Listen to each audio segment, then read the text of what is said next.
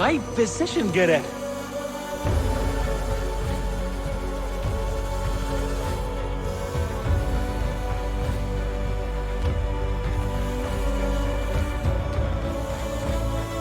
Odin is with us!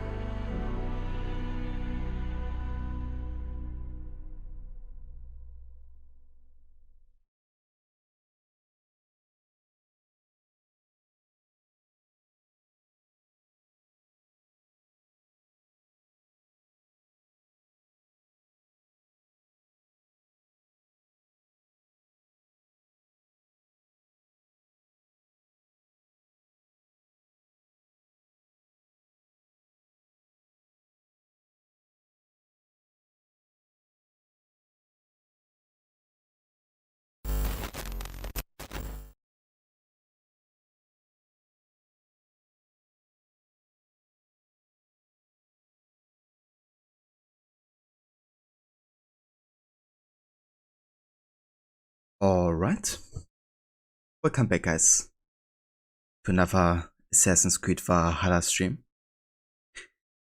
Hey there Hitpix, welcome in dude. You love his music? Yeah, the main theme is absolutely fantastic.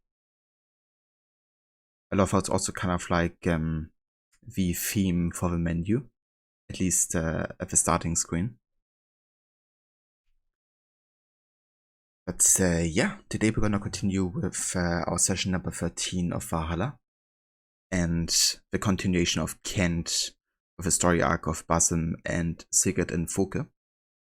However, before we're gonna go and launch the game and get back into it, I would actually like to showcase another video on YouTube, or at least the first half of it, and that is the Assassin's Creed Valhalla interview with narrative director Darby McDevitt of AC Valhalla. And yeah, it's kind of like gonna talk about their intentions with a different kind of like core you know, parts of the story, really, like the sediment, the prophecy for Eivor, the hidden ones, the zealots in the Order of the Ancients, and all that type of stuff. So yeah, this is kind of like pre-launch interviews, and they kind of like get to showcase, I guess, Darby's intentions with Valhalla, really. And I figured now that we played quite a bit of the game, we can probably understand a bit better the context of having played and talked about everything he's gonna talk about as well. So I have plans to watch until minute number 1930 here, until the three main narrative arcs. And then I'm gonna take a break from the video and maybe watch the second half later. Because we don't have like, you know, 40 minutes of it from the get-go. But yeah, while this happens, I'm gonna be in chat and write because I don't want to interrupt Darby or something. And yeah, hope you enjoy. You got to luck, Hitpix, be back soon. No worries at all. Thanks for the luck, and catch you when you get back.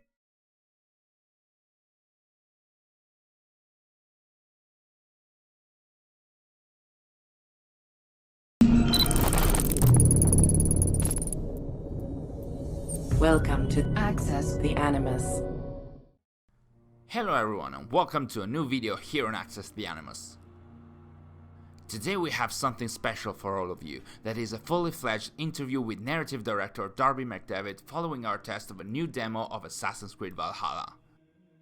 In the interview, we touched upon several hot topics like the settlement, Eivor and Sigurd's relationship, a prophecy that Eivor receives in the early stages of the story, the Hidden Ones Bureau, the Zealots and the Order of the Ancients in the game, the mythological aspects, the potential to travel to America or Vinland as it was called, the three main narrative arcs in the game, and modern day and whether Layla's character can be redeemed. Also, we'd really like to thank Darby for his time and the Assassin's Creed and Ubisoft PR teams for allowing this very interesting discussion to happen, and we hope you'll enjoy watching and listening to it as much as we did preparing it. So, without further ado, let's dive into the interview.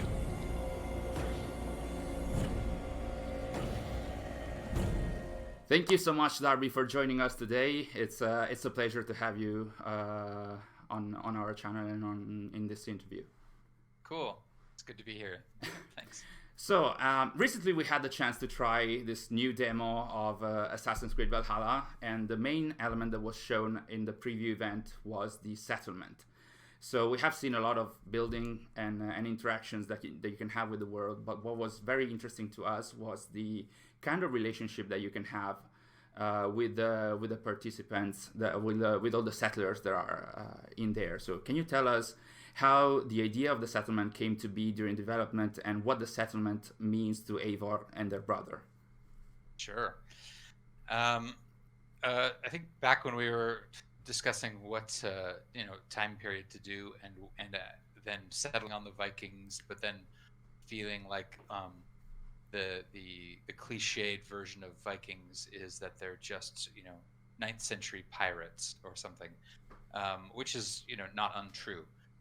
But in order to make a game around it, to make you care about the people that you're playing and that you're interacting with, there needed to be something more than just this sort of brutal aspect of raiding and pillaging and so sort of like we did with Black Flag, where you try to get to the heart of what actually produces pirates, what sort of culture grows up around them, why do people become pirates.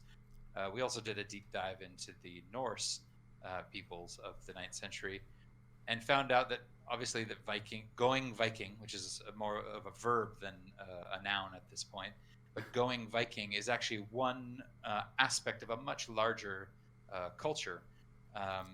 And so as we dive deeper, and we found that especially at this time in the late 9th century, where Vikings, or let's say the Norse people, were leaving Norway en masse because of a king named Harald Fairhair. He sort of unified the whole country, and he kicked out a lot of rival kings and jarls and things. So a lot of people were leaving Norway at this time. This is when Iceland was discovered and settled, and Greenland shortly thereafter, and the Faroe Islands and Ireland. Lots of diaspora, Norse diaspora, let's say. So once you get in that deep into understanding a culture, you start to get a sense of, you get a sympathy for them, and you realize that they weren't just Vikings. They were just Vikings, every so often. They were also people who went and settled. They were also people who had to raise families, and there were politics and political struggles and things like that. So we thought, instead of just making a game where you're going around raiding and pillaging for the entire length of the game, let's actually ground you in something more emotional and more closer to your heart. So by going to England, by setting up a settlement, you have something you have to care about. You put resources and blood, sweat, and tears into it, and it gives back, and then you want to protect it. Things happen to it, and of course, it's not always easy to keep many people together working towards a common cause. So there's struggles and strife. So we wanted that to be a big aspect of the game, so that it didn't just feel like you were just an antagonist. Now, clearly, you are an antagonist in terms of the Saxons, but even that over the course of the game will change the more integrated you get, the more you have to actually be a leader, and you have to make hard choices and things. And that was something I was about to ask you as well. Like, what is the kind of decisions, like light and hard decisions, that you might have to do while you are in the settlement? Well, so we because this is an Assassin's Creed game, we wanted to try to keep there some sort of semblance of like there is a canon story that moves through this. So we didn't want to go as far as like you can make one decision and the settlement burns to the ground and you lose it forever, and then another decision is you get it and you keep the settlement forever. So when I say decisions, sometimes I mean decisions the player makes, but other times I mean decisions Eivor makes. Okay. As part of the story, but I don't want to reveal that because that would be spoiling the story. Okay. You see what I mean? Yeah, of course, for sure. Yeah. So there's a mix between the bigger decisions actually happen out in the territories where you're deciding who to put into power, or you're deciding the course of some sort of political event or something like that. But the settlement grows, and it grows according more to a story, a narrative, than let's say an RTS. So I mentioned a bit earlier Eivor and Sigurd. I wanted to ask you if you could go a bit more into their relationship. Like in the dialogue in the demo, it's mentioned that in Norway, Sigurd's father hasn't left his kingdom to him, if I got it right. That's right. Yeah. And so Sigurd and Eivor are now in England. So how is that factoring in Sigurd's path, and how does that affect the relationship between Eivor and Sigurd in the long run? In an interview, you also mentioned there's a dark side to Sigurd. So yeah. Well, I'm not going to go too much deeper into that, but there's one element that hasn't been that I've only mentioned a few times, but the actual event that kicks this all off is that in Norway, Eivor, within the first, I'd say, hour of the game, gets a prophecy from we've met Valka now in the game spot there. Eivor gets a prophecy from Valka because of a lot of things that are happening, that she will betray, or he will betray, Sigurd. And so, of course, Eivor saying like, well, this is my brother, like I would never betray my brother. But with that hanging over Eivor's head, the story will move forward, and there will be all kinds of opportunities for that to occur, and it will get harder and harder for Eivor to resist those opportunities. So the question would be, does this prophecy come true or not? Is it a self-fulfilling prophecy? All these kinds of questions that prophecies always tend to do. Now, this is Assassin's Creed, of course, so the idea of prophecy is an interesting one in our series. But I won't go too deep into that. Okay, I actually want to stop here for a sec because I found this really interesting. I just thought about it really. But what's kind of interesting is, you know, when you start the mythological arc with Harvey, aka Odin, you have the Nornir kind of like revealing the prophecy to Odin, you know, that he's gonna die in Ragnarok, and he's gonna be felled by a wolf called Fenrir. And Eivor, of course, being the reincarnation of Odin, you know, she's kind of like possessed by the same feeling and the same circumstance because she has still Odin's consciousness within her. And when Valka's having that kind of like prophecy, you know, that's like more because of Odin's story and of that consciousness. So Eivor ultimately emancipating herself, you know, it's definitely a big aspect here of Valhalla because it also means going against that prophecy. But still, some parts of the prophecy have become true in a way, you know. Even if the betrayal haven't been nearly as comparable as what Odin has done to Tyr. You know, there's definitely a few moments where Eivor does go against Sigurd. But that happens vice versa as well. Like, Sigurd is also betraying Eivor's trust in a bit. Like Darby just mentioned, you know, that it's kind of like a betrayal from both sides, really. I think it's definitely interesting that the reason that Valka and Eivor have this vision at the start of the game is because of the influence of Odin, really. But yeah, I really love that internal struggle of Eivor versus Odin, even though they're kind of like one, you know, Darby actually recently made like an explanation on Twitter where explained how sages actually work for you, kind of like confirming. And a lot of people have been thinking, me included, that Eivor had like the human soul within herself and Odin's soul in a way, you know. But what he basically said is like Eivor is literally the reincarnation of Odin. As a human, of course. But, the consciousness is Odin's essentially. It's just that everything has been forgotten. So over time, you're going to be shaped by your environment and, all that, which is why Eivor is who Eivor is at the start of the game. But slowly but surely, you're gonna learn more about Odin's time, of course, and its memories, which are kind of like your memories, which is why you're playing Odin. And then Eivor has to make a decision. Is she gonna embrace these memories of her past self? Or is she gonna stick with who she has been before that point? But it's like still Odin, all the way through. So, I don't know, I think that's really genius the way Darby has written that, to be honest. And there's just so much depth in there as well,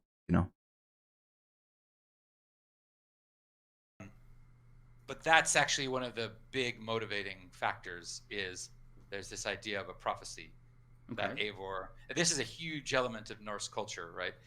They believed that their fates were already written. There are these creatures or beings called the Nornir, the Norns, singular Norn, who are thought of as weavers, people who are spinning yarn, weaving, and that there's a big tapestry, and in which everyone's life is written, is sort of weaved into it. And you can't do anything to change your fate, but you can act as if you can. Okay. The most sort of courageous way to act is act as if you're going to get glory and a reputation and a good reputation in your life, but fate has already determined it, so you can't really fight against it. This is actually the meaning behind a lot of the Norse myths, that if you read the Poetic Edda or the Prose Edda, you find a lot of gods who are trying really desperately to avoid a fate that's been prophesized to them. In fact, the Poetic Edda opens with a witch's or a seer's prophecy about how Ragnarok will start, and the fate of all the gods. And so we wanted to play into this aspect. So at the beginning, Eivor gets a prophecy, and then spends a lot of the game trying to avoid it or not. That. I mean, yeah. So so when I say Sigurd has a dark side, what I mean is there's lots of things that Sigurd does that pushes against Eivor's prophecy, let's say. Okay. You asked something else. There was a second part to your question. No, well, I was asking. I did mention that Sigurd's father hasn't left his kingdom to him. Yes, yeah. I won't get into that because that's a fun part of the story. Okay. So we'll leave that to be a surprise. Okay, very well. So let's get a bit more into the assassiny kind of questions that I'm sure you expected from us. Sure. I guess. Sure. So while playing the demo, we saw that there is a Hidden Ones Bureau in the settlement, and it's run by Hytham. Is that the correct pronunciation? Yeah, Hytham. Yeah. Okay. Yeah. And he's a member of the Hidden Ones who followed Basim in Northern Europe to purge it from the Order of the Ancients, if I got it correctly from the demo. So can you elaborate on what is the narrative purpose for that, and what Eivor and the player can do through the Hidden One Bureau? So the Hidden Ones come as guests of Sigurd, obviously. Eivor doesn't really know them in the beginning, but they come to England because they have with the clan, because they have a similar purpose, or let's say a parallel purpose. And as soon as they settle down, Sigurd's like, hey, let's give these guys a place to operate because they've been good to me. I'm going to be good to them. And then very quickly thereafter, Sigurd goes up to meet the Sons of Ragnar. So the demo you played actually is one of the first 2 territories you could do in England. So it's right at the beginning of England. Okay. So you will have just when you played the demo, we built the Hidden Ones Bureau for you, so that you already had it there. But it's actually up to Eivor to build it. So a lot of players could probably wait, until they were 2/3 of the way done with the game before they actually built it. It's pretty free form and open. But when you do build it, what Hytham tells you basically is says, look, you want to have alliances here throughout all of England because you want to make a home safe for yourself and you want to have some sort of reputation and power. We're here to kill the Order of the Ancients. They have infested this country, especially the cities. So if I give you a list of names and you go kill them, that will clear the path for you making a really solid alliance in these cities and elsewhere. But we focus on the cities at the beginning. This opens up two things. It opens up, it opens up more than two things, but I won't spoil everything. But it opens up, the two main things it opens up is, one, you get access to the first of the three cities. So you'll get to go and kill targets in the three cities, like any good Assassin's Creed game. Okay. And the second thing it does is it opens up a really big Order of Ancients flowchart, let's say, like the cultist system in Odyssey. Okay. So there's more than 36 targets. Wow. And it's almost 46 targets, almost. But a bunch of those are, some of them are locked behind story, and others are systemic. So you don't really have to worry too much about tracking all of them down. The story will take care of some of them, right? So that's a kind of our way of like, if you just play the story and then you're done with the story and you haven't touched the Order of Ancients menu, some of it will be crossed off for you already, and you're like, oh, that's cool. I should continue this. So yeah, there's that. And like I think I said in another interview, all of them have confession rooms. So some are bigger than others, obviously. Yeah. But we love the confession rooms. So we made sure that they all had something, even if some of them are a little bit short. Okay. And they're all very spicy. And I read in an interview that you collect medallions from your targets and bring them back to Hytham. So that's sort of like an element akin to AC1 when you bring your blooded feather to... Exactly, yeah. We didn't do the blooded feather because it symbolically, it didn't make sense for Eivor. But also there's something else where... back in Origins, when I did some work on Origins and with the team, and it was part of my job on Origins was to create the proto-assassins and proto-templars, the Order of the Ancients, and the hidden ones. And one of the things that I never got to do that I've done in this game is differentiate the Order of the Ancients from the Templars. I'd always imagined that they were motivated by slightly different motivations. Motivated by different motivations. Okay. They were driven by different motivations than the modern Templars. I thought that was important because I thought the idea of because if we're going to change over from one group to another, there had to be some kind of little change. So this medallion that you get actually is symbolic of kind of the older way of thinking. The Order of the Ancients embodies. And I think when you explore this game fully and you dive deep into the Order of the Ancients and all the lore that they've left behind and all the conversations they have, you'll get a better sense of how they're slightly different than the Templars. I think from a wide view they're pretty much the same, but if you go deeper, they're motivated slightly differently. This is also interesting because, of course, Valhalla is also about the transitional period, right, of like the Order of the Ancients kind of like becoming the Templars, really, or the Templars kind of like splitting off the Order of the Ancients. And it's kind of like what he's meaning is like the old way of thinking was often like paganism, you know. And for the Order of the Ancients, that is the case, you know, in a way they've kind of like been praying to the Isu. And the Isu kind of like stood for different like pagan gods, really, you know, like the Roman pantheon or the Norse pantheon. And that's kind of like who the Order of the Ancients believe in. You know, that's also why they pray to the Mother of Wisdom, you know, the Father of Understanding, and the Sacred Voice. which stand for Jupiter, Juno, and Minerva. However, with King Alfred and him being that much of a Christian, right, and the church kind of like getting more of a dominant position, especially in Europe, you know, that kind of like took over the Temple Order as well. Like, part of the reason the church became so dominant is because the Temple Order pushed the church, and it kind of like began with Alfred. And yeah, that's kind of like why the Templars only, you know, pray to the Father of Understanding, you know, in a way that means God, but also the wisdom of the Templar Grandmaster. And yeah, it's definitely interesting, you know, that's kind of like the major difference here. It's like paganism versus, you know, kind of like Christianity. Like how he calls them confession rooms. Yeah, me too. It's a good name for it, I would say. But yeah, there's so much you can learn from Darby McDevitt. He's such a gem when it comes to Assassin's Creed. And the other Ancients Armor group of people that want power instead of the group is more connected. Yeah. Yeah, definitely. It's not about just like possessing the pieces of Eden and also fulfilling the wishes of the first civilization, at times at least.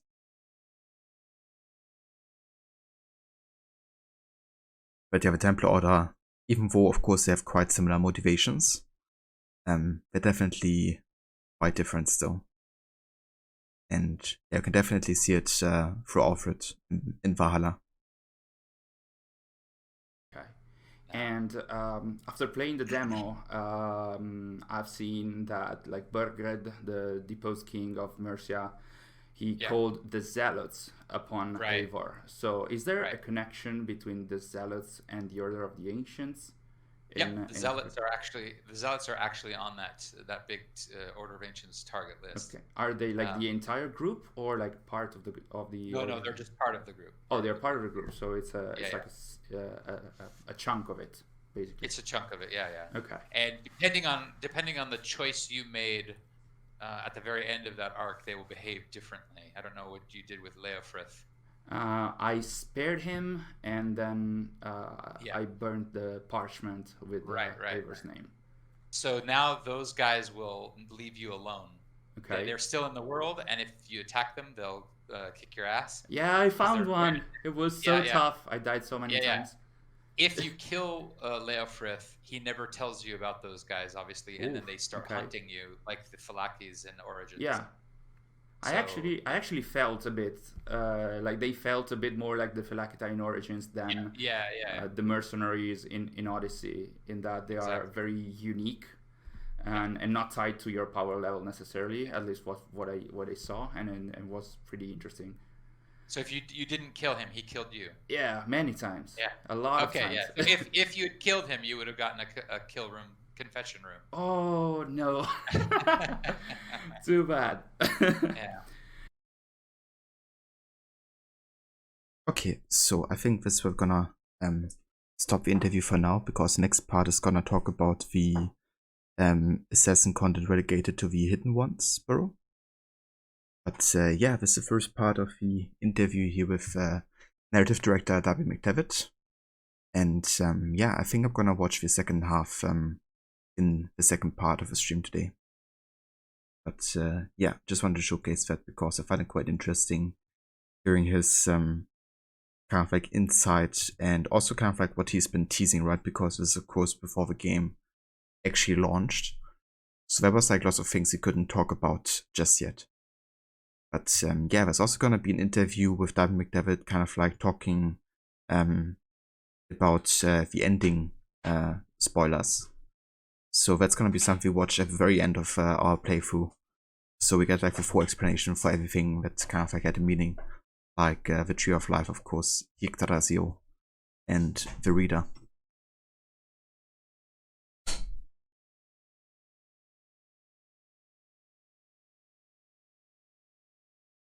But yeah, for now, we're gonna go back into AC Valhalla. So let's go ahead and start the game.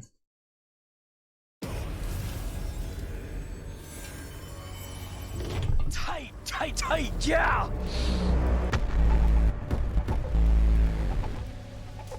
And hey, I'm in a Basut.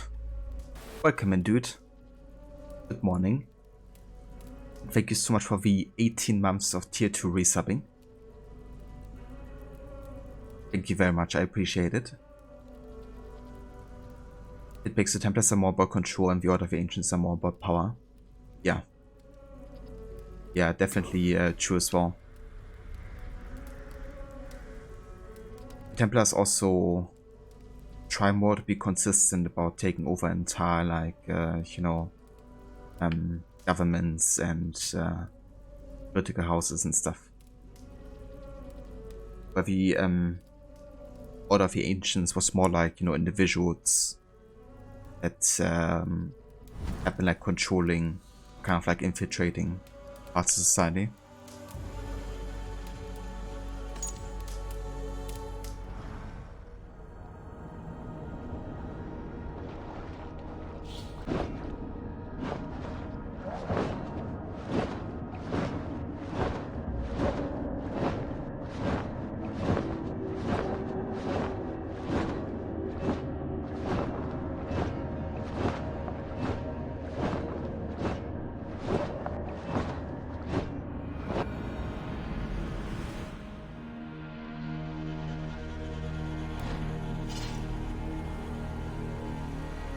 Just got some new items here. Some tattoos and settlement schematics as part of the 50th anniversary here for Assassin's Creed. And we also have some new updates as well. We got a new building in Ravensthorpe called the Rune Forge. And there's also gonna be new Tombs of the Fallen. I have a second pack of it, apparently. I haven't actually done one of the tombs yet in this playthrough. Actually, I did one of them. But there's gonna be another one somewhere over here, I think. At least in East Anglia. There's also gonna be one in Sussex, one in Hamptonshire, one in Shropshire, and one in Yorkshire. So once I finish with Kent, the plan is to basically also go ahead and catch up on those. At least in the areas we have been to already. So I want to go to East Anglia first. And then have a look at the one in Shropshire.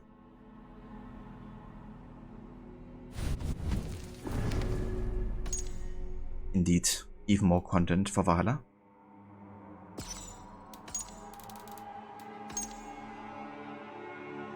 The Outworm. The figures, like megaliths, were often seen as a way to exert control over a landscape that must have seemed sometimes frightening and immutable to primitive civilizations. The shark figure of a snake was probably an appeal to some forgotten god, but by modern times its meaning was lost to history. The White Cliffs of Dover. The 8-mile stretch of coastline on either side of the town of Dover is renowned for its striking sheer white cliffs of chalk. The chalk is made up of countless trillions of coccoliths, the skeletons of tiny algae, piled up in layers and crushed. Quite macabre when you think about it.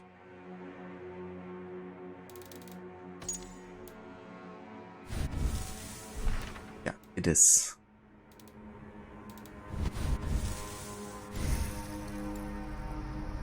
I've got 6 skill points here we could invest.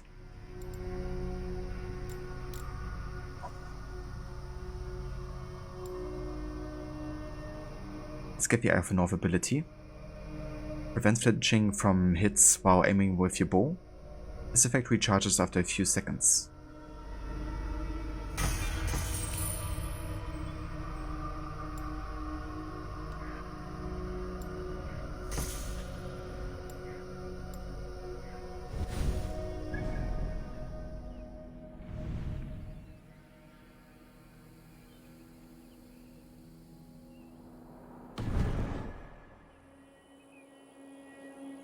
Newly discovered ruins around England have started emitting unknown energies. Investigate them to reveal new hidden tombs and uncover the secrets of the ancient gods. The Rune Forge allows you to create new runes for your weapons and armor based on the perks of the equipment you found in your travels. Acquire new equipment to unlock new rune possibilities.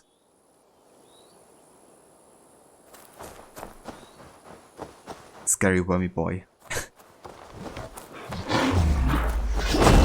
Wait. Unfriendly deer here.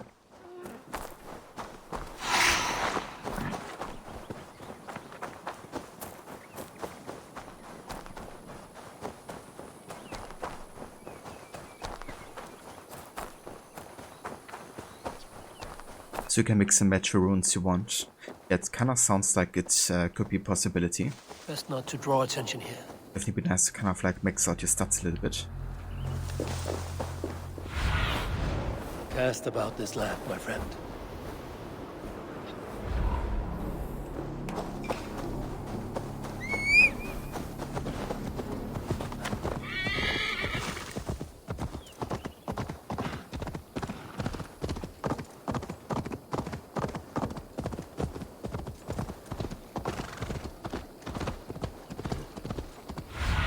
Yeah, it definitely is. Need your eyes, my friend.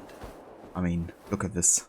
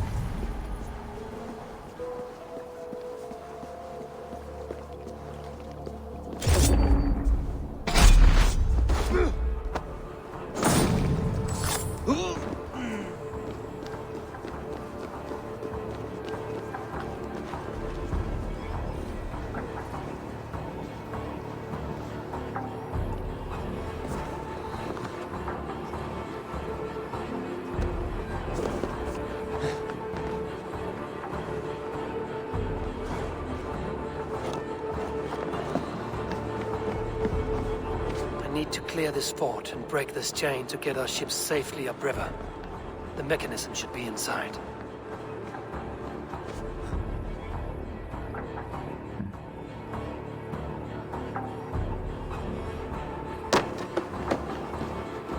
Need the key here.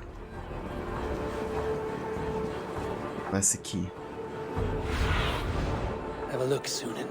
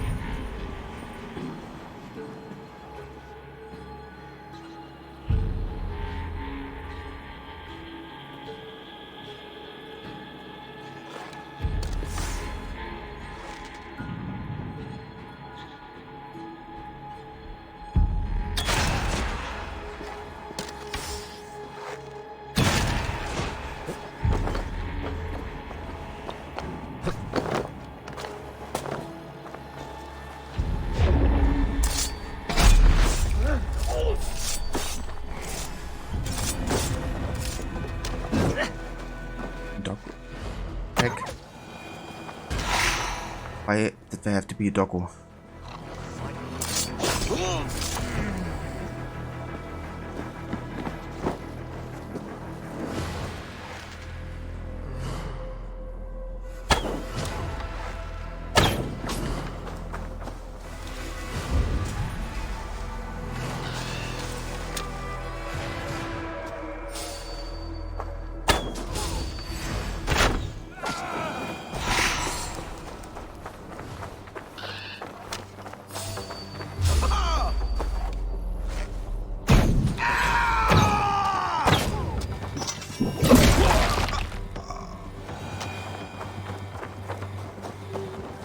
doggo. Yeah.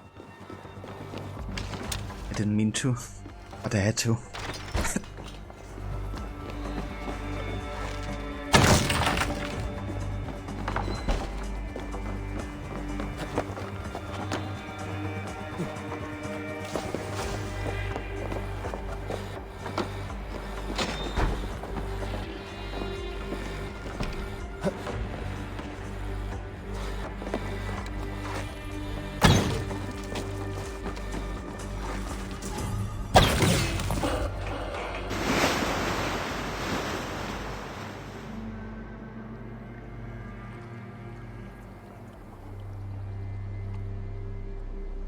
With the chain down, Gidrich and the ships can get through.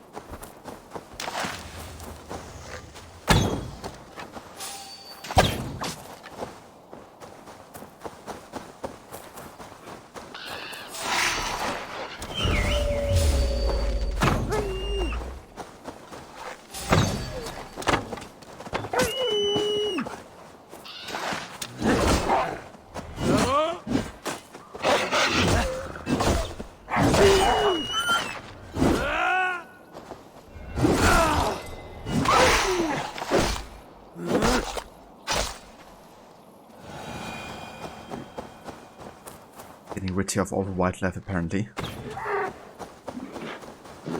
But I figured farming a bit of leather wouldn't hurt actually.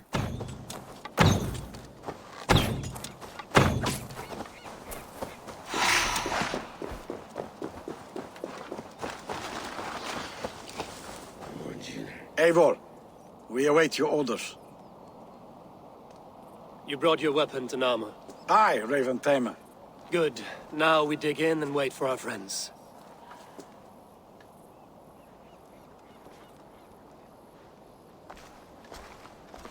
Well met, old friend.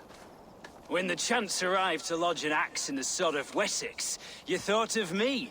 Such an honor. Is everything else in place, Eivor? Are we ready to take Rochester?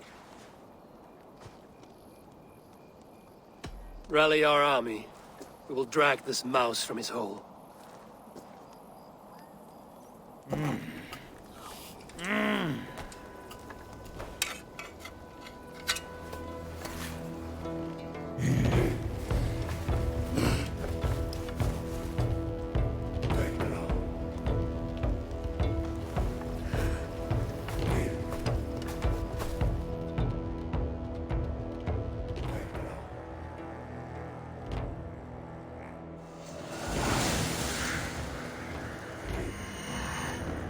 Let's do this.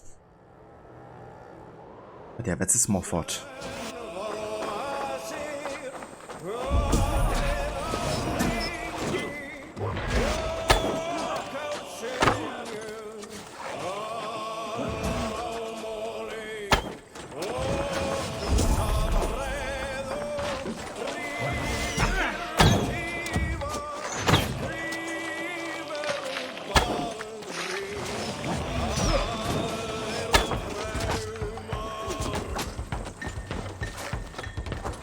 think I'm actually gonna go and try to climb up here. That's a possibility, though.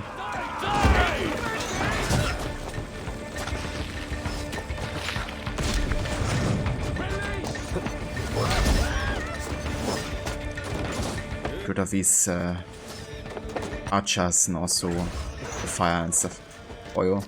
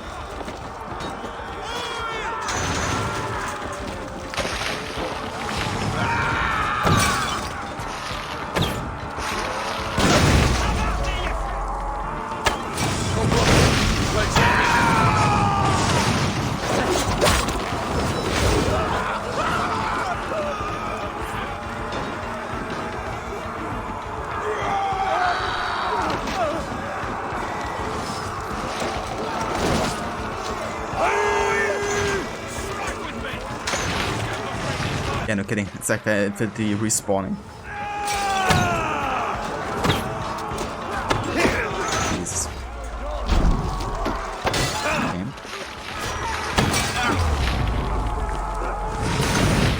We watch each other.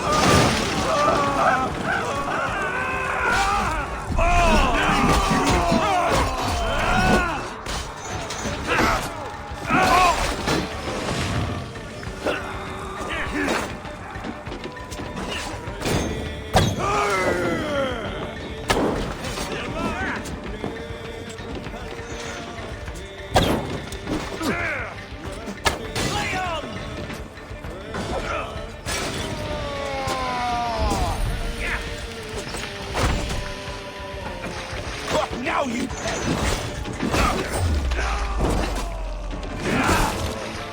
keep the rat busy.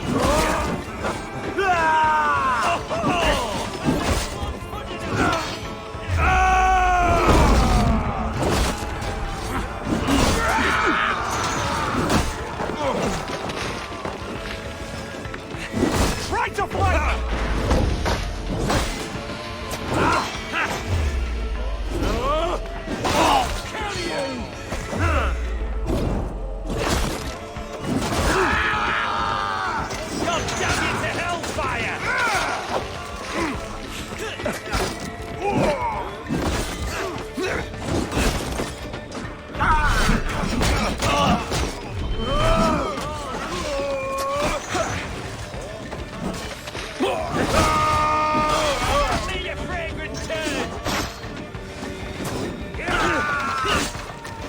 Watch my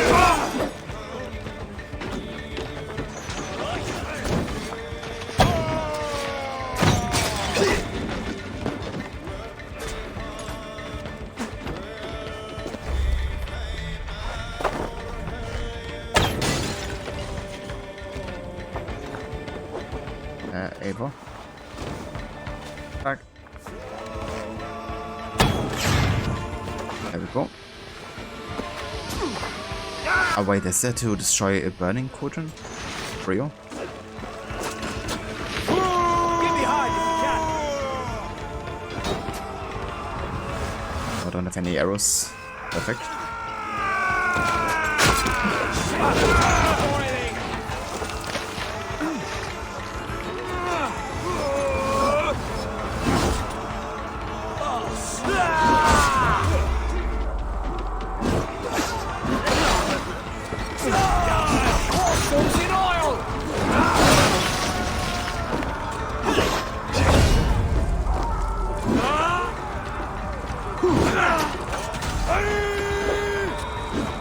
Jesus.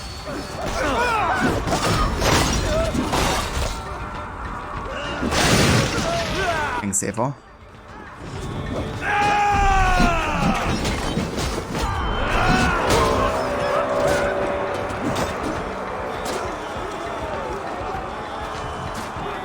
Yeah, I need arrows.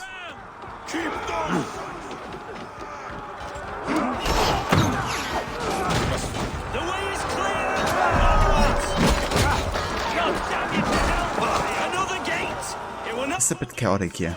Beware that burning oil! Break down that gate!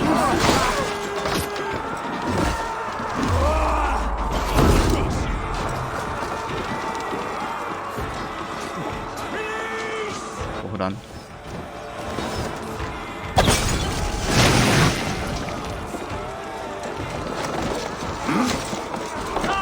We'll beat the Raven!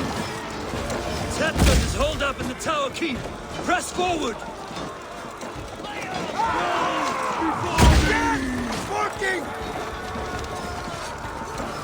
Like we have 2 arrows stuck within ourselves.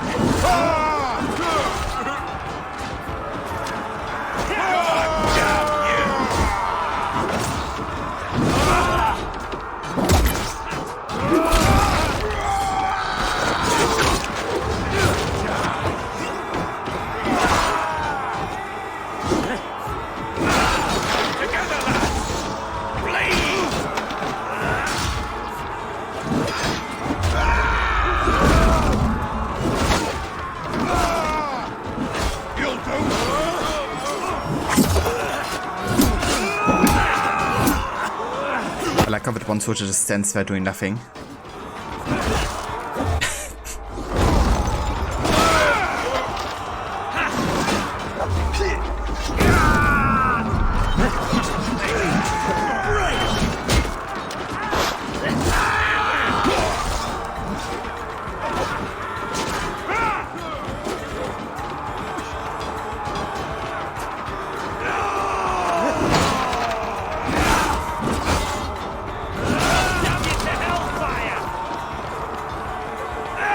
There's more how? Yeah.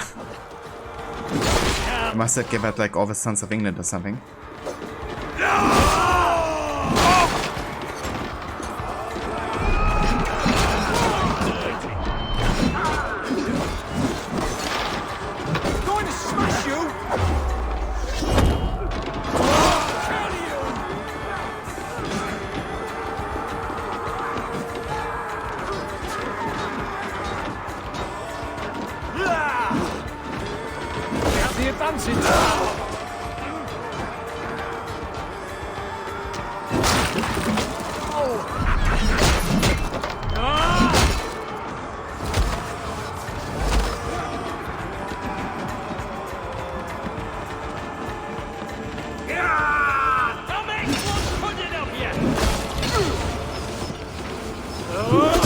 Another Saxon goes to his grave!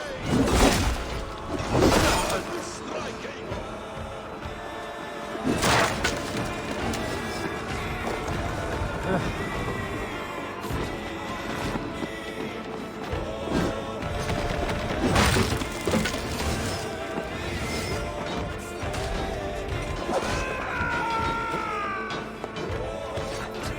I'll kill you before I let you take this fortress! I'll cut you down, Dane!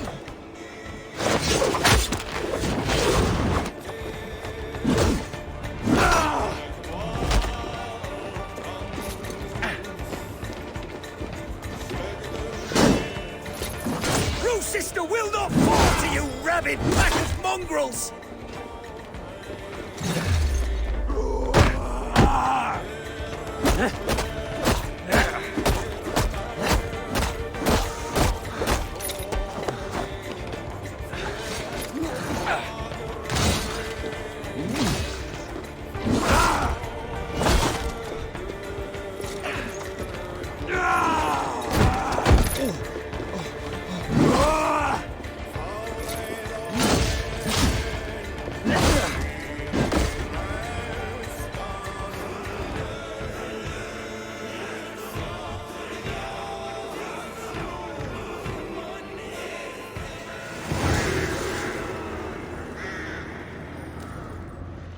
He did it.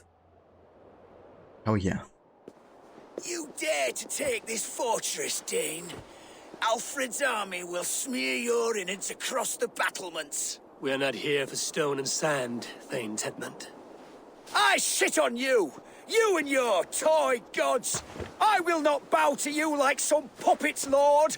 I would rather die! How much will your king pay us to keep your sniveling head upon your neck? An army marches upon us from the south. A holy man from St. Hadrian's Priory, backed by a field. Ah, then, Abbot. Kinnebert, God be praised. If riches are all you care about, the church has it in abundance. If the terms are fair, you'll have your freedom. A chest or two of silver for a shit-stained sewer rat. Stay quiet, or I'll not be able to stop my friend from slitting your throat. Ah! Watch yourself, heathen. You handle me too roughly.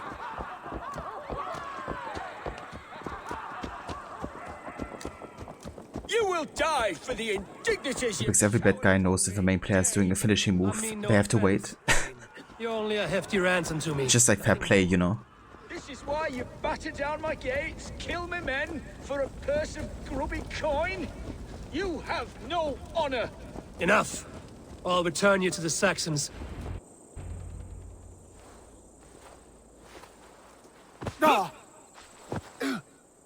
You there, heathens! Let this good man go, or suffer an iron sickness. And what you offer us in return? Your lives? We lost many good men storming this keep. It will not be in vain, Christ's slave. 20 chests of silver. Give them what they ask, Kinnebert. A hefty sum that will leave God's coffers hollow. I cannot give it up without some assurance. Tedmund! You extort me in return for my life? You were swiftly met, Abbot. Not long after these scallious worms took my fort. On the Lord's bidding, Tedmund. At prayer, a terrible vision befell me. A host of heathens, your life in danger. A coincidence I find rather... rather ominous, Abbot. Do you... God help you, man. Are you well? Air! I need air!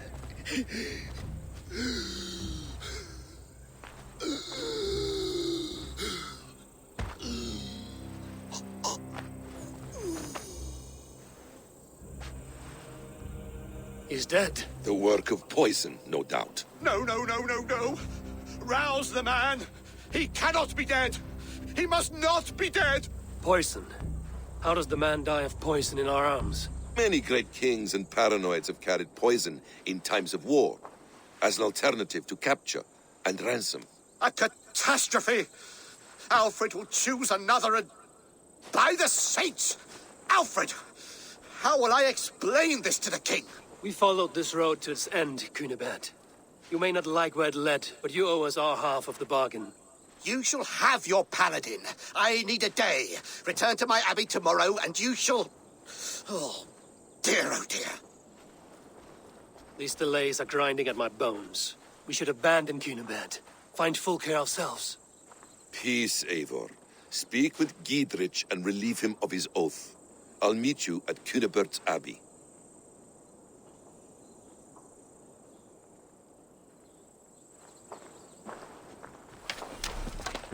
You fought like beasts, escaped from your hell today, Giedrich. Your oath to me is fulfilled. It was good to stand shoulder to shoulder with you against the pox dogs of Wessex. May our friendship endure. This tangle-briar of Christians and lords means nothing to me. I'm here for Sigurd. I understand. When you find him again, come see me. We'll feast and sing, with mead and friendship to warm us. Agreed.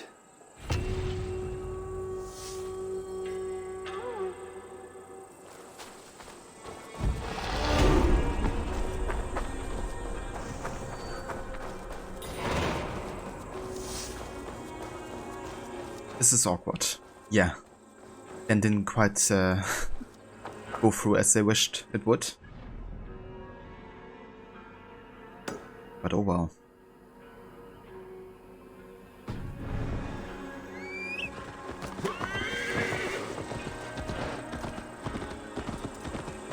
But yeah, for us this really has no meaning. We just want to find Fulke and Sigurd.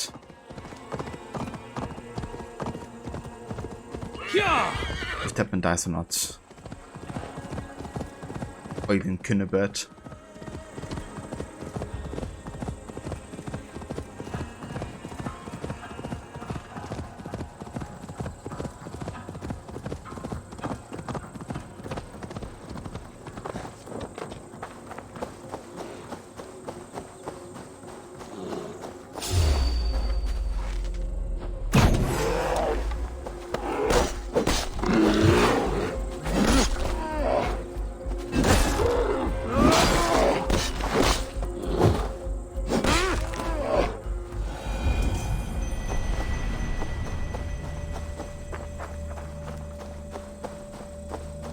Here in the ancient kingdom of Kent, the Jutes have brought me to where his fire burns through traces of the Nephilim.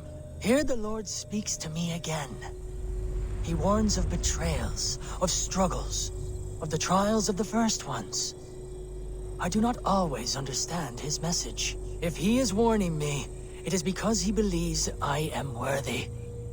He says there is one angel still trapped. She who must be released or joined. Must I find her?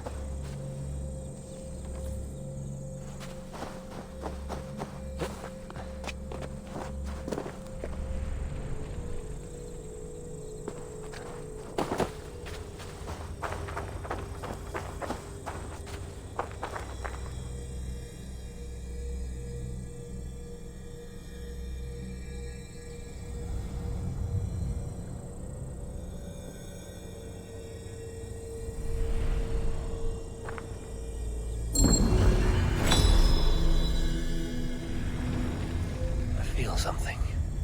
Light and heat.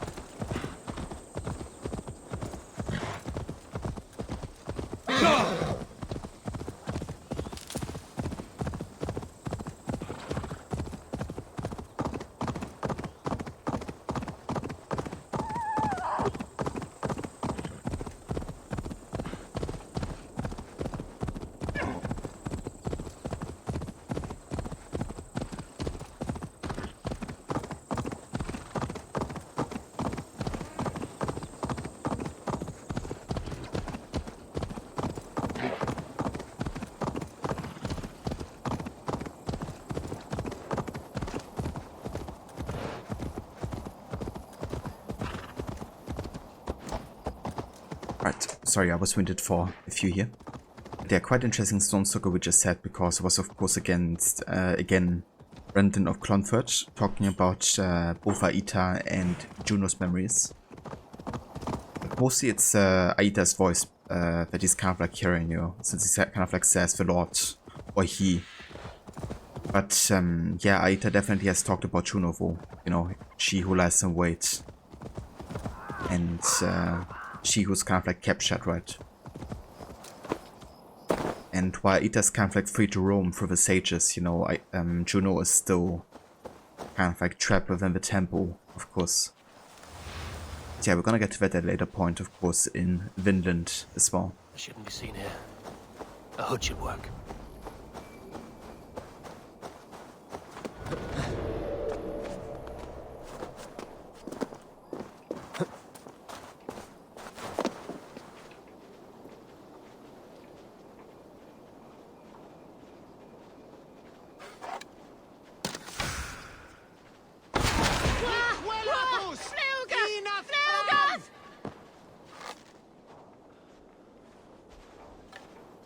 I don't do enough damage here with a bow. That kinda sucks. It's actually quite well upgraded, but I guess because of the power level, you know, we don't do enough really.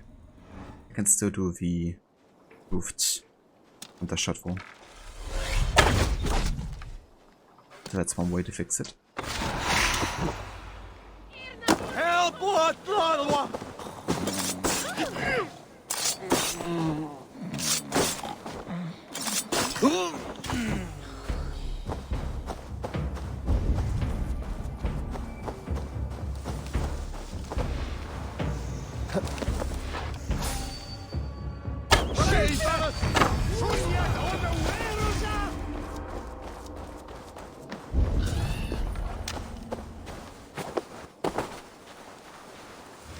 God, what is it now?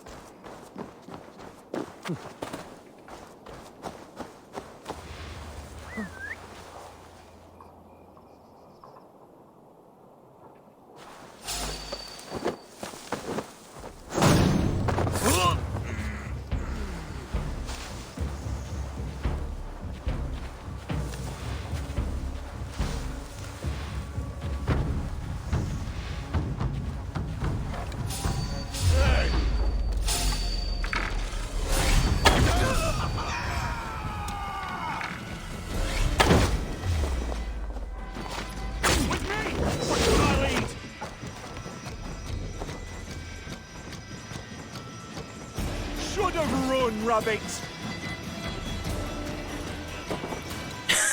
That animation. Amazing.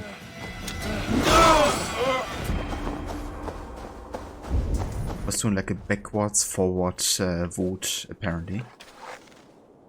Seems legit.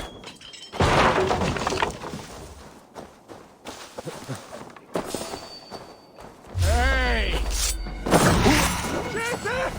Play on! Revererat!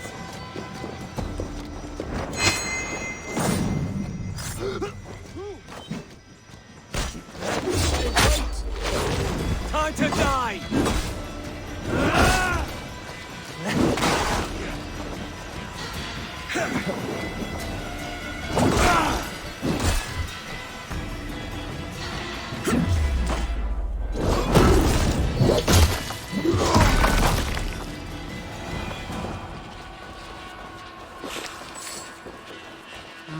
Thor lends me strength.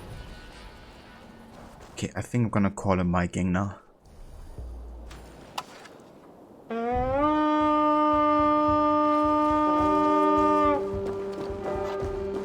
Come, my wolves!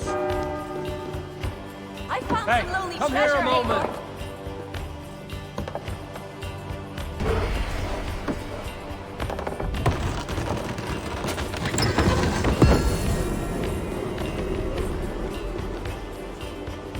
Hey, can't do this alone.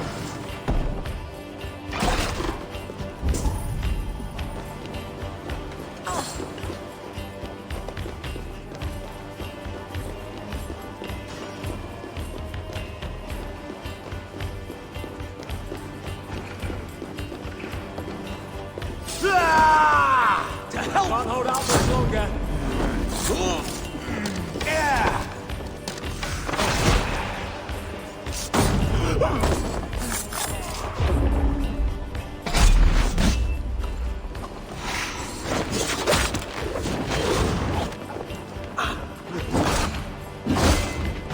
Spread out!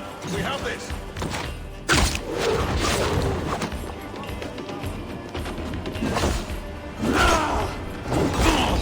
Good shout. I smell silver here. Give me a hand. Please,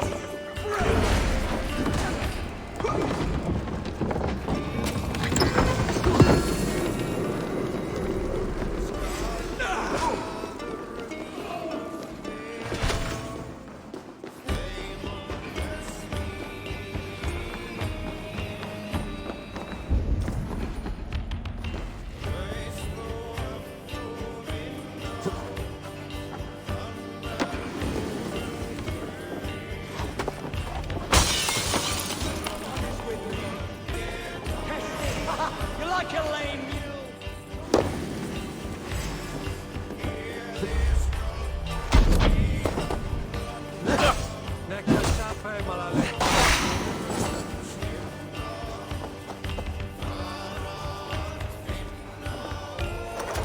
Give me a hand over here.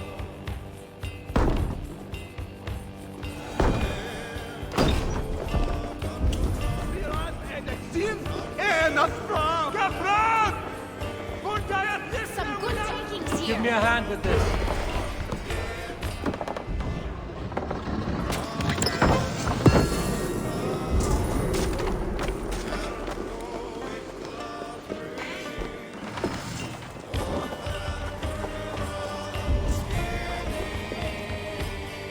Help me out here.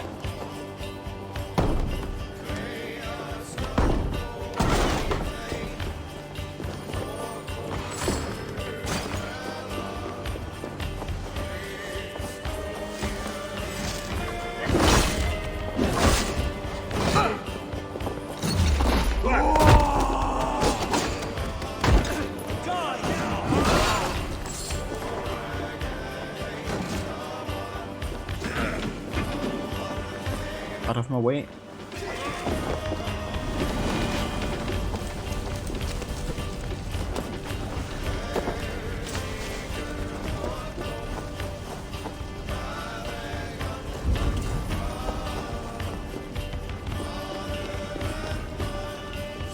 Hey, come here.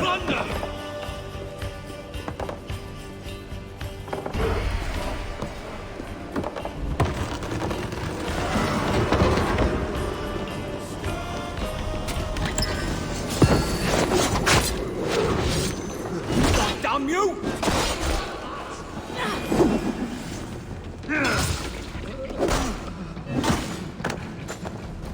I'll stay here.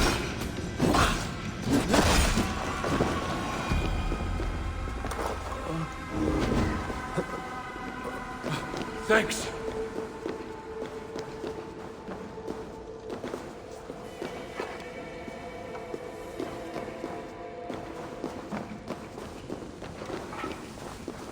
Alright then. That finishes another raid. But yeah, I really gotta work on looting more supply chests though, because I actually have more raw materials than supplies currently.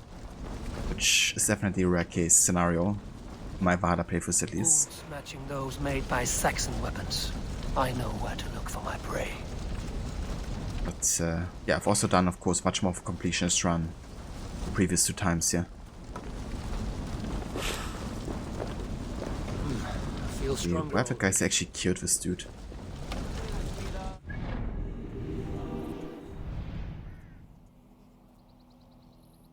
Over here?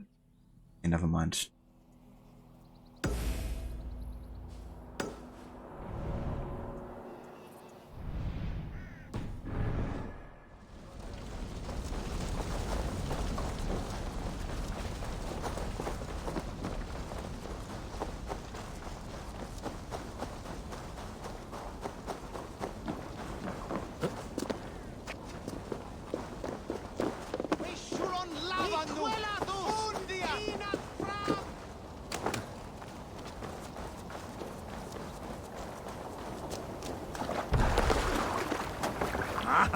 Finn om dyrgriparen!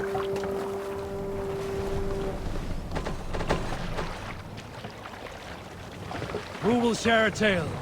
Who among you has heard the tale of the Kraken? It is a real beast, I tell you. I saw it with my own eyes, a long time ago, and I had barely a hair on my chin. I was out whaling, painting the sea red as we dragged our quarry back to the village by its fin. Fine old grey. Huge he was, but the boat slowed down some. Then stopped, and soon started moving against the current. We were stunned into silence. Whales die a slow death sometimes, and often they make a last bid to escape. So I checked its bindings. And there it was, the Kraken. His arm wrapped around the whale, pulling it down to the depths. And us with it. I slashed the rope, releasing the whale. And as quickly as it came, the monster disappeared, dragging its dinner into the icy waters. Vanished completely. It took me another season to muster the desire to go whaling again. I mean, that might as well have happened. Kind of reminds me of Easter egg in Assassin's Creed Black Flag when you go underwater and when you can see the you know, Kraken kind of like taking down a white whale into the depths.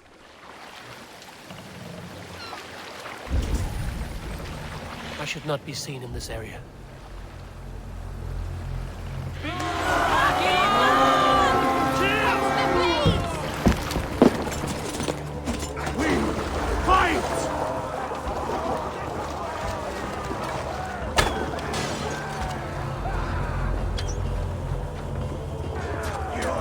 Together, lads, we have this. You will pay!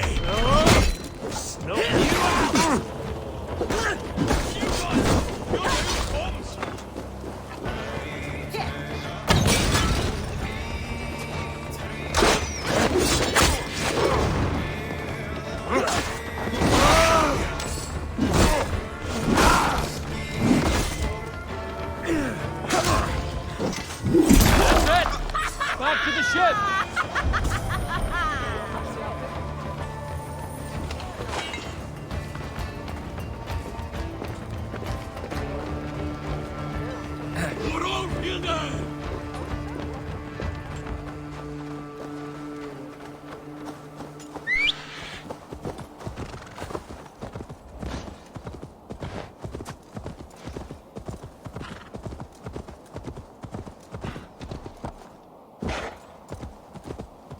Oh nice, we got another tomb here. And that's also where we find the plans for Valka's next potion here. Which should take us to Jotunheim. It's still gonna be a while till we play that memory war. But it doesn't hurt to already get it since we're here.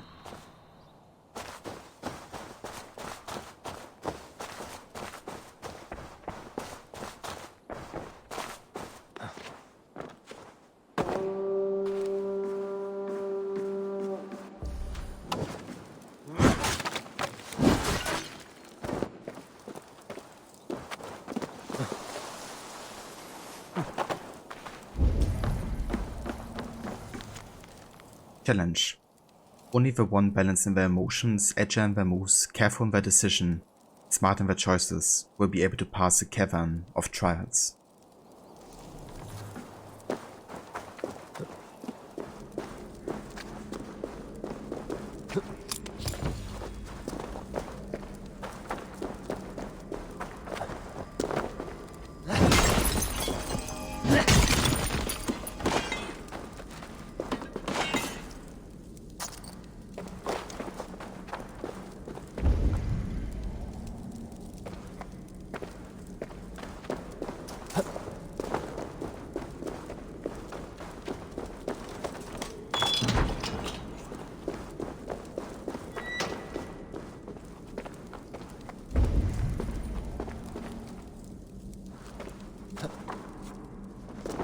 Let's get you to Valka.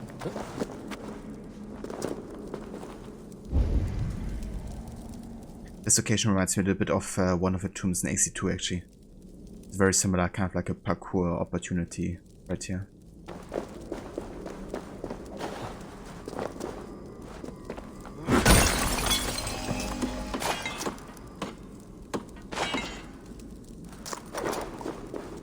The vulnerable will want this.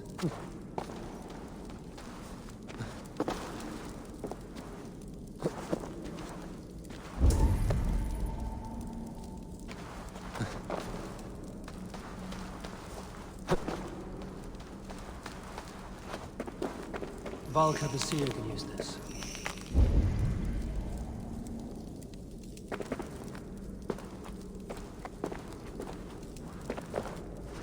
Okay, let's get this key next.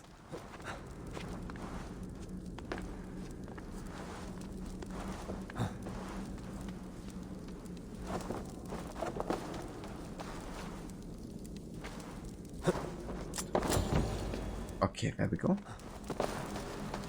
Now the question is, where do we go from here, I guess. I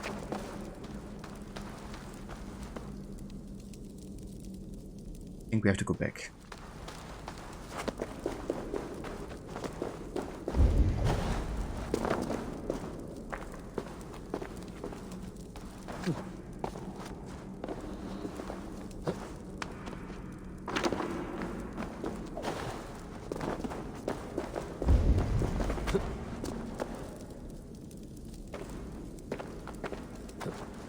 There's actually something down here.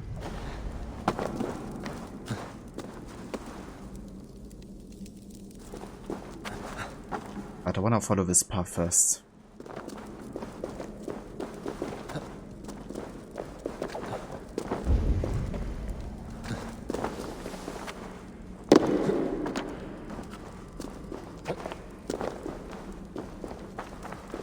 I should get this to the Seer. Right, so that's all the ends there to get here. So that part of the location is done.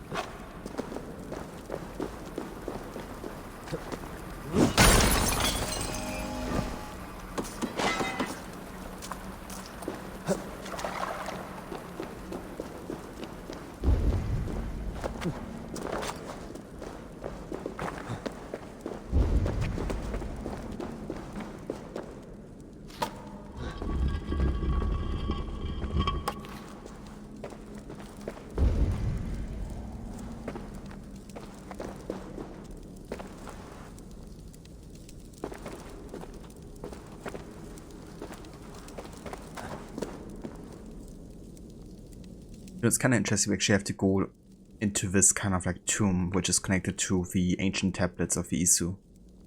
That we find the plans to unlock Isu memories. I wonder if there's anything special to these, plans in here.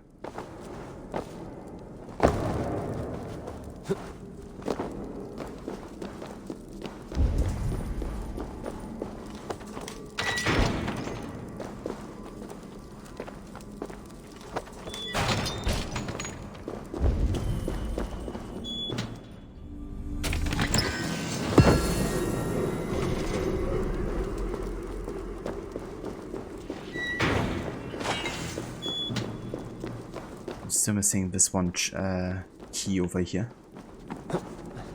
Let's get it.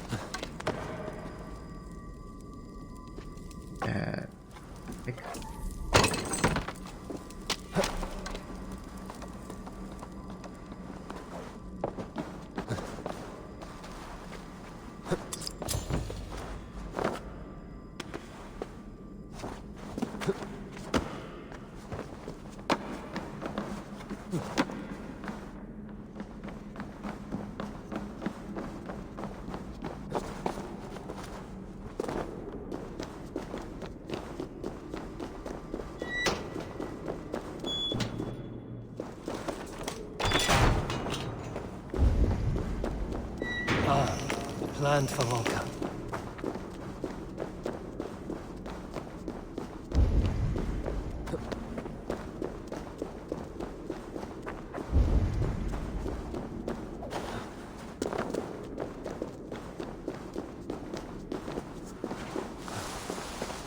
It's quite a big place here.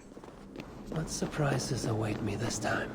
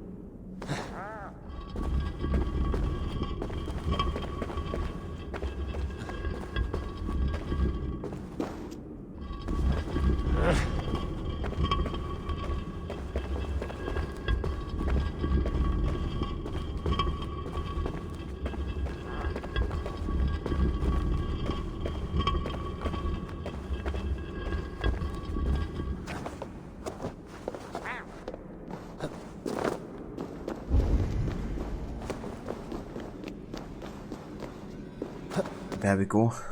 A strangely marked artifact. Treasures of Britain completed. Oh yeah. That was definitely the longest tomb I've done so far.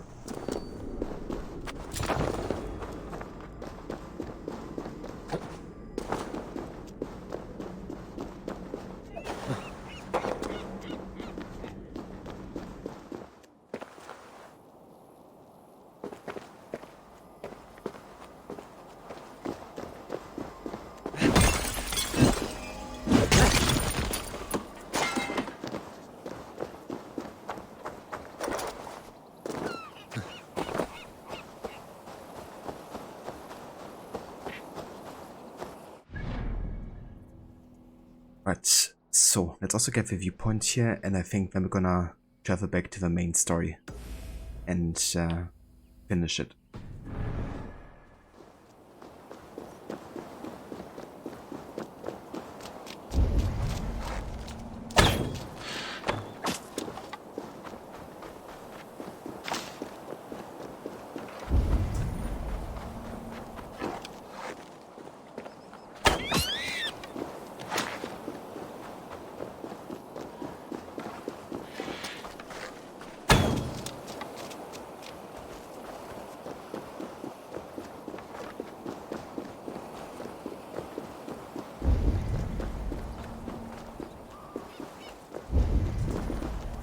It's quite a few shipwrecks here.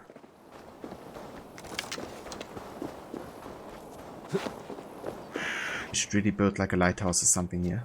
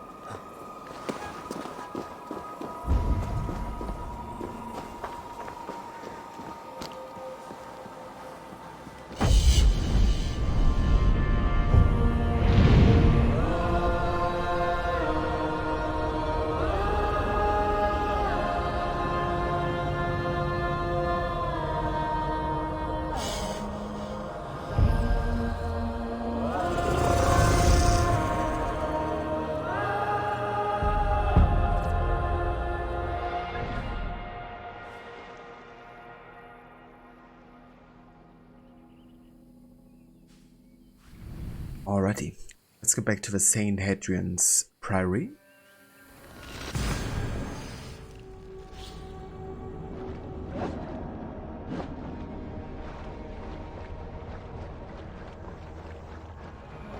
It is too quiet here. Where are the brothers? Or the abbot's men?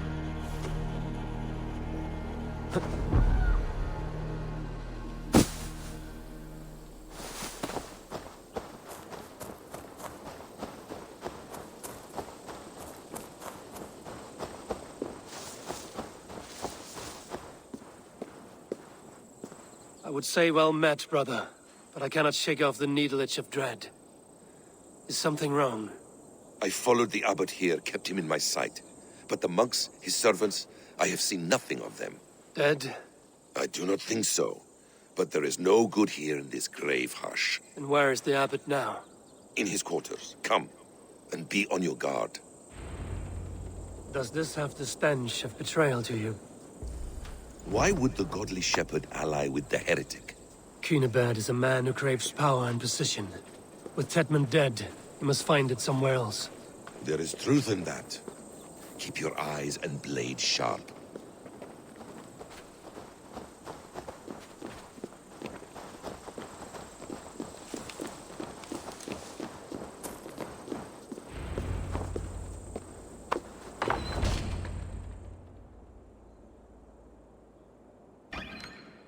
Cunibert, your guests have arrived. Come. Supper's ready. The dear abbot sent me a warm invitation, said my friends were eager to meet with me. It's early for supper, I know. But Cunibert's ale goes so well with roasted lamb and cinnamon blueberry peas. I couldn't resist. Where is my brother? Is he not here? Mon Dieu. I never told him. Kill her, and we'll never find Sigurd. Sit, Ava. Eat. And let me tell you the tale of a man who talks with gods. You mock me. I've killed for much less. Of course you have. Isn't that the way of this ugly world? We cull the sheep and thin the flock as we see fit, you and I. Most who walk the earth are little more than talking blood bladders, wasted flesh. But not Sigurd. Sigurd is something else. Sigurd has been touched. He is deified. The gods, they speak through him. You lured him in with that lie. Your words are bile and blight. You should have listened, Ava. I tried to tell you. The gods are real and their power is within our grasp. You will never find him. Not till I have had my fill. To old friends.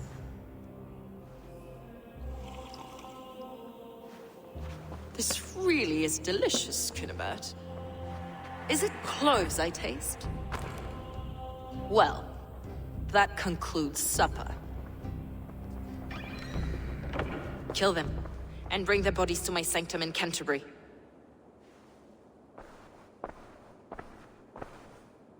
They will be upon us soon. Maybe there is another way out. Oh, let's take to rooftops, shall we? Yeah, there we go. We found Vogel again. But we couldn't, of course, kill her because she has the information and the location of Sigurd. Secret ale recipe. The secret ingredient to our famous ale smooth flavor and tender aroma is using fresh silphium in the mix. This yellow flower was something Saint Adrian himself brought from his birthplace of Cyrenaica, Africa, along with his ancient recipe. It is also rumored to have some contraceptive effects, but use this method at your own risk. It's kind of interesting because you've actually been, of course, in Cyrenaica in Origins, and we had like lots of fields of silphium. Plant that doesn't grow anymore nowadays. I've like lots of time.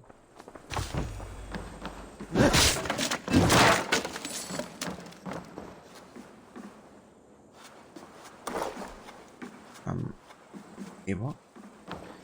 Never mind.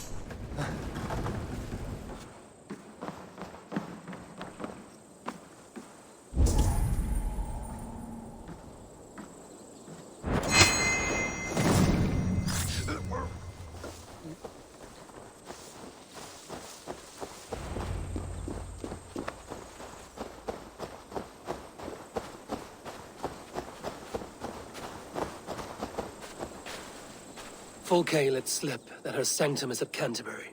She did. And with no cause. I'd approach the place with caution.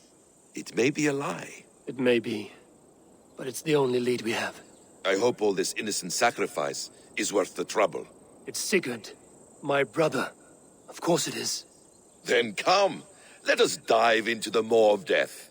I was never keen on seeing my winter years. This will not be for nothing, Eivor. We will find Sigurd. It's not...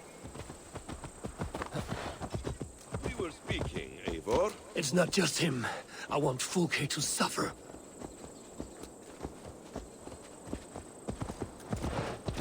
I'm gonna call a horse Sigurd.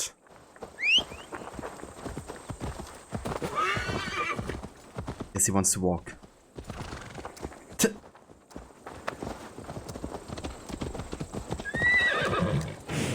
Come on, dude, where's your horse? This land of summer, mists and forests, dreaming darkly. I see secrets, and I want to know England. All of it.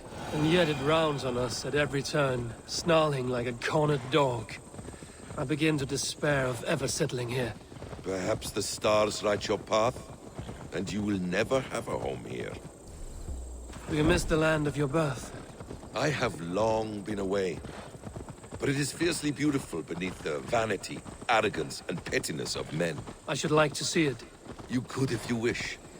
My father was an architect, a builder of wonders. The great Mosque of Samarra, his masterpiece.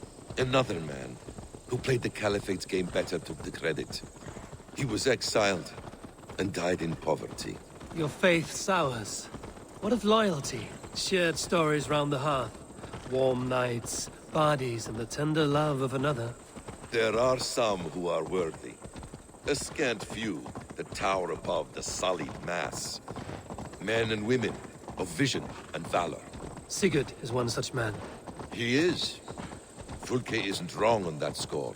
I fear for him, Basim. I cannot rest until he's safe. Nor will I, my friend. And so much potential here already for Mirage. The practice of learning has when Basim talks about his father and how he built the Mosque of Samarra. Then another one took the credit and his father got exiled and died in poverty. You know, that's probably something we might at least talk about, of course, in Mirage. Maybe even see it.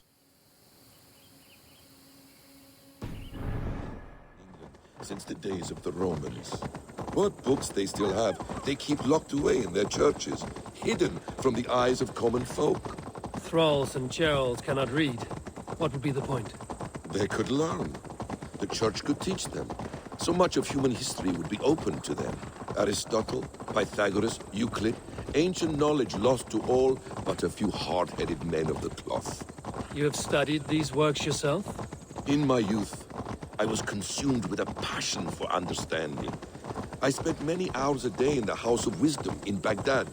A seminary? A great library. The House of Wisdom in Baghdad, there you go. So that's probably at least one of the major occasions we're going to be seeing in Mirage as well. Of mankind. For a boy seeking answers, it holds many riches. One day, I was sitting cross-legged, devouring a study by the great astronomer Al-Khwarizmi. With the swiftness belying his years, the papers were plucked from my grasp by the great man himself.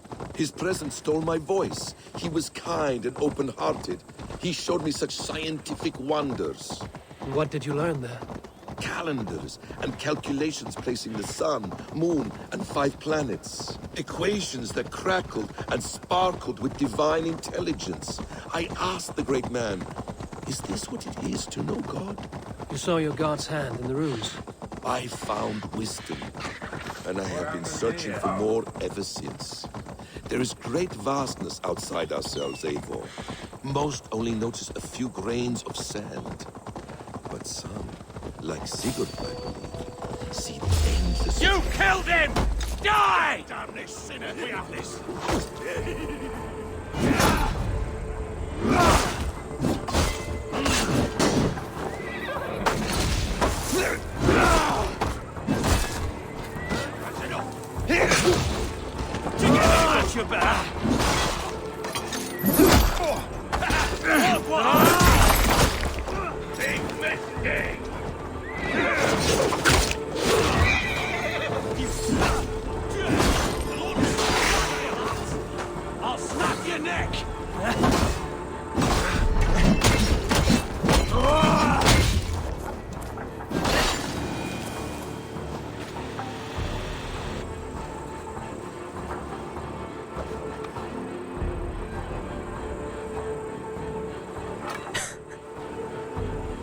Kinda funny how that arm just roots down here. Has been slain. Rest well, stranger.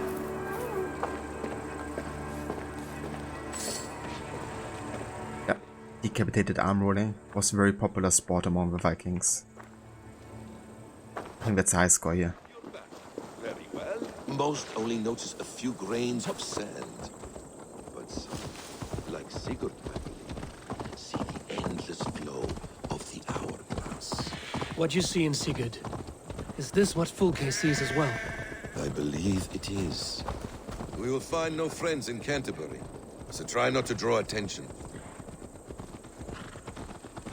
There's much here to admire. But it was built on God's gold while his people live in hovels. This land of summer, mists and forests, dreaming darkly. I see secrets, and I want to know England.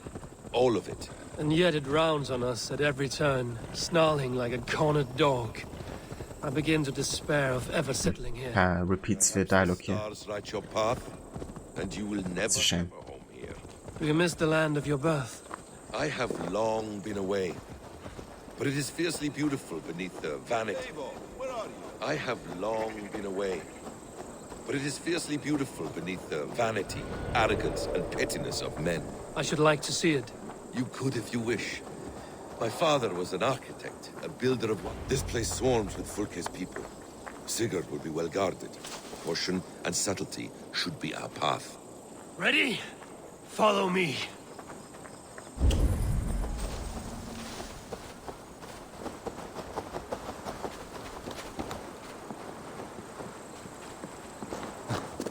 This area is off limits.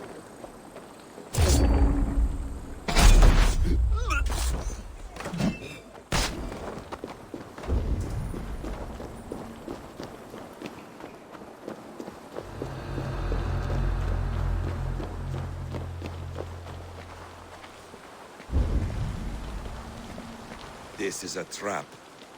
Why would Fulke give us her sanctum? She baits us. Cocksure and arrogant. But she cannot see failure in her path.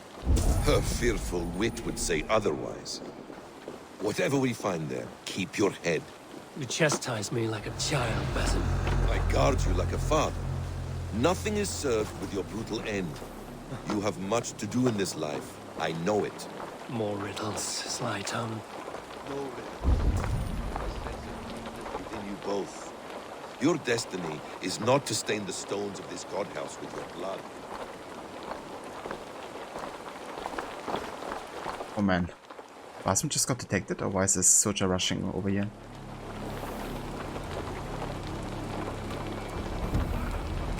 Yeah, he's fighting.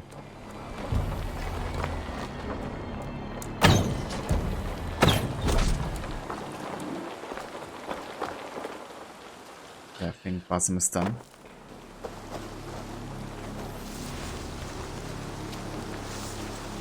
So much for being stealthy, Basim.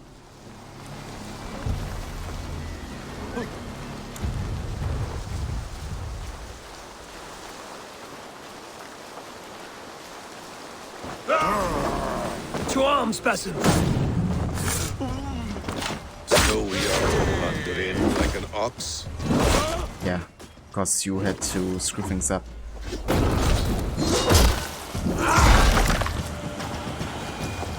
To everybody's attention on you.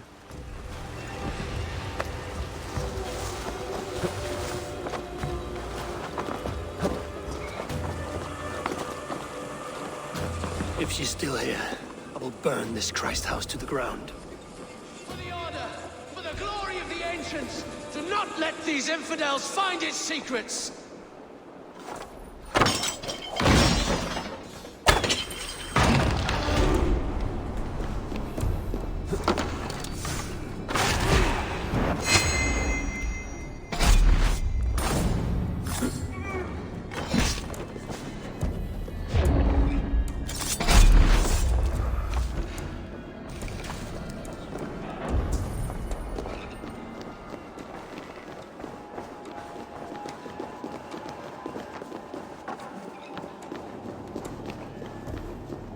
This must be the way to Fulke's sanctum. Then let us go. This is...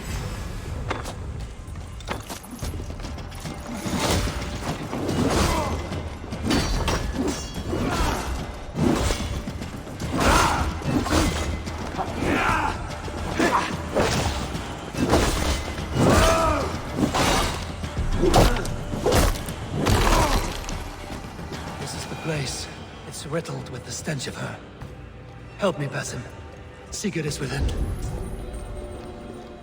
But first I have to loot. It's more important.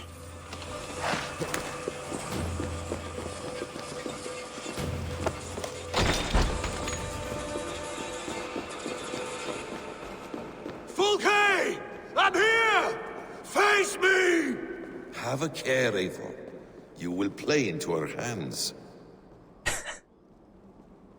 So funny how Eva just announces himself like, well now. I'm here, Fulke, face me. Basim's like, seriously, dude? Just go announce yourself so Fulke knows exactly when to expect you. Eva 8020. Playing for Origins at the moment, but looking to play Valhalla too. Length is worrying you though. That's understandable. Yeah, I mean, if you think that Origins was too long, then Valhalla is basically double as long, pretty much. But yeah, I feel like Valhalla definitely offers you a lot of variety, like more variety than Origins even had with activities and what you can do. So to me, it doesn't feel that long, you know, like obviously it is a long game, but it always feels like worthwhile what you're doing. So yeah, if you find Valhalla intriguing from like watching it, I would definitely recommend playing it.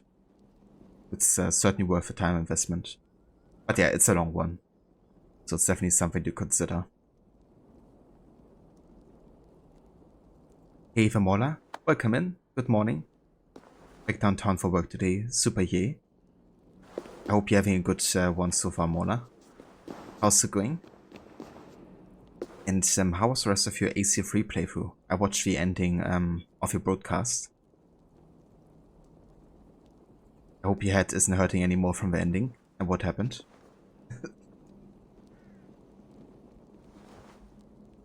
8020, my playthrough looks fun. Is there many puzzles in Valhalla? Quite like the few you've had so far in Origins.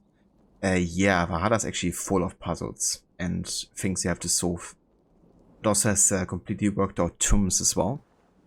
And lots of times if you want to access like a special wealth or something, you have to kind of like solve environmental puzzles as well to kind of like get there. So if you enjoy them, Valhalla has like tons more. What does it mean, these word tangles that speak of elves and demons? The plans to the great fortress in Wessex. Is there something here we can use to breach it? The Gospel of Mary Magdalene. By Odin. This is a sick tapestry she wove. For every drop of his blood she spilled, I will take a meat horn more. Book's journal. I found myself with a strange language that Emperor Louis bade me decipher. Yet all my knowledge of the Ancient Ones and the artifacts fall short of shedding even the thinnest ray of light upon this beautiful script. Louis tells me these words come from an etching seen and transcribed by young Palatinos in the days of Charlemagne's oversight. But Louis doesn't know where in the world the original inscription was discovered. On a temple? A tomb? A slab of rock? Impossible to say. Again and again I consult the keystones in my possession, searching for correlations between it and the words copied from the etching. Yet nothing obtains. This shouldn't be a surprise. The keystone itself is a mere fragment, brought, I am told, from Norway by the invader Ragnar Lothbrok. For that reason I call it the Saga Stone. Did he know the true value of the object he carried? A fortuitous discovery. I've come into the possession of a man bearing the mark of the Ancient Ones upon his neck. I trembled what this could mean. Could it be an Ancient One reborn? Or a child of such a one, designed to make his appearance after so many centuries? I have heard stories of one called Aita reborn, but this man doesn't have the telltale eyes. I will do all I can to probe this man for hidden mysteries, and with luck, the language of the Ancient Ones will open to me. There you go. So, Folk is actively trying to find sages, basically. And even though she knows of Aita, the one with 2 different colored eyes, that we have seen countless of times now in Black Flag, Unity, Syndicate, Origins, even this game. you know. Sigurd, of course, is a very different one. And she's kind of like one of the first to discover that.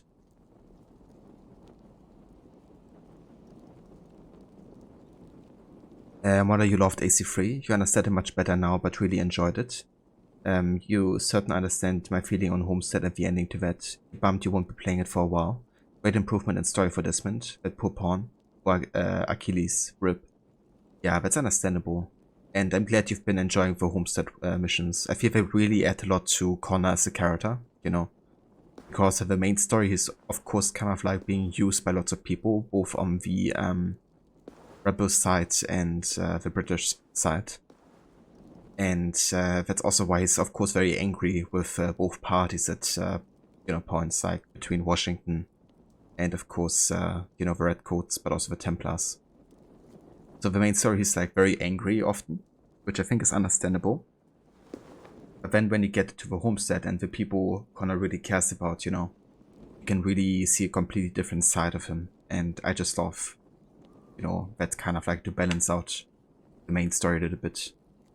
And absolutely, you know, it also is great how it kind of like finishes up Achilles' story arc. Also showcasing how important he was to Connor, you know. Much more of a father figure than Haven ever has been, really. But yeah, I'm glad you've been enjoying it. But that's really good timing, you know, just in time for October and the horror game month. Hope you're looking forward to it. So what do you think about Juno? And Juno kind of like trying to get back, I guess. Hey there, Prom. Welcome in. Good day to you as well. Was really touched by the letter he received. Yeah, that moment every time makes me feel. And then also later when you can go to his grave, you know, and talk to Achilles again. The way Connor's voice kind of like breaks when he says how much Achilles meant to him. That he kind of like misses Achilles as much as Connor missed his mother. Is really telling, and I don't know. Never failed to make me emotional personally, you know, because I can really hear for Connor. Details on the Order of the Ancients. Fulke ranks high among them, but is not the head. Liber Antiquae Deorum. Let our wretched origins be known. We are the instruments of the ancient gods. We are the refuse of an ancient word. Yet we are the hope for an era reborn. Let our great task be stated. We are the shepherds of our Creator's will. We are the creators of our Creator's tools. We are the new masters of the world they made. Let our loyalties be clear. The Father of Understanding guides us. The Mother of Wisdom inspires us. The sacred voice fills our hearts with boldness. Let it be known. We men and women of the Order of the Ancients are the natural arbiters of the word. Let all those who oppose us perish in pain. We are everywhere, and we are eternal. In the name of Mithras, the last warrior, go forth and dominate. Reclaim the world that is ours by will. So this is basically summing up what the Order of the Ancients stands for, really. You know, they're kind of like, of course, in favor of paganism, of praying to multiple gods, which is why they mention the Father of Understanding, aka Jupiter, the Mother of Wisdom, aka Juno, and the Sacred Voice, aka Minerva.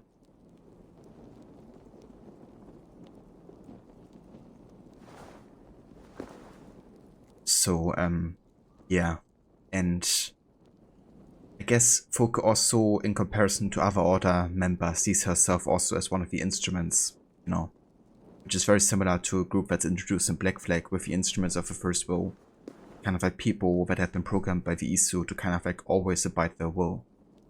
You know, they're kind of like the exact opposite to people with a free will, like a lot of the assassins.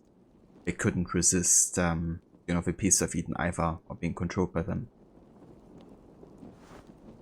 And it's a very big difference here to the Templars, because the Templars don't try to, you know, abide by the Isu or something.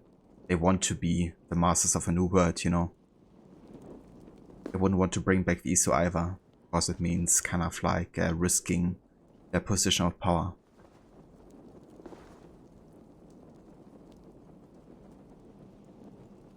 Molly, I guess you understand Juno wanting to both save humanity and save herself. You also get the decision. He did disregard Minerva very quickly. Personally, he would have spent more time to understand the decision he was facing. Yeah, that's understandable. I guess Desmond kind of like saw, I guess, a vision of what would happen, right? That basically 99% of humanity would be wiped out. And it would be according to his decision to allow that to happen. So he would be responsible, I guess, in a way for allowing most of humanity dying. And then they would have to start anew, but ultimately end up being wherever humanity has been, you know, with fanaticism and, you know, words that should inspire taking lives instead, as they say in that cutscene. So I guess Desmond's motivation really is to kind of like save humanity. You know, even if it means unleashing Juno on the world. Would rather not allow that to happen, and would also mean the loss to all progress, right? Like, all human history would be wiped out, essentially. And they could restart with a fresh slate, but I don't know. I feel like I would have done the same, to be honest. But yeah, it's definitely a very abrupt thing, you know. I would definitely agree with that as well. I still remember playing it for the first time and I was like, wait, this is it? But yeah, he's definitely quick to make his decision there. But yeah, ultimately I think it kind of fits with him also becoming an assassin, right? He couldn't really bear losing all of these innocent lives on his account.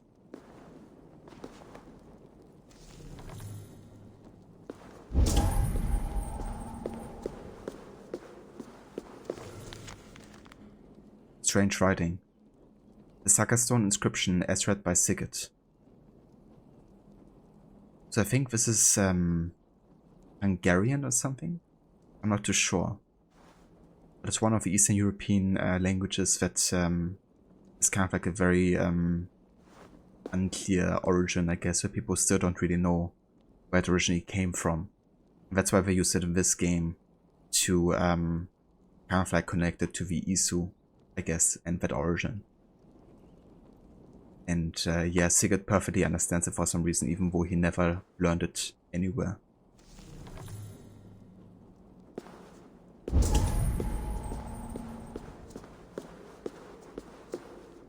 I definitely agree, it fits Desmond perfectly. Yeah. It's just such a shame, you know, that means he's dead now, essentially, and there's no more Desmond. Well, there's gonna be still Desmond bits, especially in Black Flag. Also Valhalla, actually. But, yeah, this is kind of like the end of the story, which is a shame, for sure. I don't know if you know that, Mola, but originally, Assassin's Creed was actually planned as a trilogy. And with AC1 and 2 being pretty similar, 2 probably including the Brotherhood story arc, it would have made 3 mostly focus on Desmond. And Desmond would basically be able to master the bleeding effect, meaning he could trigger any memory at any time on his kind of like control.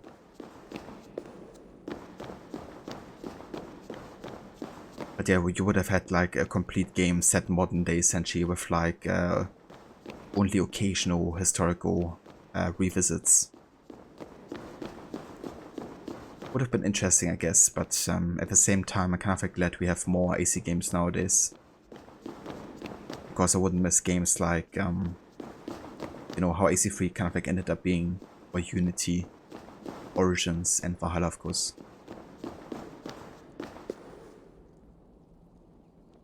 Yeah, it definitely seems like Ubisoft kind of like realized we have to make more than 3 games, because it's basically their most successful franchise. So they kind of like yeah, they kind of like try to milk the cow even further. Which is kind of like why we also made the Ezio games a trilogy, you know, because they initially only planned to have Brotherhood be part of AC2. And then Revelations was meant to be kind of like a mobile game or something. Or a handheld game, I guess. But yeah, instead they decided to make them 4 games to kind of like give them more time to work on AC3 and continue with more of AC afterwards. But yeah, personally I'm really happy how they ended up treating the Ezio games.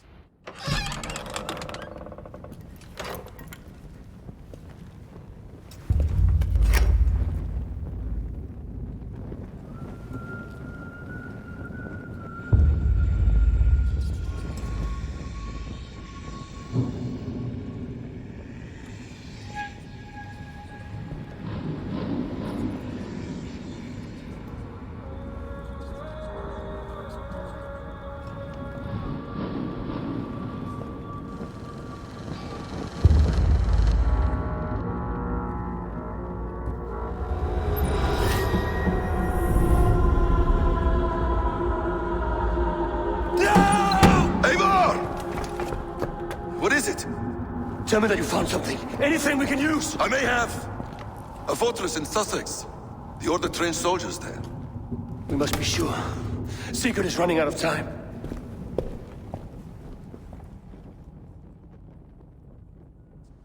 Jesus. Seeing that severed arm. Missing the shoots. In a bad way. Anything else? Documents of interest to the Hidden Ones. Hythen will surely want to look. But for Sigurd, Porchester is our only lead.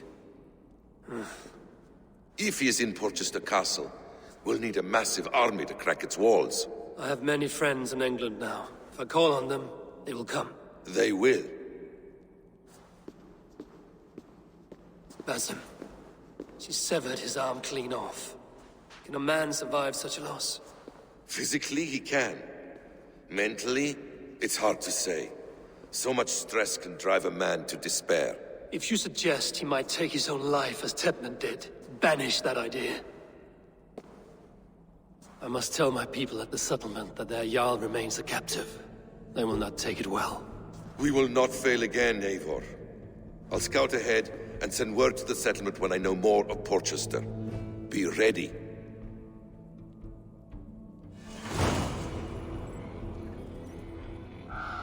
And that is the end of the story arc in Kent.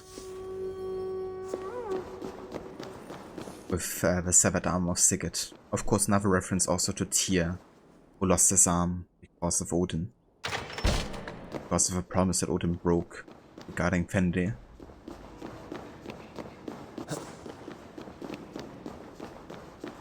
Although you love the history within the games. Absolutely, dude. It's such a nice playground to kind of like, you know, explore these settings and sometimes even learn, you know, actual facts about history as well.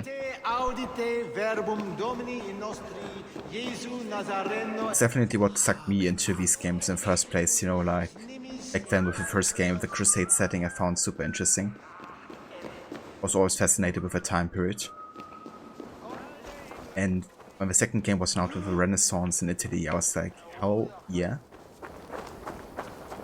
I'd never seen like a game set in the Renaissance before.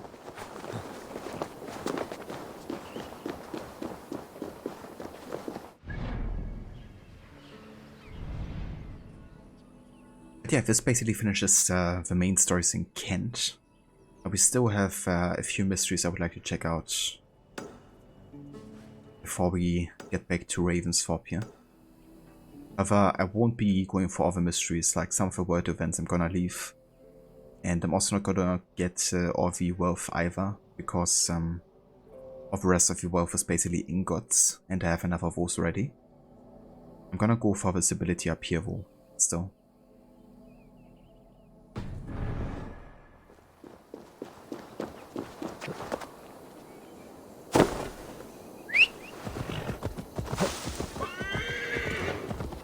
Dear Mola, do you have like a favorite kind of like setting or time period in the AC games? Or one you look especially forward to?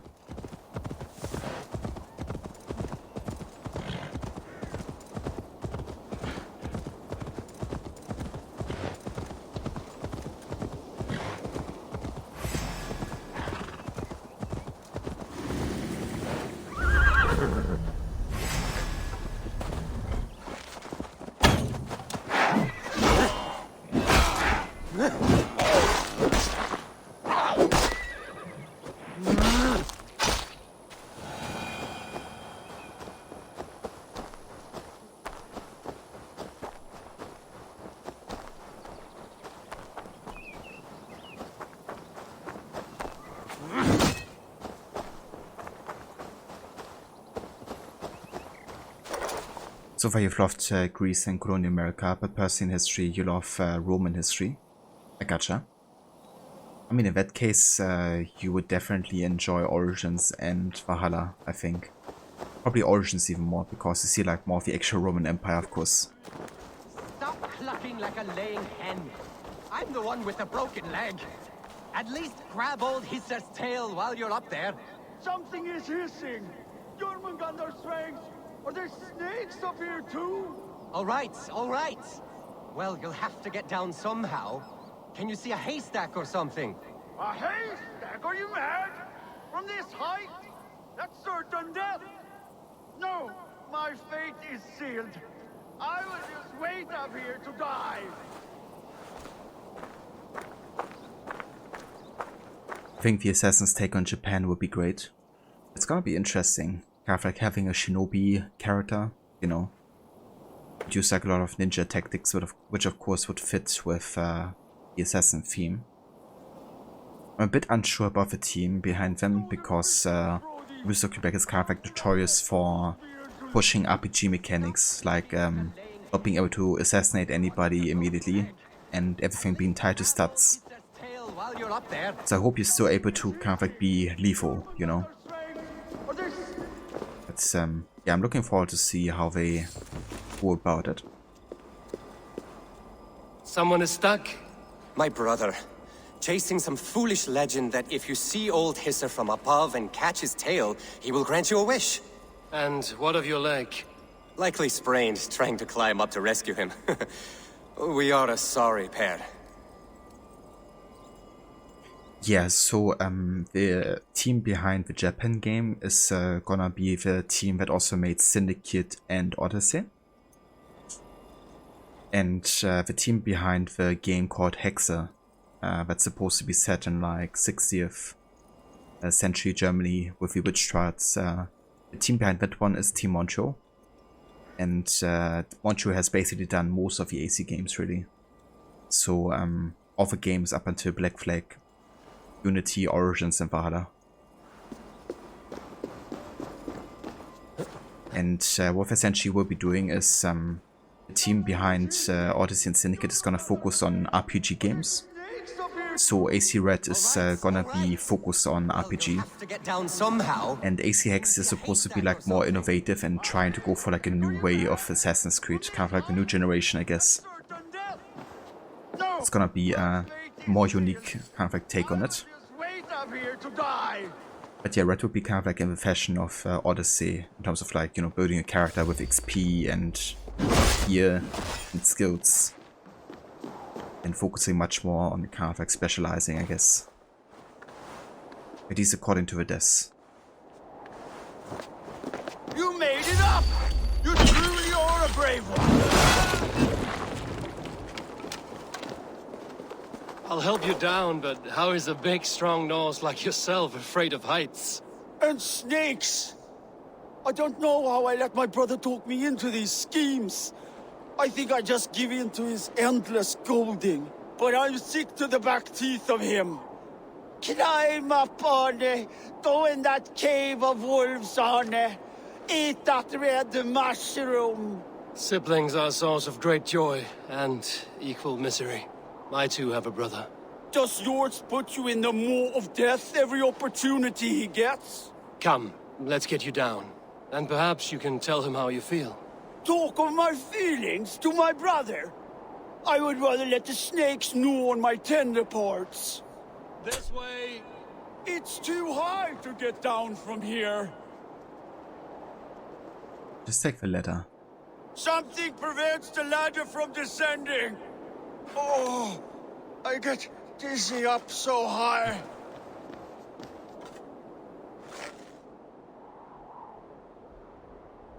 Down here. You can come down now. Oh, Freya, grant me a strong grip. There, the ladder. Watch your step. Don't tell me the next ladder is also blocked. Okay, it's not. Which way now? This way. There! Another slithering devil waiting to get me.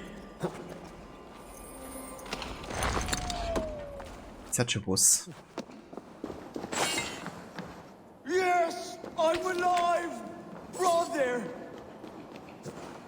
Kind of funny if he dies to the snake now.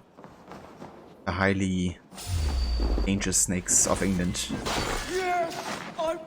Thank you, stranger, for bringing this waste of breath back to me. You're welcome. But what is the story you spoke of? Old Hissa? A pretty legend.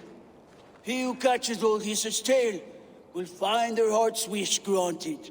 We have followed England's legends and found little but peril. It's time to hang up our well-worn boots. Farewell. May Odin litter your path with riches. Goodbye. And keep each other safe. For a good brother is the truest treasure from the gods. Now see, you big lump. All that wailing, it was as easy as a hop and a jump. Keep that up, and I'll leave you here for the wolves. Oh, no. Look at your leg. Is it truly broken? No, sprained is all. But I'd like to see you get by without me. Couldn't even climb down a ladder without mewing like a newborn.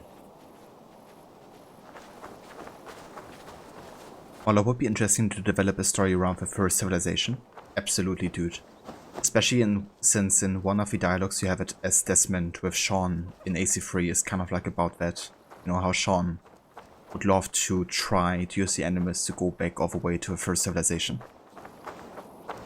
So it was already foreshadowed. Closest we kind of like gotten to it is kind of like, you know, the truth puzzle from AC2. Getting that first glimpse of Adam and Eve. And then of course kind of like in Odyssey with the Fate of Atlantis DLC. It's kind of like having the ESO times through the mythological kind of like mythological veil, I guess, and seeing it through that. And then Valhalla, of course, with Asgard and Jotunheim. Also learned quite a bit about the ESO times, but I've never actually had like a full game, you know, showcasing the ESO for how they truly were and look like and were like, I guess. So I would love to see like an actual game in that setting. Pix, you must sleep. Have fun time in England. Thank you so much, Pix. I hope you have a good night and a good rest as well. And yeah, we will catch you next time. And cheers. I definitely will have a good time here. Just finishing up with Kent and Ben. Gonna spend some time in Ravensthorpe and do some stuff there, I think. But yeah, see you next time, Hitpix.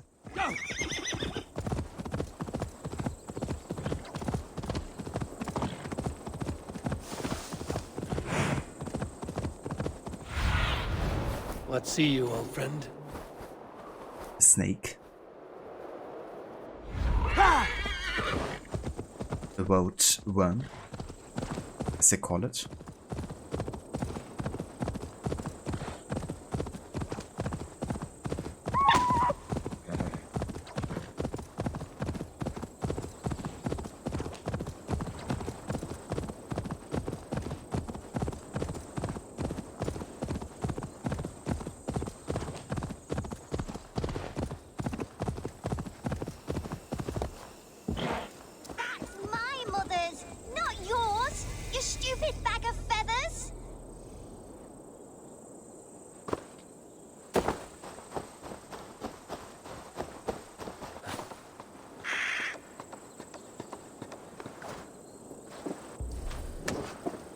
What happened, little one? Mummy's ring! I just took it out to look at it, and a mean bird snatched them off me. What were you doing with your mother's ring? Someone borrowed it, and she asked me to get it back. But now it's up in that tree, and I can't climb that. There's the bird's nest.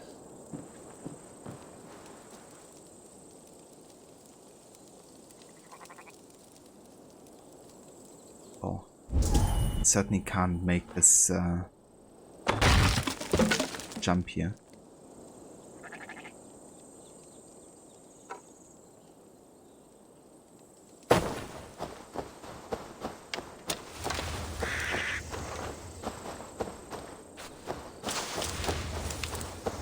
we have to climb up further onto the tree.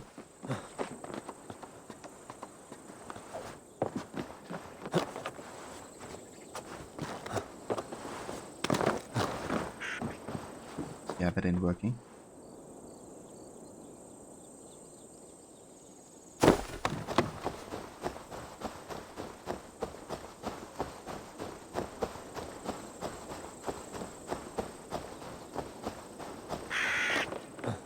Maybe I could hit the nest with something.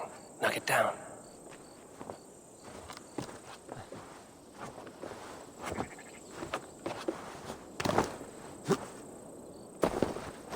So I can just shoot it, I guess. That might work.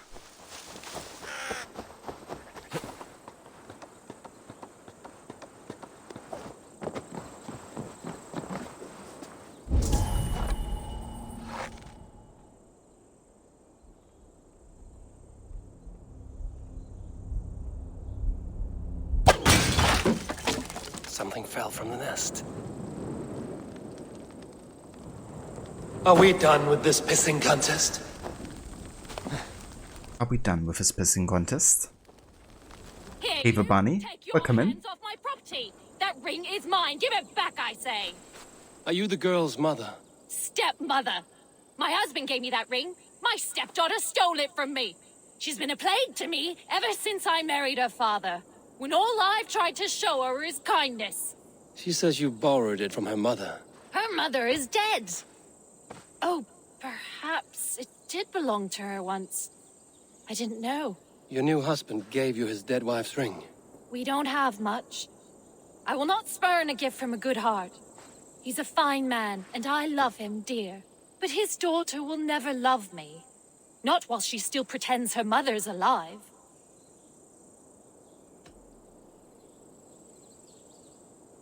Let the girl have the ring. It is all she has of her mother. Do this, and new bonds may grow between you in time. You are wise, stranger. It is hard to give it up, but it belongs to her more rightfully than I. Take it to her, please. Why don't you do it? You know, to increase the bond and everything. I'm not your errand boy. Good morning, Bunny. Hope you're having a good one so far. I have your mother's ring. Be careful in the future. You should hold tight to what is precious. I saw you talking to my stepmother down there. Did she try to take it off you? What a warty old dragon. She agreed that you should have it. Be kind to her, little girl. She's trying her best for you. I suppose. I'll speak to Mother about it. Farewell, then.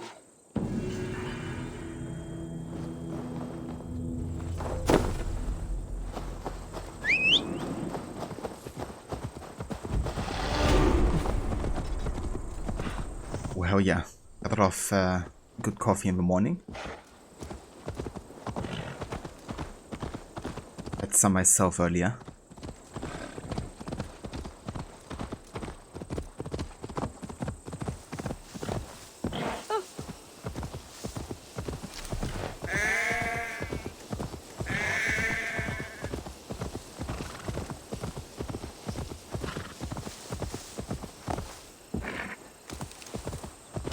Where is Charles Lee?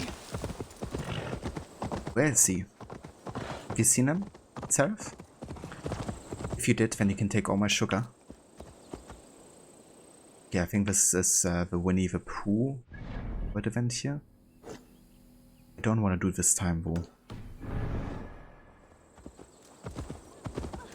Get away! Don't come near! Ugh.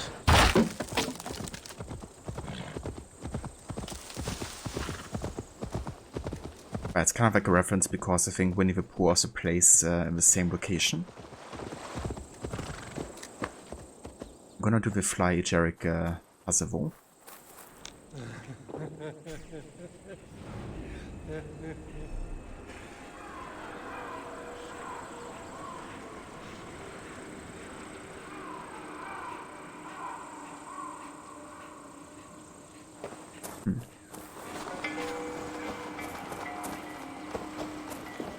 Let's go up here. So we have the ship. And Then we have the fire. And the animal sacrifice.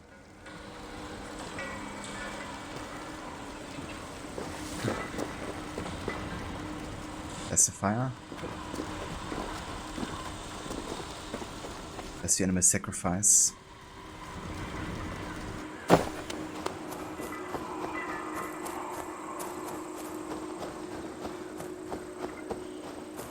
That's the water. I mean, we also had fishes, I guess, so let's go here first. That was right, apparently. And we have fire.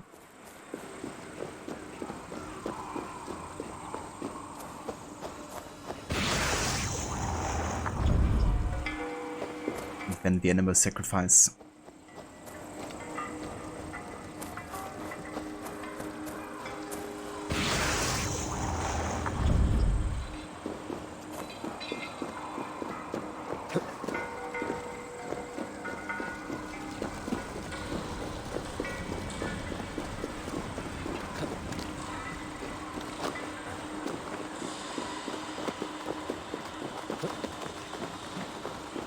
Okay, I still have to go into the last portal here row, apparently.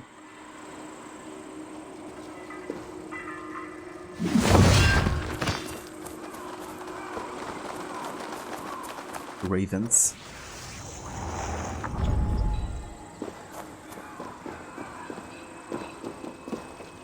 Travel widely to become wise.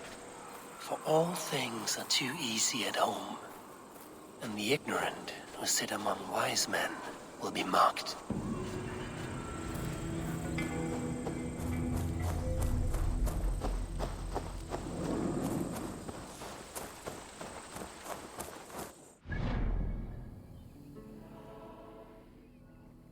Alright then. I think that's almost all the world events I wanted to do, isn't it?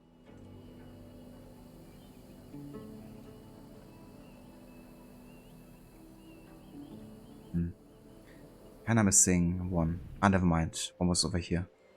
Yeah, okay.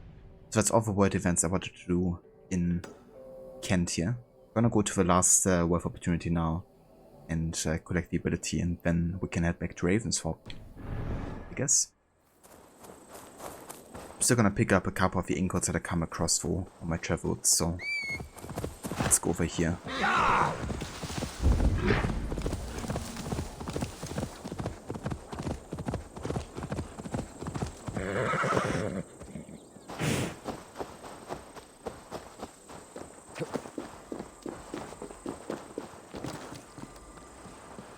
They will attack on sight here.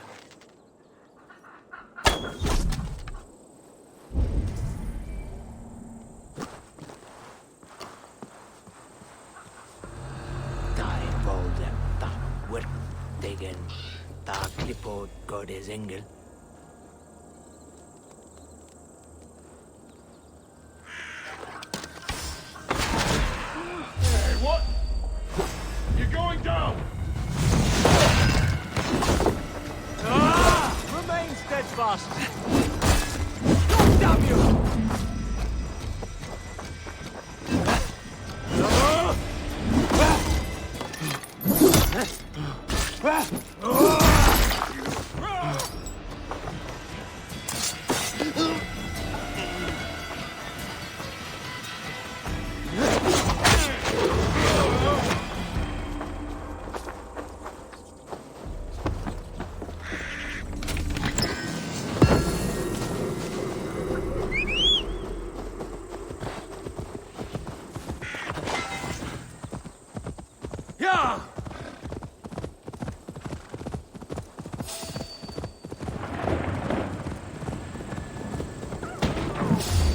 Damn. Another meteor has fallen down. Let's go ahead and check it out. There's always something to loot as well.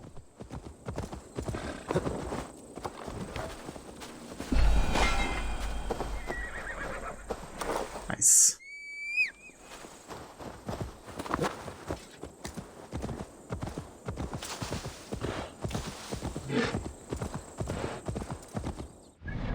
think we actually have enough iron now to actually upgrade our bow further here. Indeed. I think I'm gonna go for another one as well. Just to ensure we can actually one-shot people again.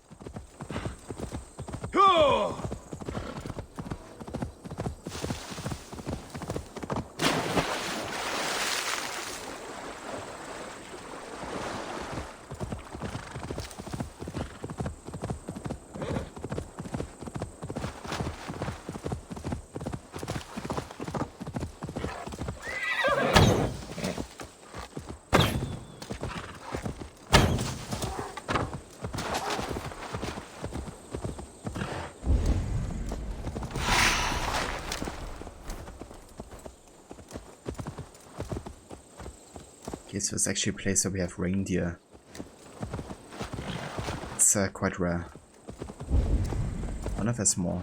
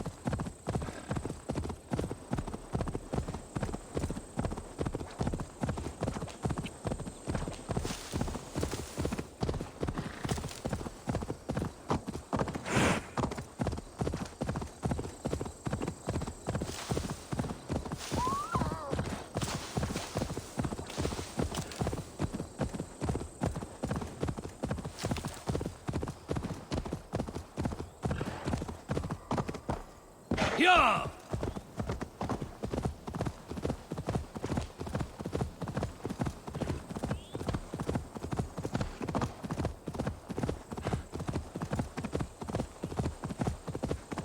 I should be cautious around here.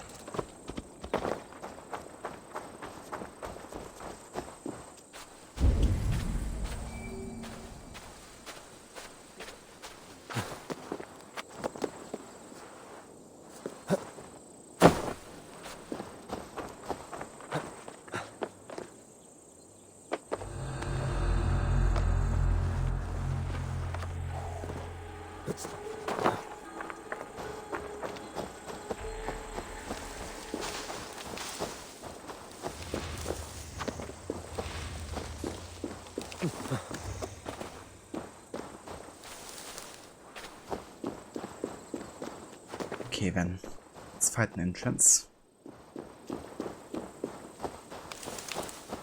Maybe it's on top or something.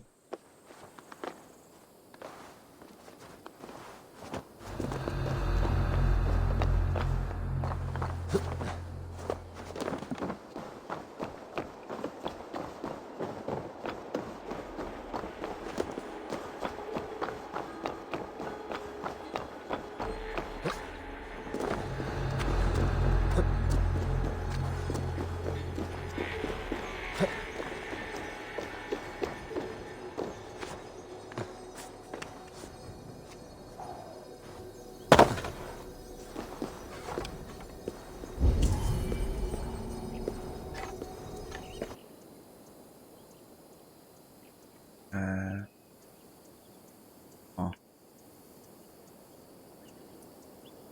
Seems like there might be an entrance from top on that side.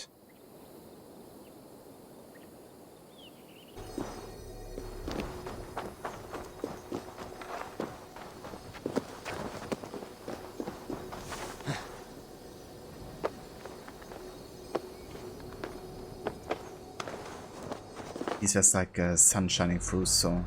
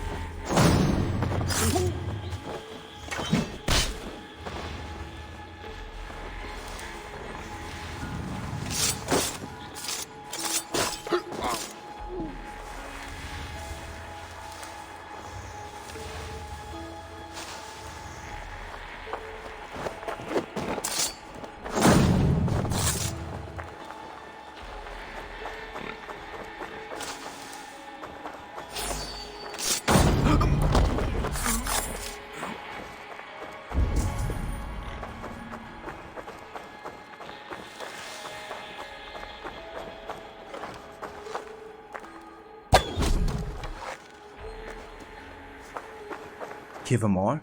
That's the plan. Kill and loot everything.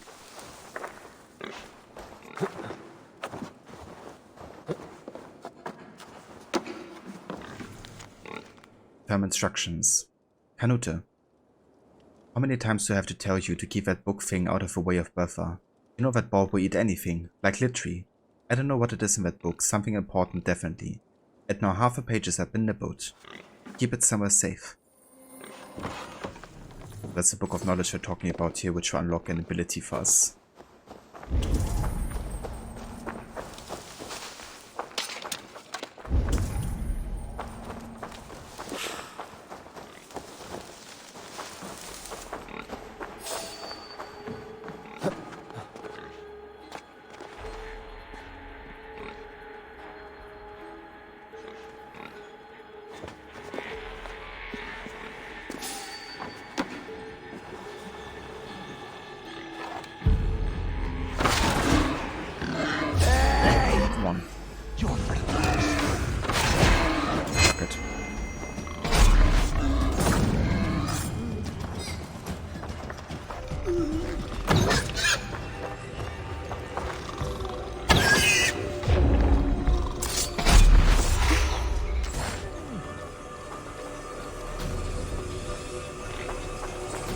Off when you miss the time window for assassination. Just before.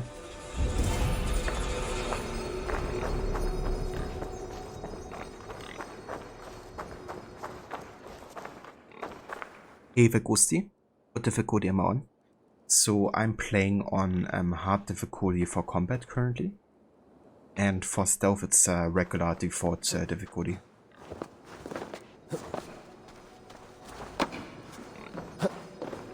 Playing without level scaling though.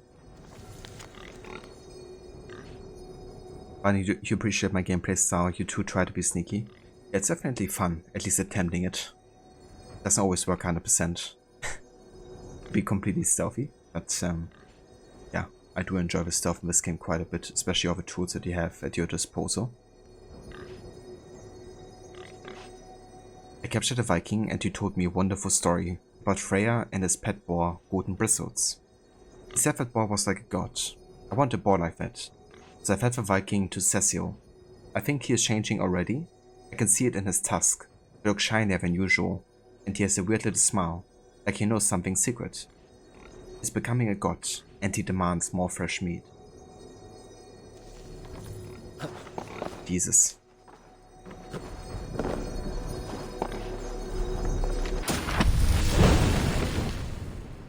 Oh yeah.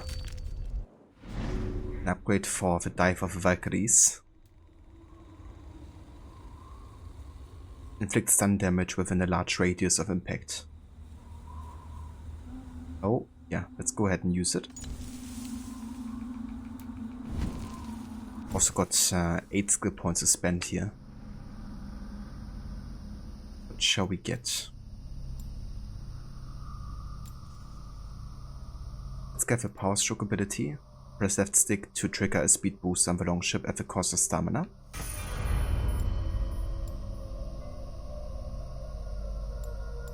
Let's also get the last chance healing.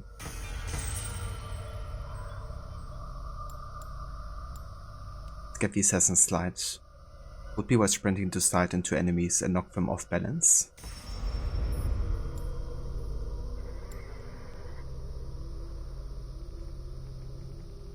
Also get the Intense Rage ability. Ignore hit interruptions while performing your next offhand parry or special attack. This effect recharges after a few seconds. And there we go. I think we now also have unlocked the mastery challenges as well. Also gotta get to level 220, I believe, before they become available. Sneaky murder. Yeah, or just murder. You know, that also works. Yeah, 80-20. Kinda fucked up what we have done with the ball there. Yeah, no kidding, Barney. I have it earlier when I was infiltrating a church with Basim. You know, I was like being completely stealthy on rooftops, and Basim just had to alert two guys and decide to fight them openly. And then he blamed me for blowing the cover. Or like that I prefer to charge like a bull or something. It's like, sure, Basim, sure. If that's the stuff you're gonna have Mirage, then I'm concerned.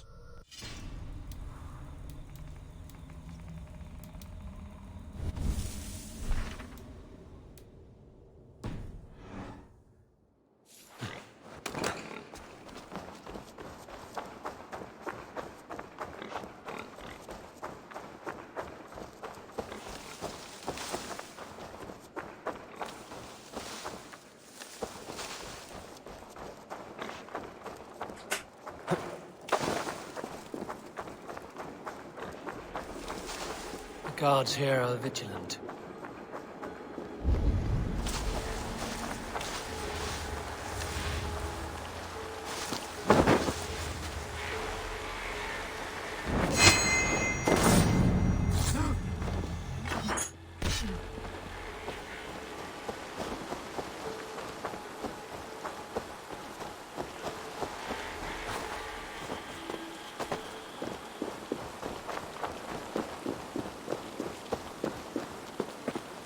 Alright.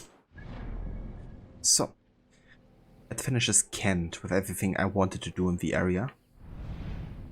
I didn't do 4 world events, but actually 5. But that's alright, because I wasn't really interested too much in them, and they don't really add too much to the overall story. But yeah. I'm gonna go back to Ravensthorpe. Also look at all of these quests here. Insane.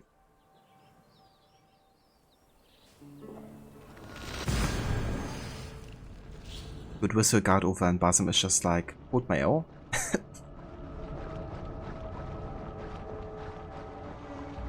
Yeah.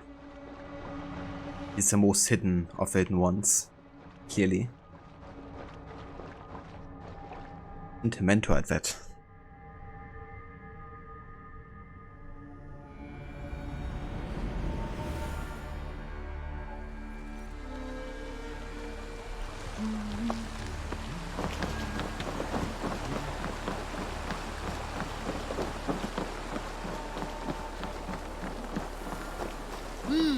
While you were away, your Jomsvikingar helped to serve other Jarls.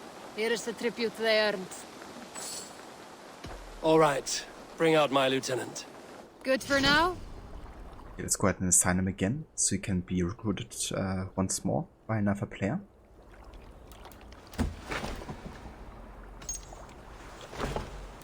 Wanna give him another weapon though, I think. Maybe a flare or something. Let's go for the Iron Star.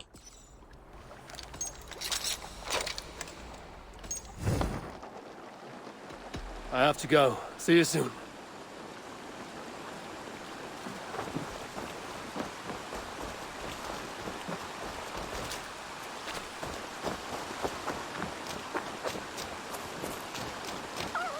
Greetings.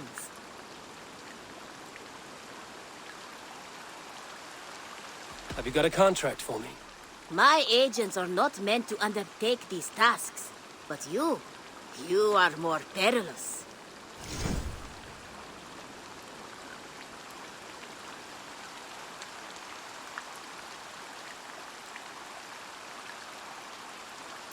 Sources say some manner of beast roams our trade. I'd do it myself, but someone's got to stand around here and look busy. I must be on my way now. Goodbye. See you later.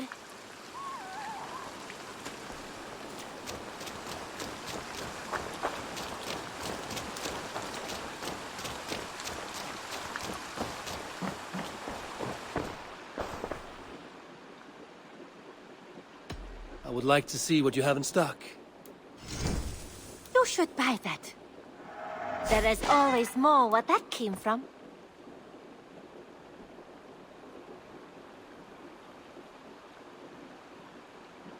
Is that everything? I'm off. Be well, friend. Don't be a stranger.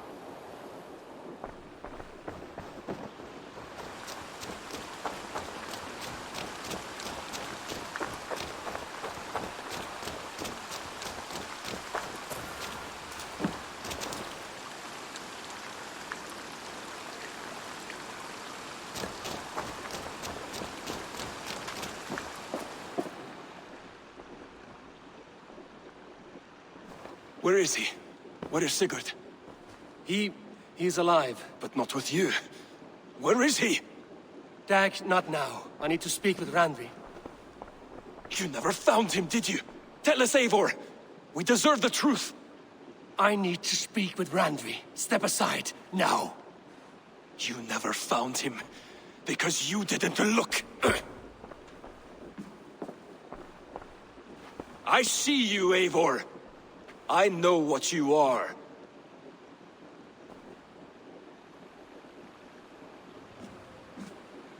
Eivor, you come alone.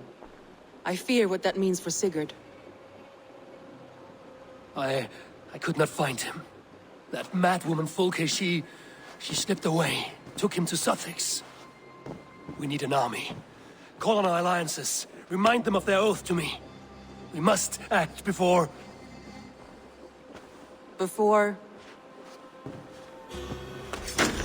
what, Eivor? She tortured him, Randvi. Did unspeakable things. Severed his arm and left it as a gift. I fear she means to kill him. Slowly. Gods.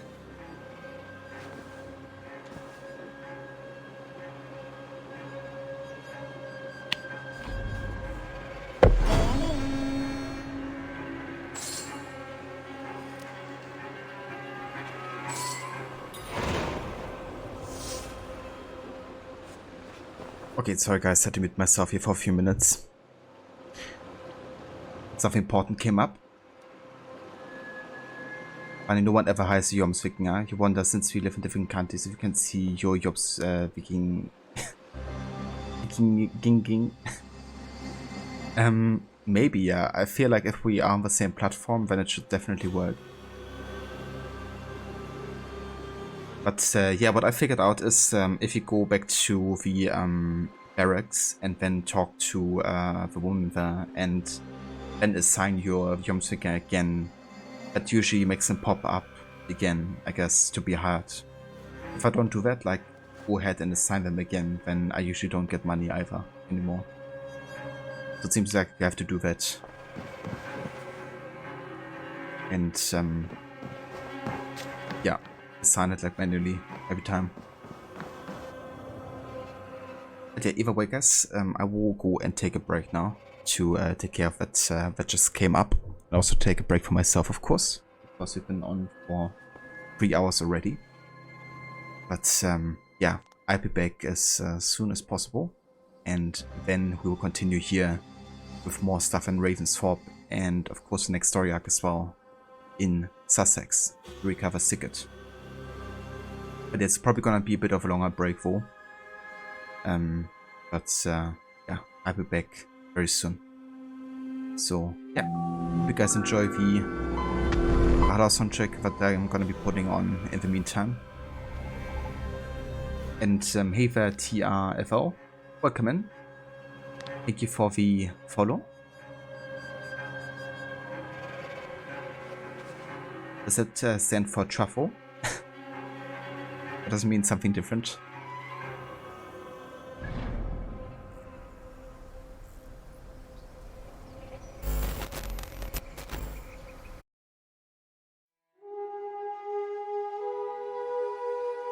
But yeah, guys, I will see you once I get back with more Valhalla. Let's travel. Nice. Welcome in travel. Hope you're doing well.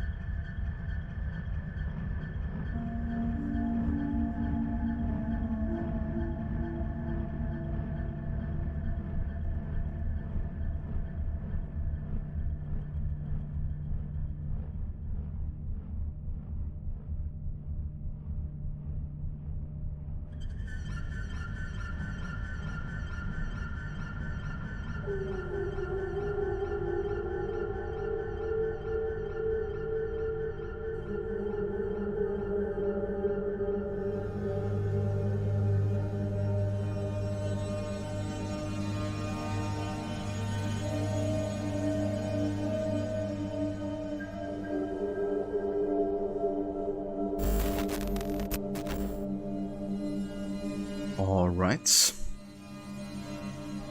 Welcome back, guys. Thank you all for staying tuned, and welcome back to more of AC Valhalla. Hey there, Maxi. Welcome in, dude. Also, hey there, Aura. Good morning. Hope you guys are doing well. Sorry for the kind of like really long break, but yeah, something important came up, so Citizen! it took a bit longer. But yeah, we're back with AC Valhalla. And we just finished with the Kent story arc, which means Sussex will be next, as well as rescuing Sigurd. However, before we do anything of that, there's a few things we can check out in Ravensthorpe. So yeah, we're gonna take care of that. And maybe also do the river raid or something. Maybe even one of the Forgotten Saga quests. We could do that actually. But I'm gonna wait with that, I think, until after Sussex. But yeah, it's going good, Maxi. Hope you're having a good day yourself so far. Where's Shardsley? Are we done? Important. More important than finding Sigurd? I'm afraid so, Aura. But yeah, it's going good, thank you. Have you been enjoying getting back into this game and also doing a bit faster progress, you know, now that we kind of like skip on some world events. Or Kent actually skipped on 5 world events because they weren't really too important for Eivor. It's like funny little side quests. But yeah, this time around I want to skip on those, if they're not overly interesting. Makes you doing good things, dude. Been so busy with work there, though. I got you, dude. It's understandable. Hope you get a, you know, minute of rest as well, though. Are you gonna be streaming anytime soon again?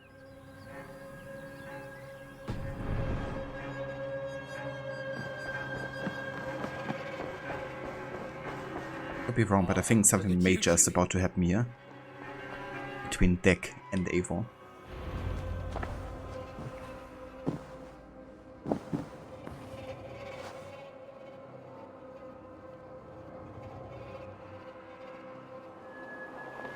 Ooh, hell yeah, Maxi. I actually quite enjoyed that DLC. I love the whole Baba Yaga story in general.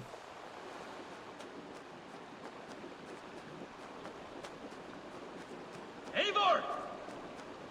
Eivor!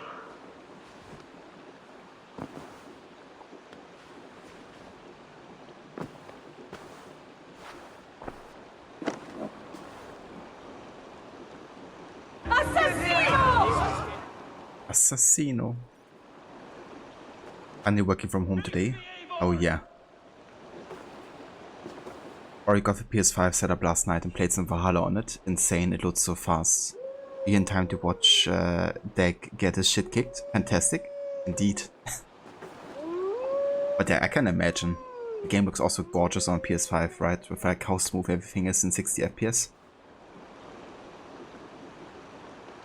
So I reckon you also got the save to load properly on the PS5 then?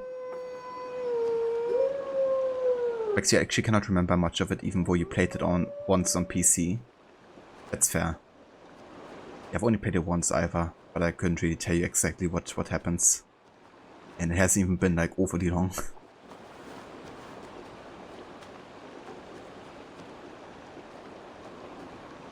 I mean, I would love to get a PS5, but I guess it has to wait a bit longer still.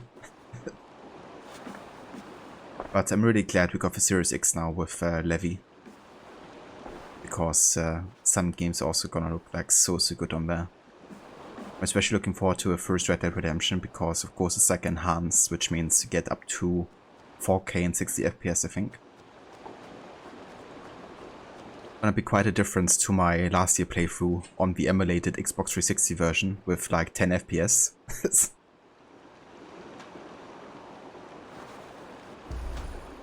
Or you were used to insane loading waits every time you fast traveled anywhere, especially into Ravensfall. It's so smooth it's wild, and you have a save loaded just fine, it was great. Oh yeah, that's awesome to hear. And yeah, with the SSD and everything, that was also such a step up for me once I got my SSD like 2 years ago or so.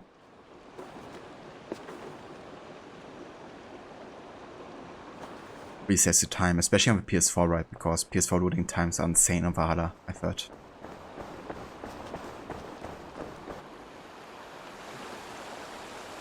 Stop there, Wolf-Kissed! This ends now! Dag, turn around and walk away. Your habits are not my own, Eivor. I do not flee responsibility for the sake of my glory. I stand firm with my people. For many months, I have stood at your side, keeping faith in Sigurd's judgment, because I believed in him and his vision. Do as Eivor commands, he told me. And I have. Against my better judgment, I did as you have asked me. And where has that left us? Without a Jarl? Without a purpose? Watching you chase glory around this land like a spooked hare! You could have come to me in confidence, Dag, but that offer is gone. I have no need of it! My mind is fixed. Hear me all! I challenge Eivor for the leadership of this clan until Sigurd is safe home! Walk away, Dag. No! We fight to the death! Oh damn.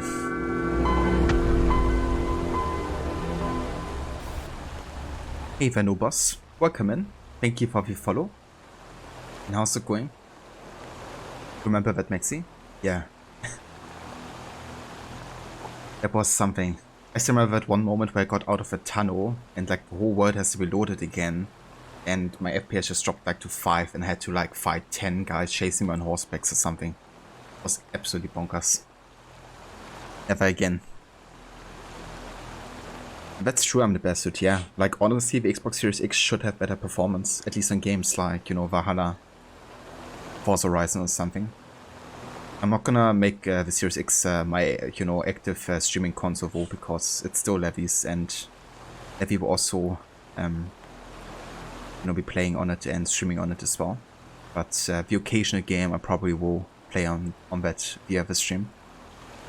Like Red Dead Redemption 1. But yeah, it's definitely outranking my PC for sure.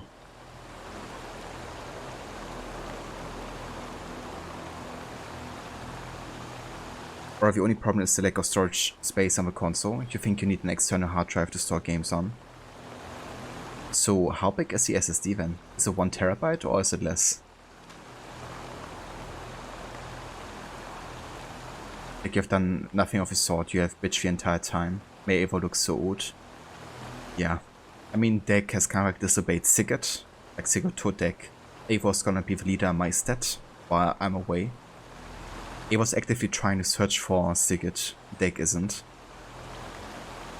And yeah, Dag has just been disrespectful at every turn here.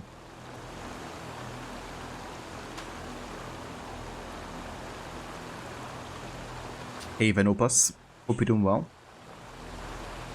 Yeah, Dag certainly has lost his mind. It's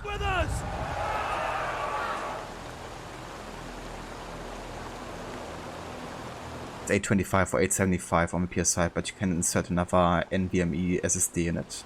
About a 1 terabyte one and use it for PS4 games. I gotcha. That's cool, you have like another slot. So maybe that's the solution for you, Aura, if you want to get like more storage space. Yeah, that's the other thing, right? Like how big games have become. Like Valhalla is well over 100 gigabytes.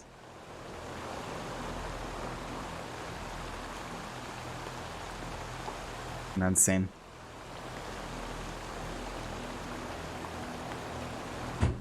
The GTX 1070 Ti is very lag on this game. Is it no boss? There are some settings you can turn down to increase performance. I can showcase them to you if you like.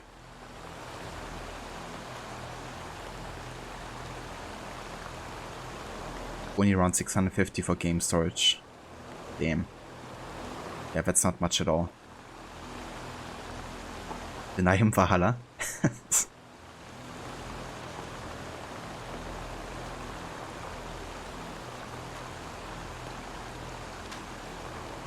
You spew nonsense, Dag. This is absurd. Enough!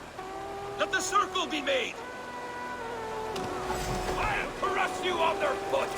Yeah! Please!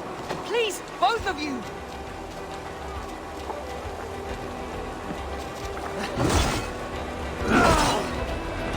Is that the best you can do?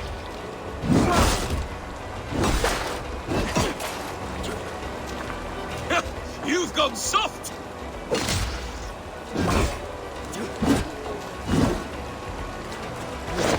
Pathetic!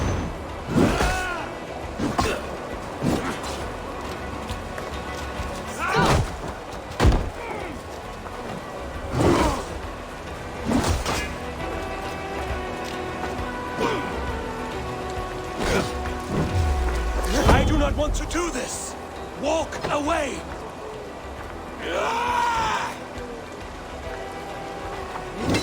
You walk a fool's path, Dag. This does not need to happen. A coward to the last. Have courage, Eivor. Make it quick.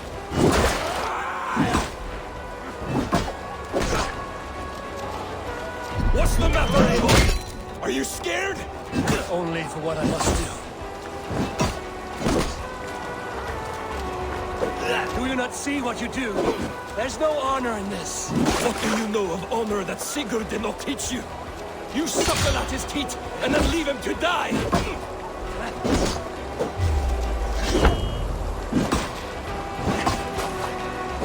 You should have listened! You might have saved yourself!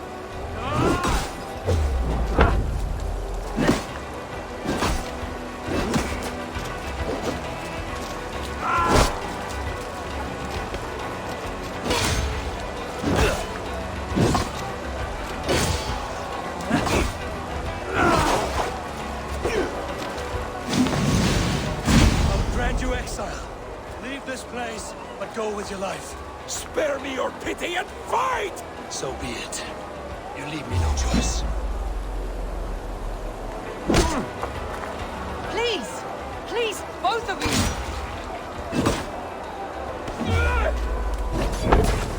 You could have waited. You could have come with me. You are a fool, Dag.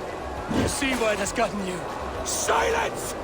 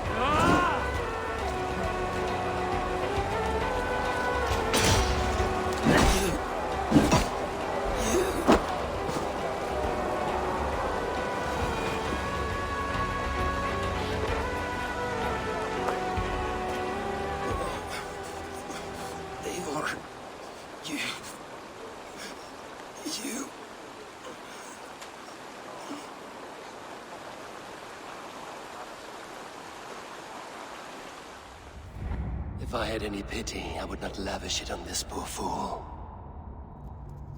He forced my hand. Yes, and the cost of disrespect is death. You said it yourself. All he demanded, you gave him. That should be enough. I have no need for one so fragile in my hall of heroes. He fought for what he believed in. Does that not count for something? Does it? You killed him all the same. What is the true cost of disrespect? The choice lies with you.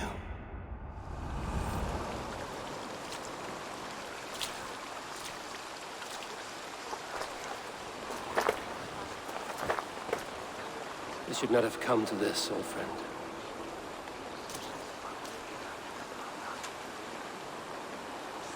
Okay, so I'm gonna give him his X. Because it's important to him. And I agree with Eivor here. You know, and I disagree with Odin especially. You know, I don't care one bit what he has to say about who should be in Valhalla or who doesn't. For me, it's just a matter of respecting his belief, you know, because Valhalla isn't real.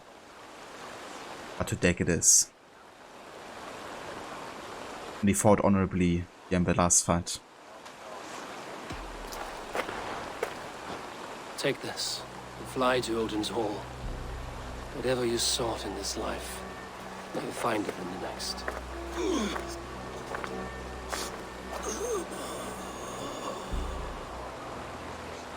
Go to your homes. I will lay him to rest.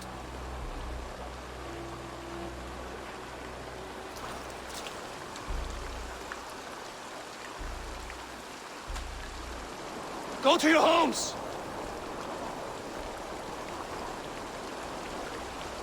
Dag accused me of betrayal.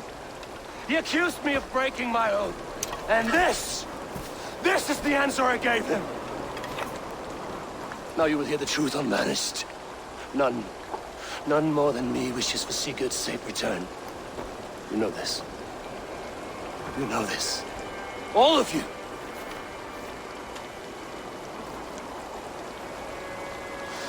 And I will burn the fields and dredge the rivers of Wessex to find him. That is my oath. That is my oath.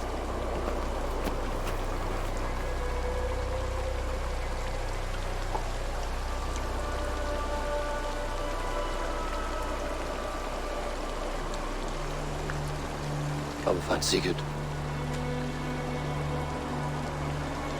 You will not be without your Jarl, as I promise.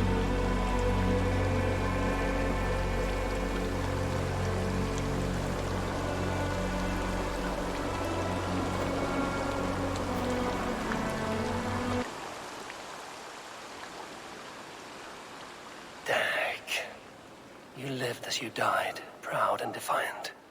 I cannot begrudge you for that. I miss hearing you tell your stories, old friend. But I remember them well.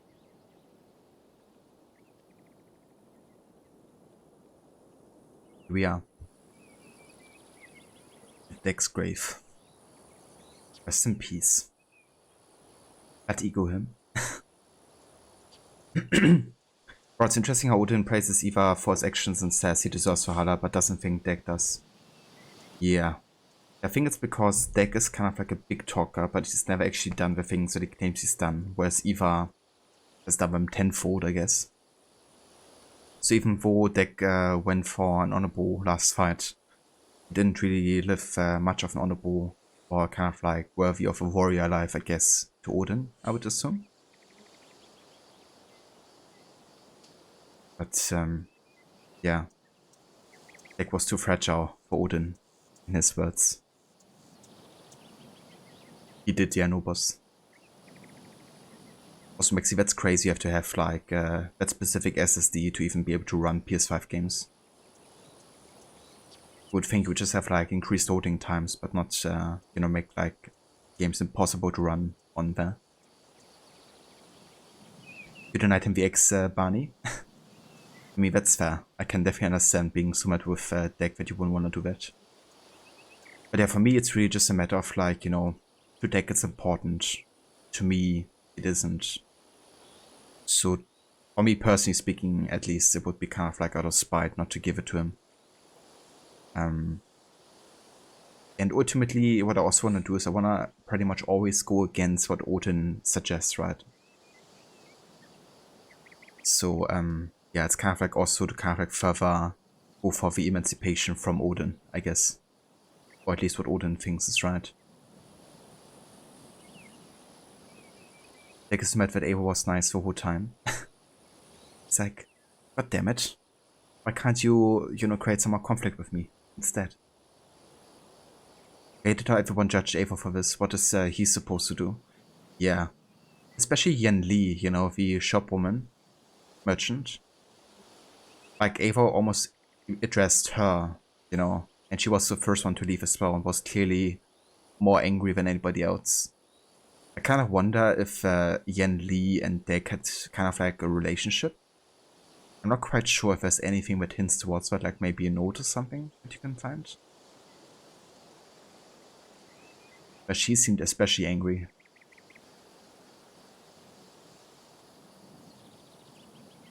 Sigurd hasn't even been here to build anything. Why does everyone care?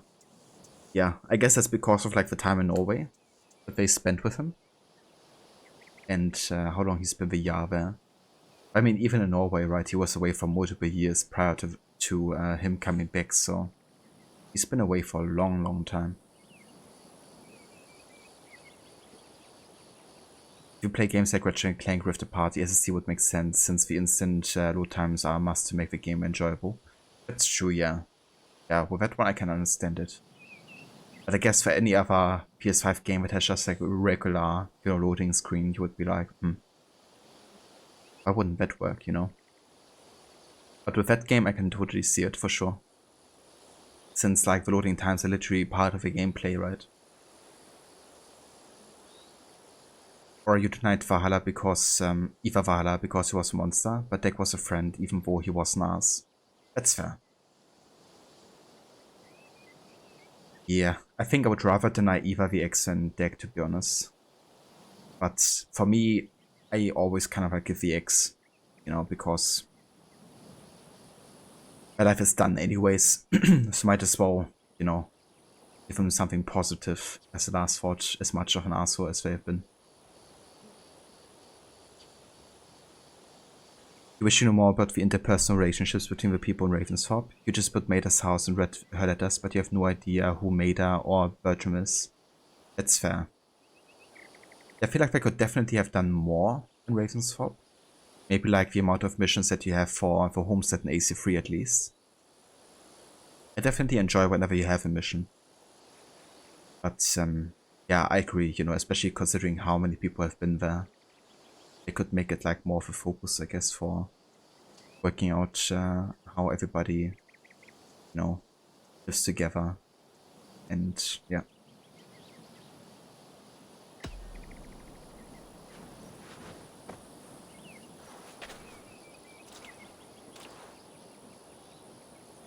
Looks like something is happening near Volker's hut. Perhaps I should take a look. They bring a feast and built their own guest house. These are very generous guests. I wonder what became of you. If anything remains of such a strong spirit. I do hope Sigurd knows how much he meant to you. We are beyond the time of telling such things now.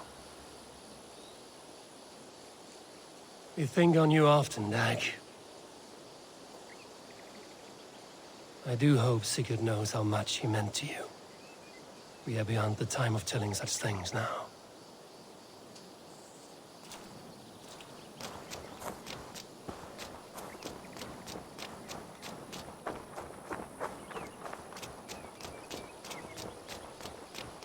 Eivor!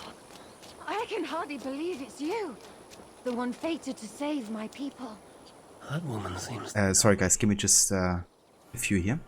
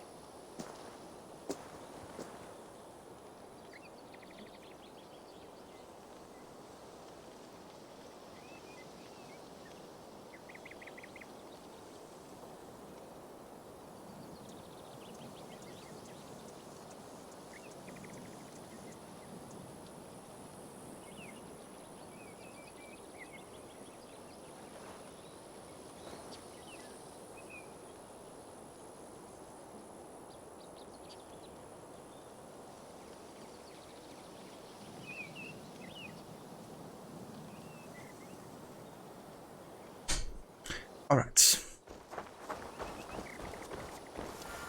Oratovi is also having a love affair, but we never get to find out who it is with. I didn't even remember that, to be honest. But that tells you something, I guess, given how much I've played this game.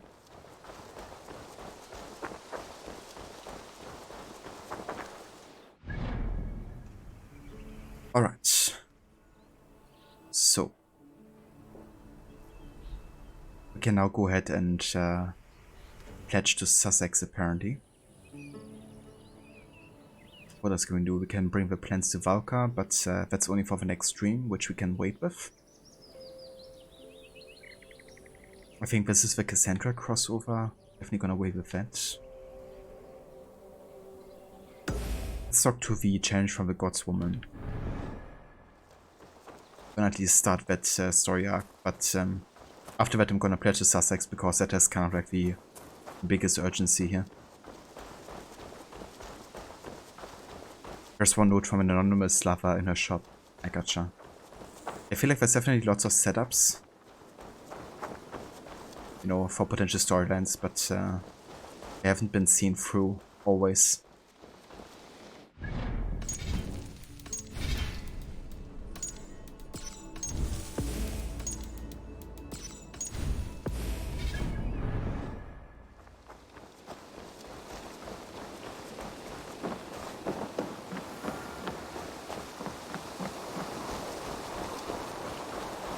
Ava, child of Baron.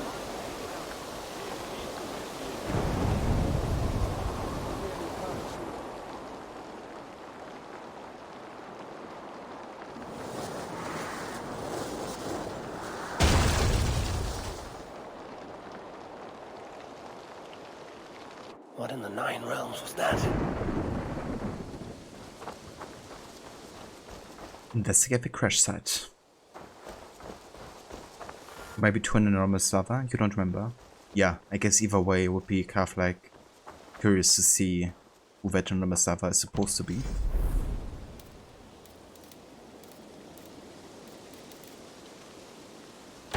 AC 50 statue.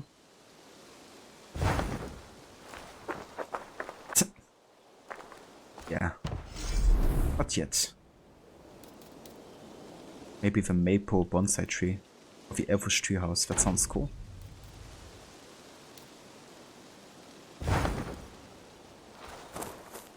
Like that.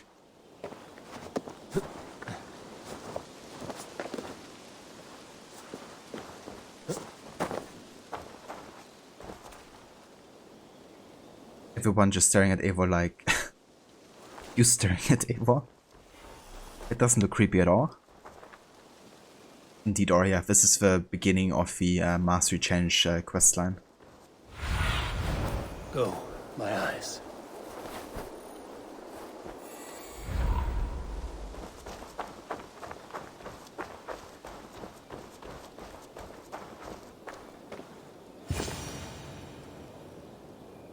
Careful, grandmother. Something fell from the sky to earth, like it had been thrown by Odin himself. A strength he no doubt wishes he possessed. No danger remains. But look. It revealed something hidden in the mountainside. Looks almost like a door. If it is, then it's the door to something that I have long been searching for. May I ask you for a kindness, Drengur? My name is Eivor of the Raven Clan. And that depends on how kind you need me to be. Will you grant me a home while I investigate the door? Eivor of the Raven Clan. I don't make a habit of sheltering strangers. My name is Hilderan. There. Now we are no longer strangers. Please. If I am right, then this is Freya's gate. Allow me to stay, and I will help you discover the treasures that lay on the other side. Very well. I will give you a small piece of land to make a home on, and supplies from our raids to build with. Thank you, kind Eivor. The gods smile on you. I may be kind, but I am no fool. Everyone must pull their weight, and I expect no less from you. A fair rule, and one I can easily follow.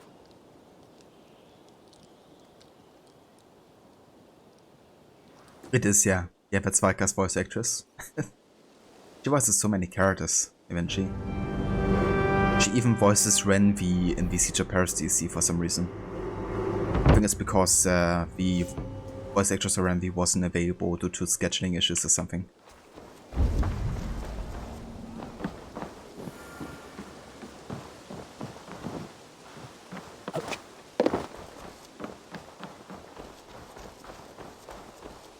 Eivor the Kind, a welcomed visit. Like what you see. You've certainly made this space your own. But how does this help you open a stone door? It is a shrine to Freya. We will need her favor if we wish to reveal the hidden treasures. Ah, it's we now, is it? I told you, Eivor. You will want to see what is on the other side. Now come. Freya demands combat before she will aid us. For a moment I thought you meant for me to fight you. Fear not. I can handle myself. I cannot possibly fight you. I would kill you. You could try. Attack me. Now get up, and let's give Lady Freya a fight. Who is this woman? He's overpowered. Fight harder, Eivor. Look at his dodging skills. Yes. Give me everything you have.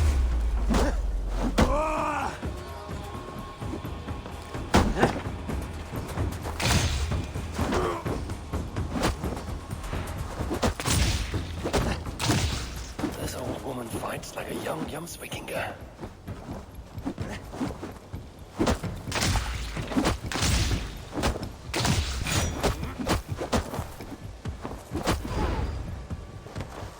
What can I do? Stun attack? You're leaving yourself open to attack. Good. Now watch.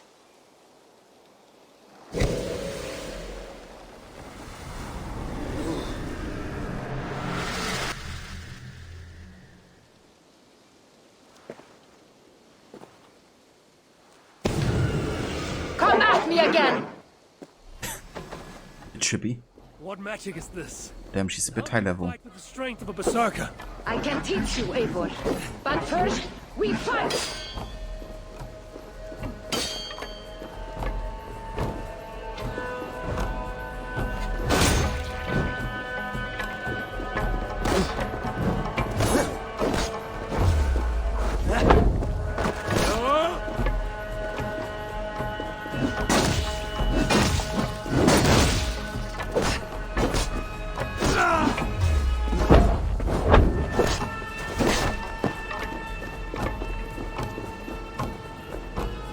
Okay, I think this actually screams for a prediction, doesn't it?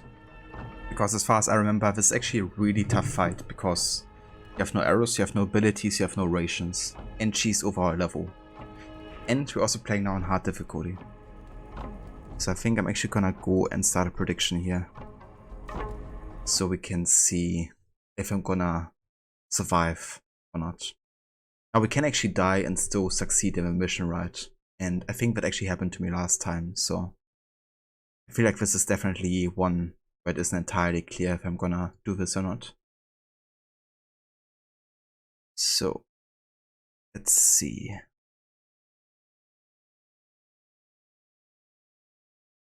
Will Eivor die? Yes or no? You guys got 2 minutes to vote here. And I'm gonna do the fight while this is going down.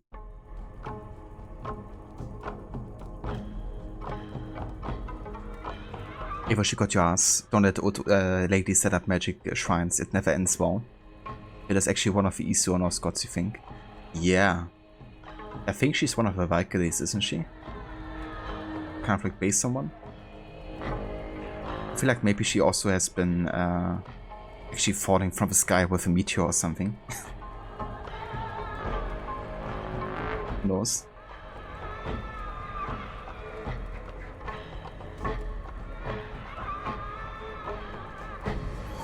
Okay.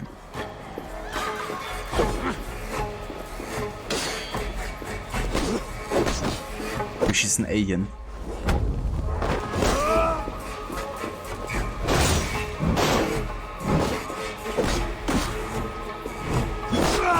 These are not my weapons. Are you already making excuses, stranger?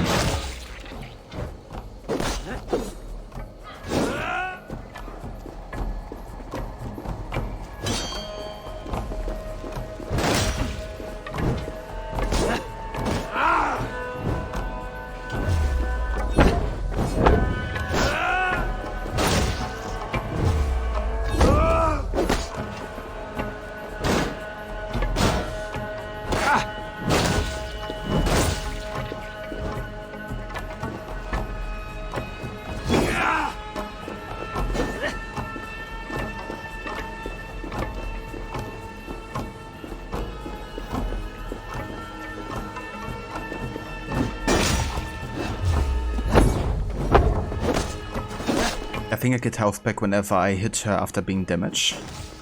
So getting successful hits and will heal me back. I think she becomes more powerful now. Oh, she has a hammer. Yeah, this ain't over yet. Stop parrying.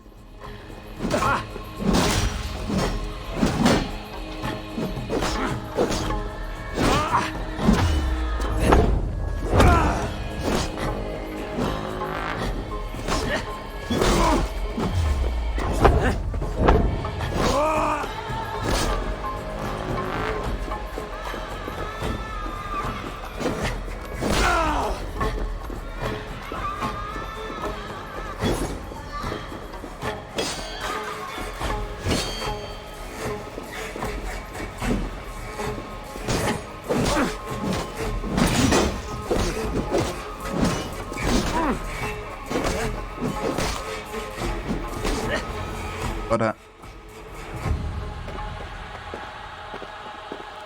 Good! That was good!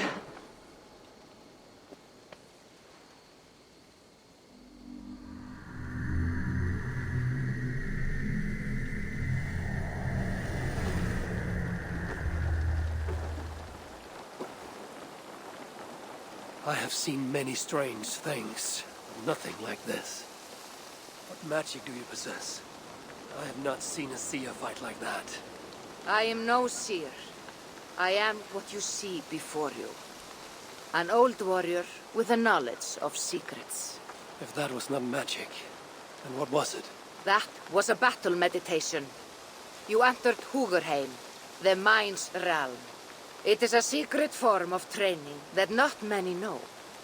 You can attack full force with no fear of injury.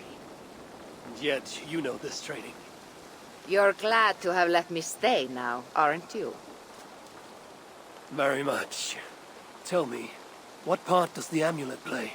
It is a vessel. It needs to be filled with the energy created in battle. But it will only work with this type of shrine. They can be found all over Mercia. I have many questions still. I promise you will get answers. But first, I have marked a shrine location on your map. Once there, enter a meditation. The amulet will pull you into Hugerheim. And what happens when I've finished my training? Then, you return to me. Very well. Have you met Volka? Something of you reminds me of her. Go now, kind Eivor, and train. Well, she just ignores that question.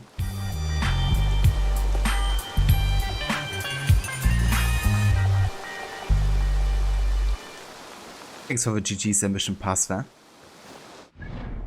Let me go ahead and choose that prediction outcome. But yeah, that healing back ability definitely helped here for sure. Didn't think about that one. So we had 5k for Ava would die versus 960 Ava won't die. Ava didn't die, which means I think Aura's getting some points here.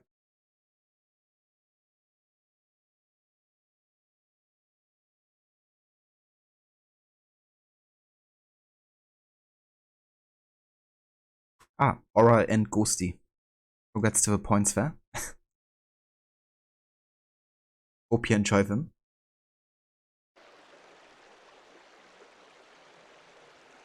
Rigged. A little bit, yeah. You need a helmet. So I could be wrong, but I think that helmet is part of the Valkyrie set. Actually.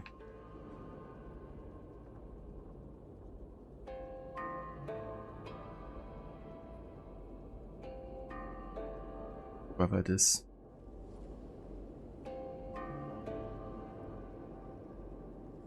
Oh. Kinda wonder why some sets are not getting displayed here.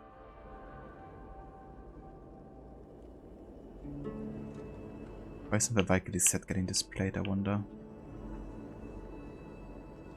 Maybe you can't buy it anymore? You do actually have parts of a Valkyrie set bought from Retta already.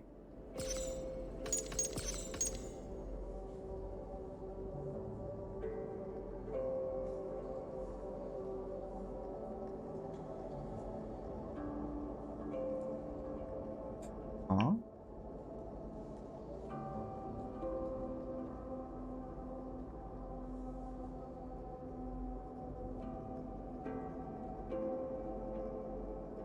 I have no idea why it's not in the store anymore.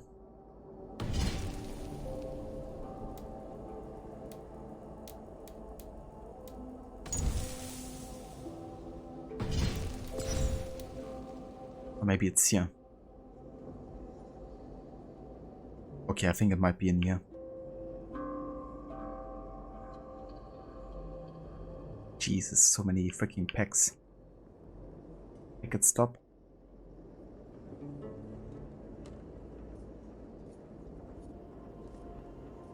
Wait, what? Isn't even under gear sets? Fuck. Where is it?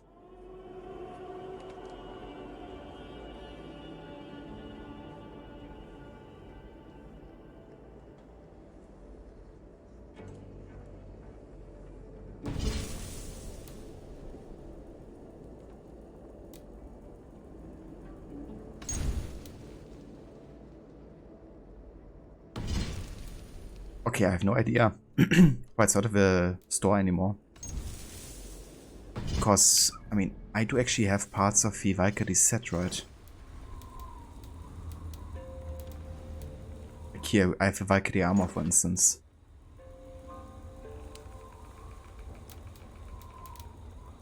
I think I even have other Valkyrie parts, don't I?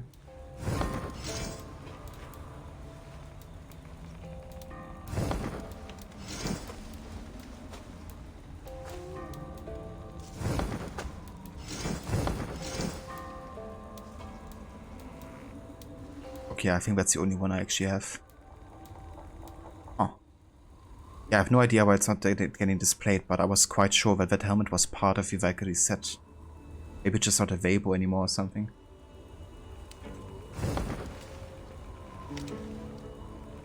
Found a couple of these shrines and you couldn't figure out what they were for. I gotcha. Yeah, that's what it's for. You change from the God's questline. Something of you reminds me of her. Something. You have Radiant Set Spear, it's dope. What does that spear do? The tattoos in the store are deceiving, they look much better on the ad than in game. Kinda like a fast food burger. It's like one of these McDonald's or Burger King ads. I just found out that you can turn Sinon into a puffin or even a pigeon. That's true, yeah. Or like a dragon as well. Maybe it's an in-game reward?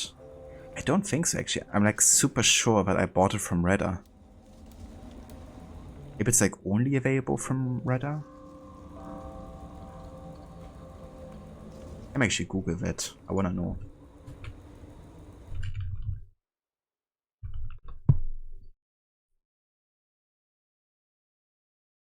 Valkyrie set hold on. In Valhalla will cost you Helix credits, but its stats make it worth a cost.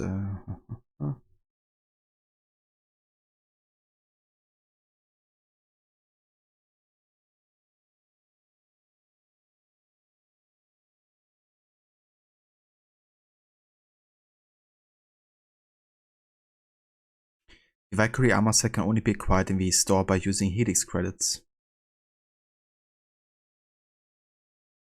So it's not like available in the store anymore?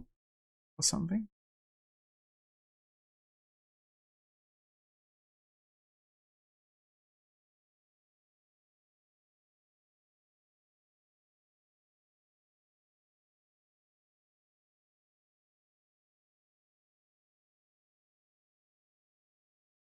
So apparently it was already gone from the shop in January this year. Okay, so apparently it's just been moved to like exclusive offer section. There it is. Ah, okay. Never mind. So I guess because it's like part of like a offer right now, it has been moved to that section for some reason. There you go.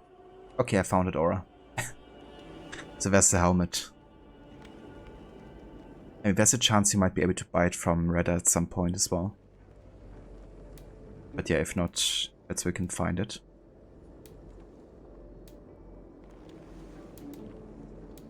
Oh, I actually have a winged shield as part of the set here.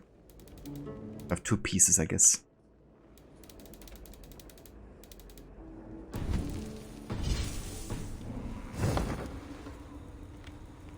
The golden ray spear calls down a beam of light to set an enemy on fire if you impale them with an L1 special attack. Damn. That sounds really useful.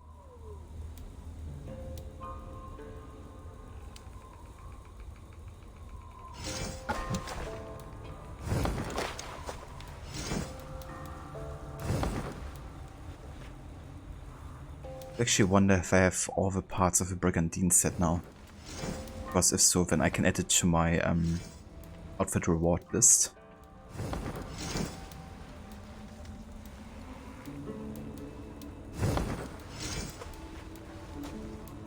Yeah, I do. Let me actually go ahead and take care of it as well.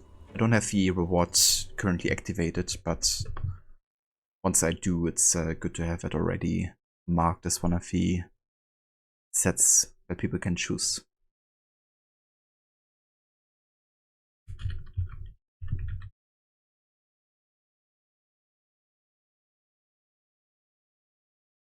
Okay.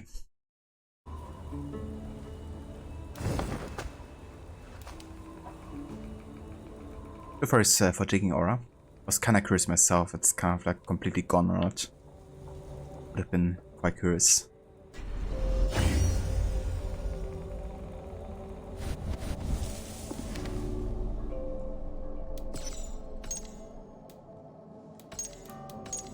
Also got some new database entries here. Hugaheim.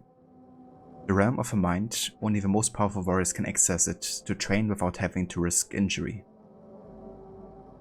That's the world where we're gonna have these mastery challenges being set.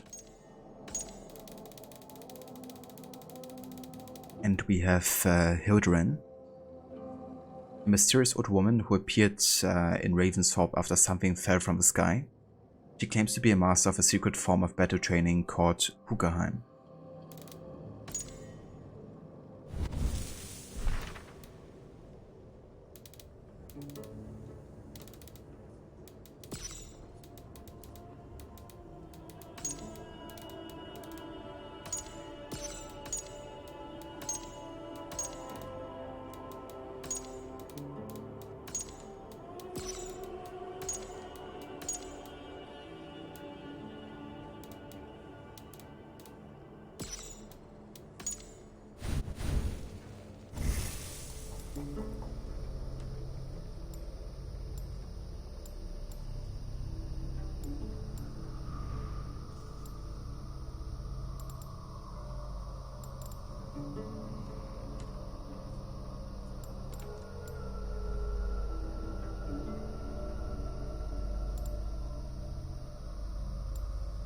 Okay, let's get both Shield Master and Perfect Parry.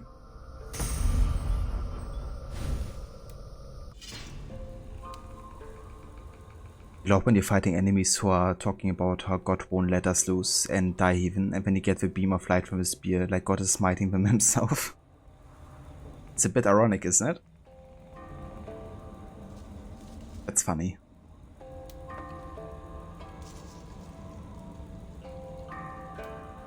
Okay, so another thing I want to do here for the next story arc is I want to choose a new kind of like look and also change the weapons or weapon combo.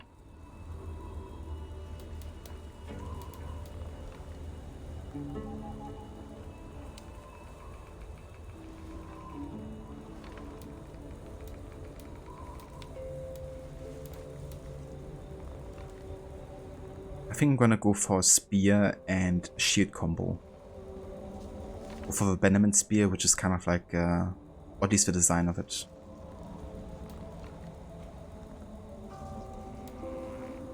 Actually, I think I'm gonna just choose it because it's upgraded already and it works well together with the shield anyways. So I'm gonna go for the Raven Clan banner spear here. And then combine it with a shield, I guess, and give it the Raven Clan design as well.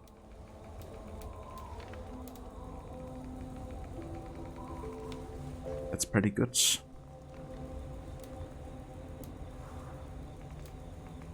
I mean, the ignition on parry is also really good.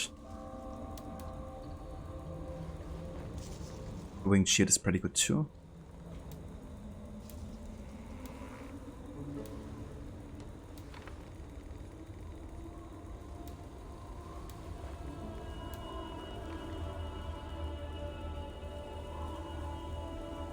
This is really good for stealth, of course. But I think I might go for the wing shield.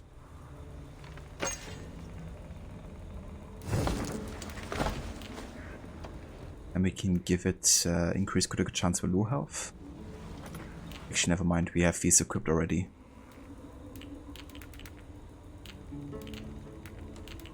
Let's go for stun here if I have any stun runes.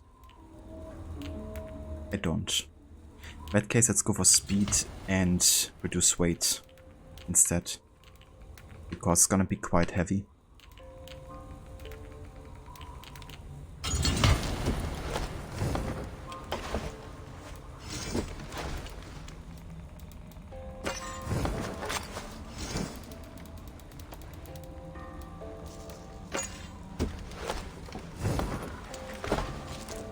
Over here we go for the Overwhelm Fury rune. And we're gonna combine it with probably just attack actually, I think.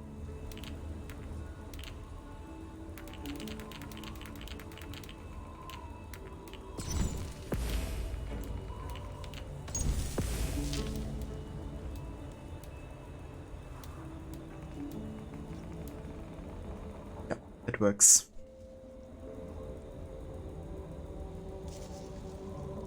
Also now that you're doing the river raids and stealth, you're getting so much gear from them. You stealth into everything and kill as many guards as possible before calling in the raid to open doors and chests. You don't trust those idiots to not set themselves on fire.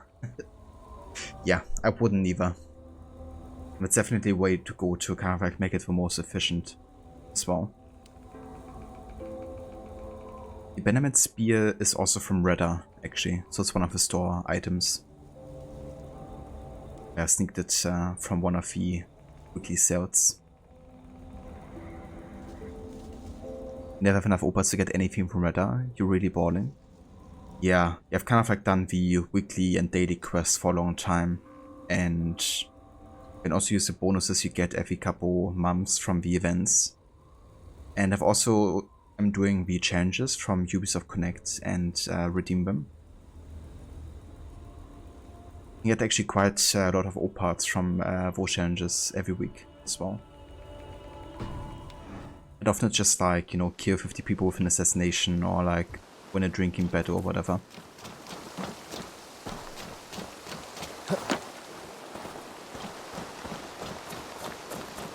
So currently I have the upgraded Magister set transmogged on top of the Element set. Child of Varin? But without the cape though. But yeah, it's a Magister one.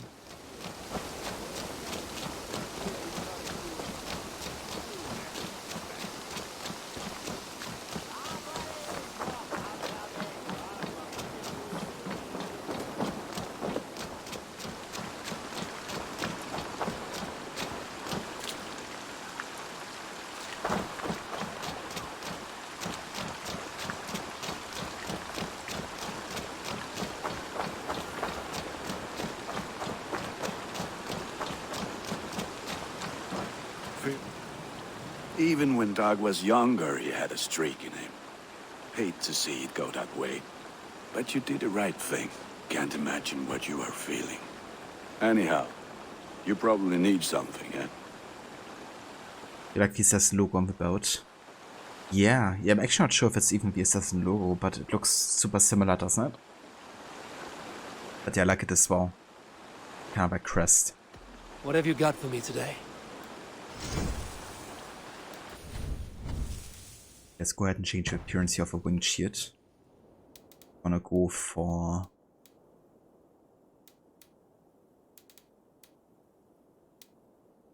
the Raven Clan shield. I actually upgrade the Raven Clan shield one further for the next design.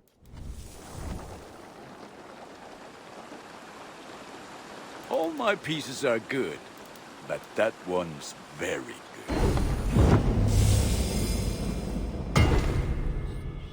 This is more like a golden design here. Let's go ahead and change to that one.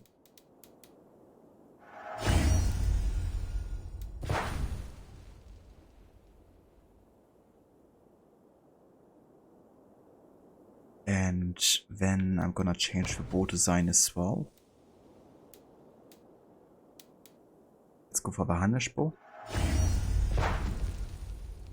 And then I wanna go for a different set here.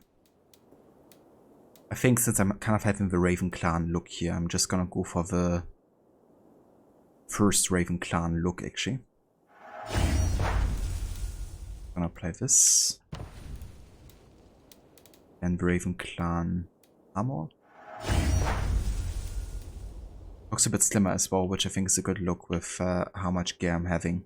So it doesn't look like too bulky overall.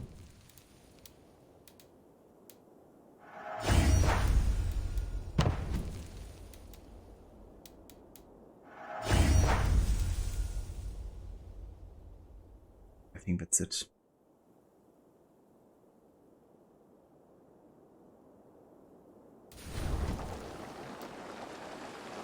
Ready for battle. Oh, I think you're gonna finally someone understands. Gunnar's a bro? Definitely is, yeah. Yeah, I love Gunnar. Also love the story arc later when he gets married and all that. I will see you later, friend. May they sing of your deeds and my craftsmanship. God damn it, why does there have to be clipping though with a shield?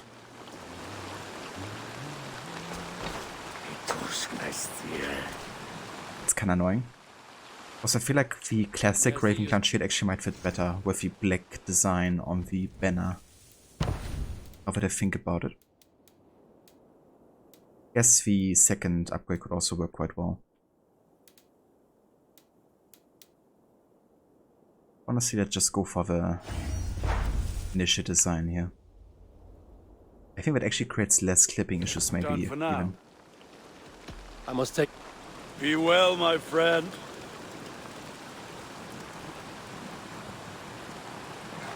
Well, there's a bit of clipping going on, but it's not quite as bad. So I'm gonna stick with that, I think.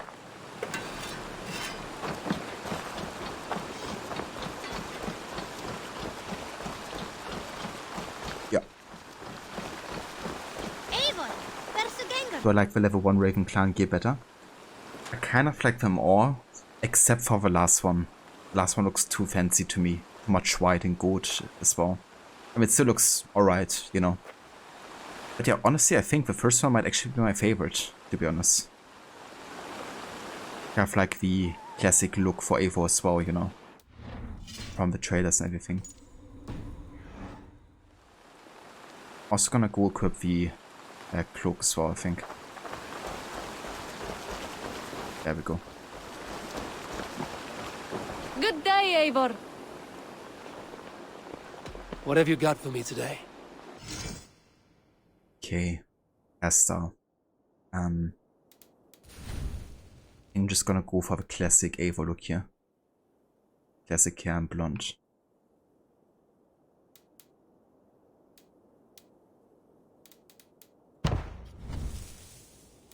And Here twice.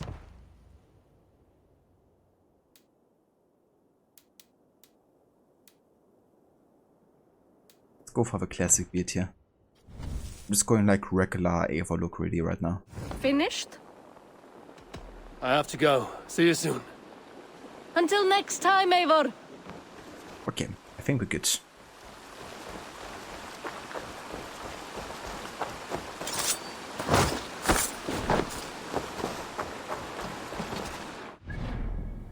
Right, but yeah, I think that's everything I want to do in Ravensthorpe for now at least. I want to leave the river raids and all that type of stuff until we have drawbacks to get. But yeah, that is like my prime priority here for now. So, I would say we're gonna take the long ship here. We could actually fast travel down here to London and go Sussex from there. But I kind of want to listen to stories and songs and really take the journey to Sussex as well.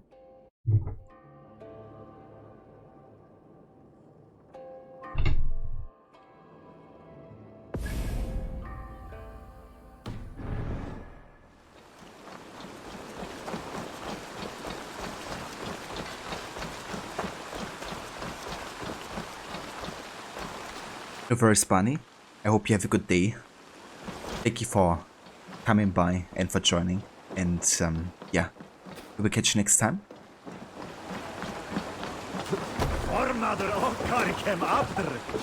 Man your oars! We must row in these waters. Let's have a song. Hey, the love. Readings have been gone done due to your laptop. Sir Francis III died 2 weeks ago, but now Sir Francis IV is on the job. Damn, sorry to hear about Francis III. That really sucks. But I hope you're happy with your fourth one. Hope everything is working well.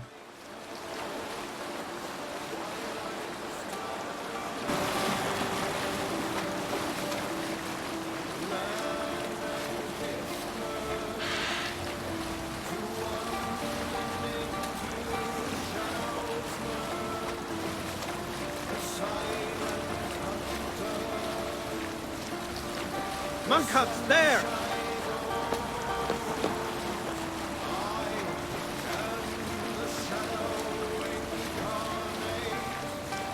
Look! One of the rich temples! That's sail! Sail! Wait. My way, dude. Sail! Run to the wind!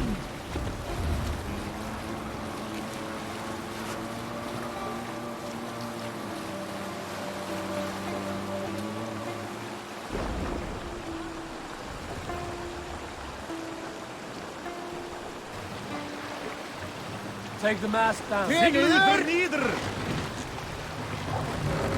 Let's hear a story. You want a story, but I will give you a confession. And if you think me weaker for Set it, the mast that up. tells more about you than me. Here is my secret.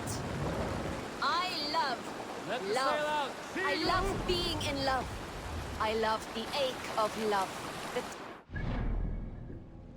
Oh. You're right, Aura. I actually forgotten I haven't even pledged to Sussex, have I? Whoops.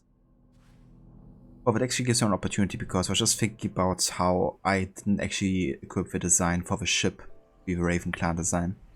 Represent the clan even further.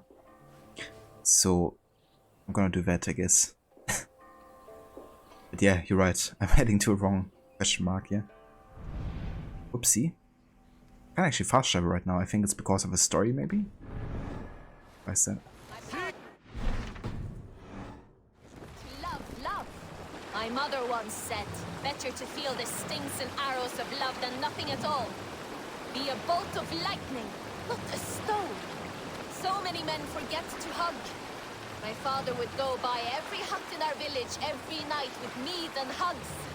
I would do the same. He always said, beyond the complex lives of gods are these simple truths. We forget, and it takes tragedy to get them back. He said this too. Hugs are hugs. Mead is mead. Love is love. Gods, I miss him. I see him sometimes, his face leaping from the waves. Okay, just want to listen to Berna's story very fully before we go back here. I got so excited to rescue Sigurd. Yeah, no kidding. All ready to go. But didn't even talk to Renby. Berna has much better stories than Dag, for sure. They're at least true for the most part.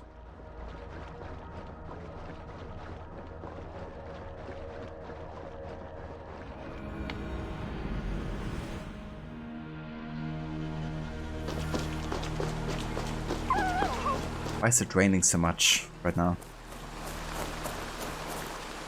Always nice to see a friendly face. So if you see any about, send them my way. Men like Doug litter every clan, city, and century. The prideful ones. Men who never know when just enough is still too much. I'd also talk to everybody in Ravensthorpe again, to be honest, just to see what they have to say about Dag. What do you have today? Might be it's not an option anymore. Ooh. Once I come back from Sussex. This Angel Wing actually sounds quite interesting. Heavenly Light shines down after a kill, dealing area damage. I mean, it sounds over the top as heck, but I'm still gonna get it, I think.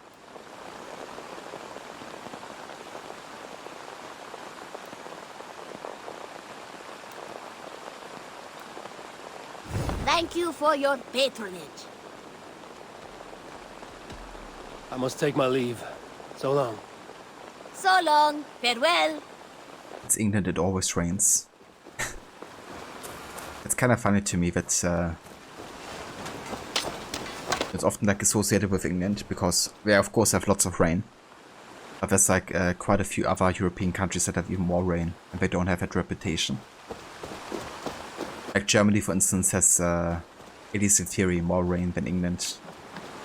Yet I don't think people really associate Germany with rain.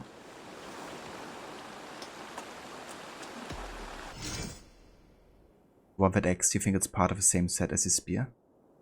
Yeah. I mean, for 120, you can still get it in 4 days.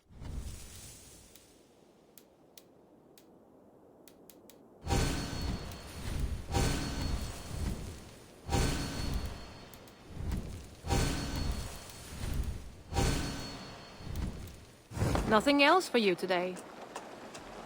I will see you later, friend. Goodbye, Eivor. Okay, and let's also go ahead and talk to Renby here.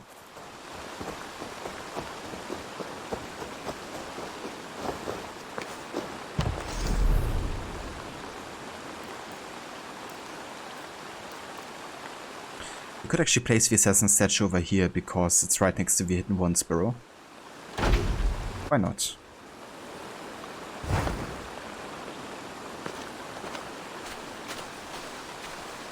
It's more for the cartographer though than for the Hidden Ones, isn't it?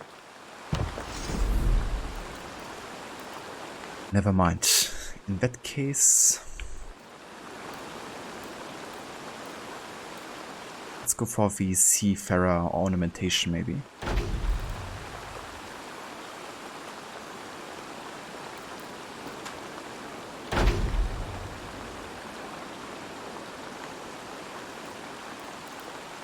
Have a trophy.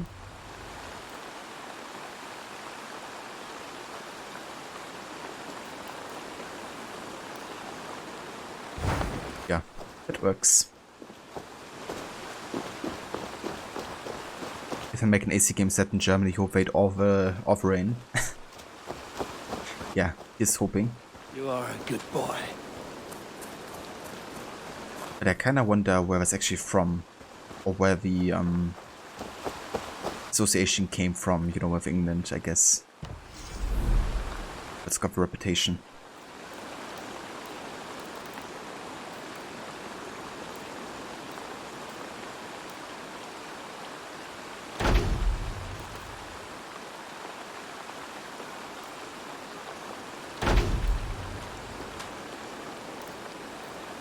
Hold up. I have a Black Raven banner. And I also have the option to buy it in Redder's shop. Even though I already have it. Oh. What do you see?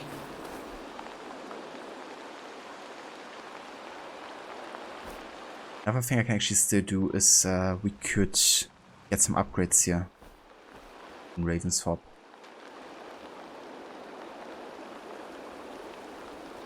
We'll get a cattle farm, maybe also a grain farm. So before we go ahead and actually celebrate a feast here, let's also go ahead and upgrade these.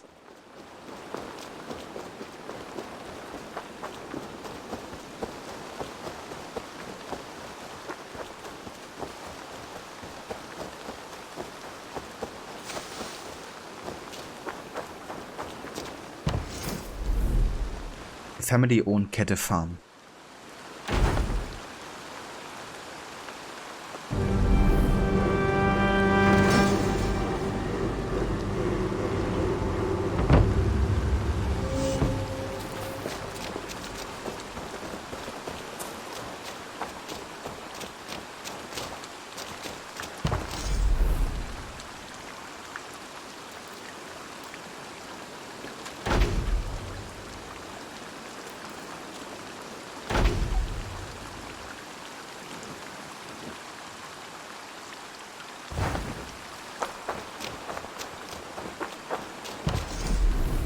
And we have a grain farm. A farm that grows and harvests the settlement's grain.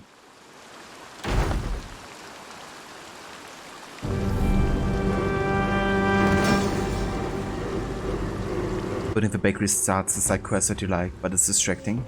Yeah, I was also thinking of that one and then decided not to get the bakery yet because I want to go to Sussex as soon as possible. It's true, it's definitely a good one. I like how the baker kind of like starts to leave his life behind, you know, of being like a hired gun, I guess.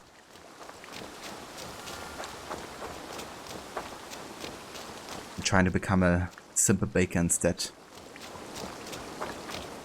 Kinda crazy I still haven't gotten the museum actually. And again, I haven't really collected many Roman artifacts either. Octavian lords over a collection of ancient treasures. Bring him Roman artifacts and he will reward you.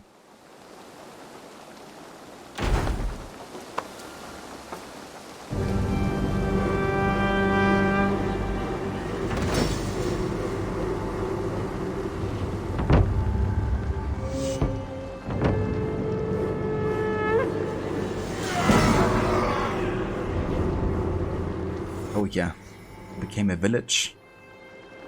We also unlocked the faux farm.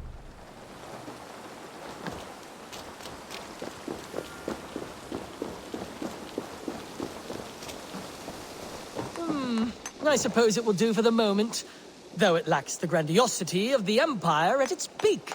You don't like it? It's not that. It's just not terribly Roman. It needs more. More relics, more statuary, more Rome. If you happen to find any distinctly Roman artifacts on your travels, bring them by. We can make something of this mess yet. Yeah, that's true. The London mission with Maximus, isn't it? With a statue. Eivor, have you ever been in love? Why do you ask? I wonder if you know the feeling of having your very heart pulled from your chest as it pursues the elusive object of your desire. I wonder if you have ever known the bitter agony of seeing your beloved in the arms of another. I have known such a pain, and Maximus was its source. One of your lovers? Oh, gods, no! No. Maximus is a snake and a leech.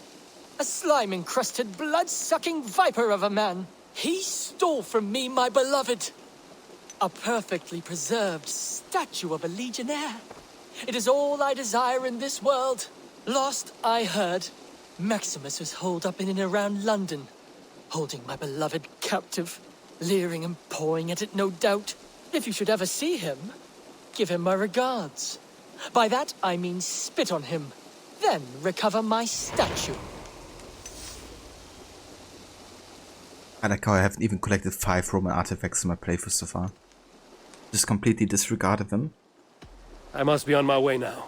Goodbye. But yeah, they really just give you Your travels, Eivor? they just give you kind of like settlement decorations, so I didn't deem them important for this playthrough.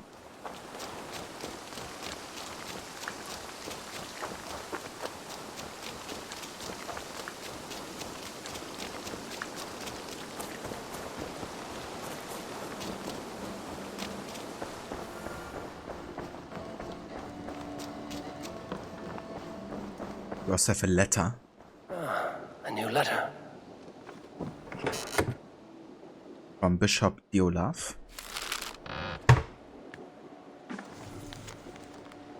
Eivor, things are settled in Shropshire.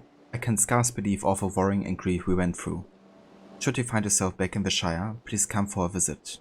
Your friend, Bishop Diolaf.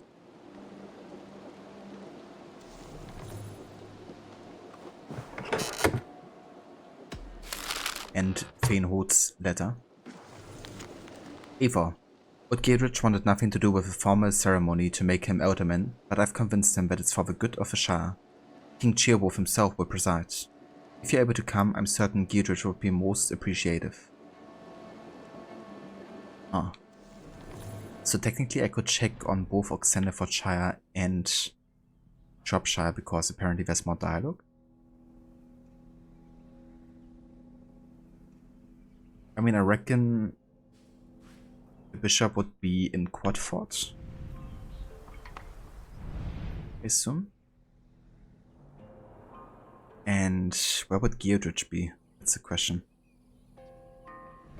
I reckon Buckingham, maybe?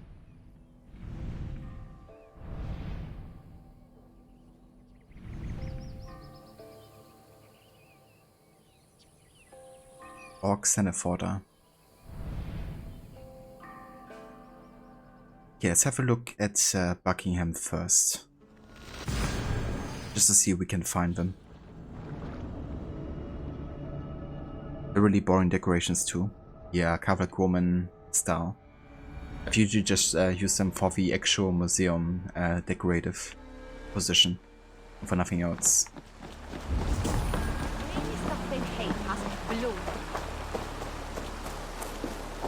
Kinda crazy how it's still raining.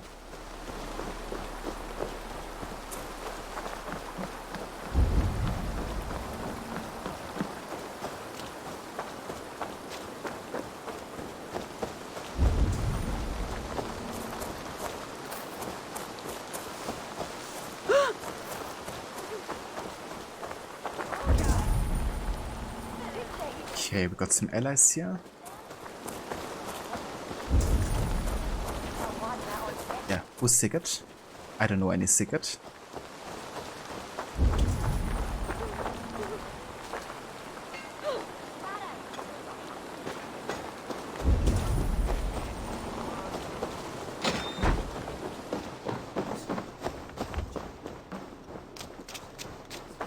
Okay, there's nobody here.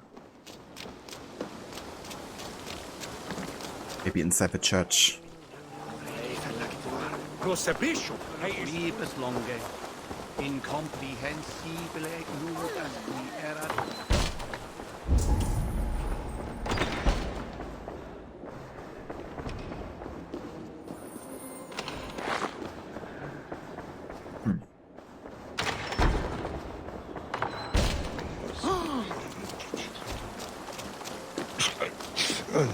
Okay, I don't think it's Buckingham.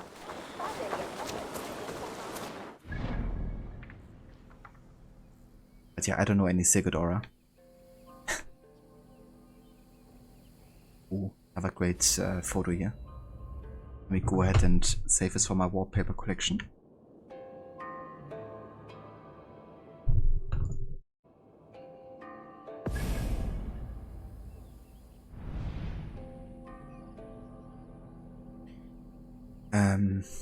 Okay, let's go ahead and also check on Quadford. Oxenford, I mean. And if he isn't there, then guess we tried finding Giedrich. Here's the tomb of Osiris, motionless, motionless like Osiris, motionless, his limbs like Osiris. Beautiful. Eva Harbinger, welcome in. Eva Denver. Hope you're doing well. Best raise my hood here.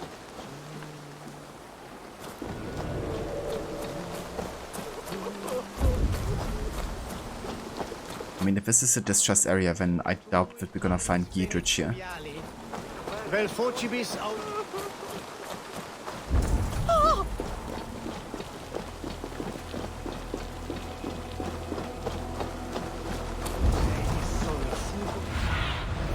What do you see, Sunan? Okay. No idea where Giedrich could be.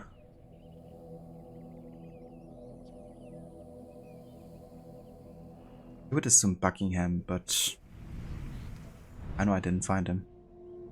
Okay, so if we can't find Giedrich, then I'm gonna try to at least find Diolaf.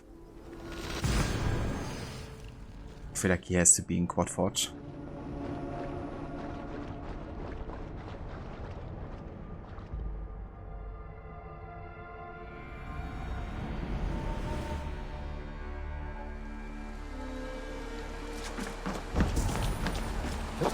So why is the training like literally everywhere?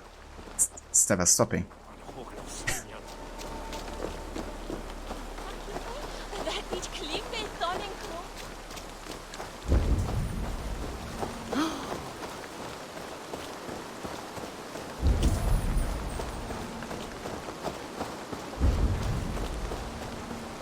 Okay, we got a longhouse over there. It's worth a try. If not there, then the church, I guess.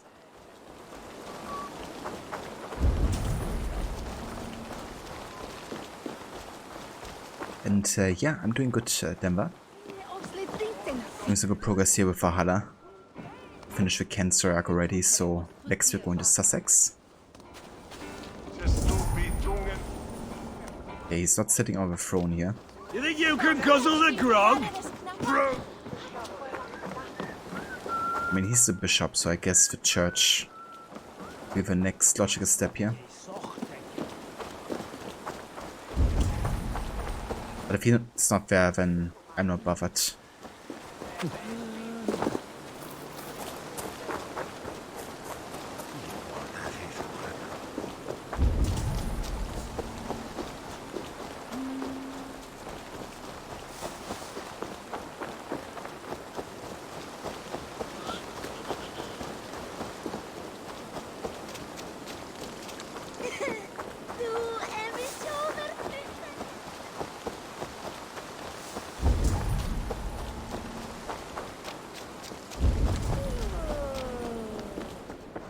My god, I found him.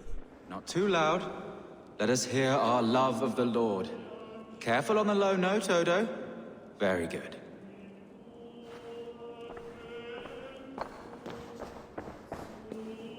It's kind of funny how this guy's still laying dead here. The brother of King Rotary. Still laying dead from the quest that we did like ages ago. Bishop. Eivor, a great pleasure to see you again. Does your god have ears large enough to hear this song? He does indeed. Since the death of Rodri, our Shire lives in peace, and we celebrate that peace with music and prayer. You do not fear reprisal from the Britons? Angharad divided her kingdom among her sons. The eldest, Anarod, busies himself by squabbling with the others. And if he prevails and unites the clans? May that day never come, God willing. I received word from King Ceolbulv. He has interred Ceolbert in Tamworth. The lad merits a visit. In honor of his memory, yes. Eivor, this was among Ceolbert's possessions. I'm certain he would have wanted you to have it. I am honored. I leave you here to your music, good bishop. God go with you, Eivor. Ceolbert's cloak brooch. Interesting. I've never actually Went back here to check that.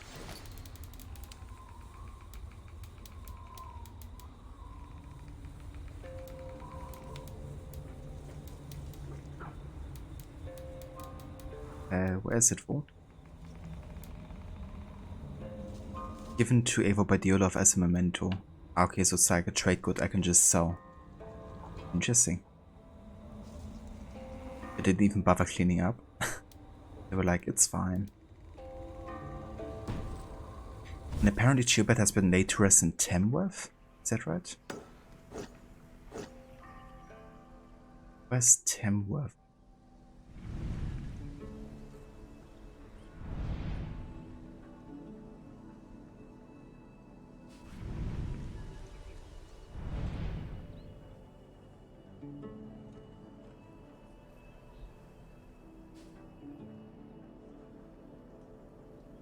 I have no idea.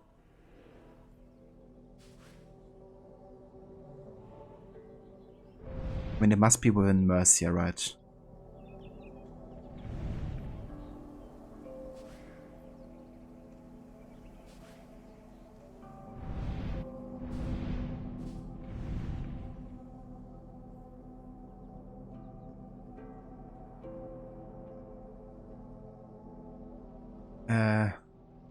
Yeah, no idea. Let me Google that.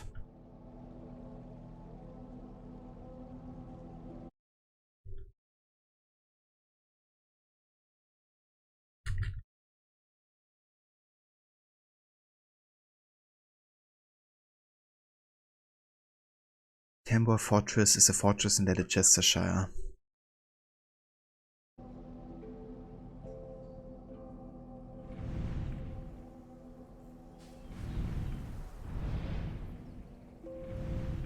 Dear God, Basim will have my head for this!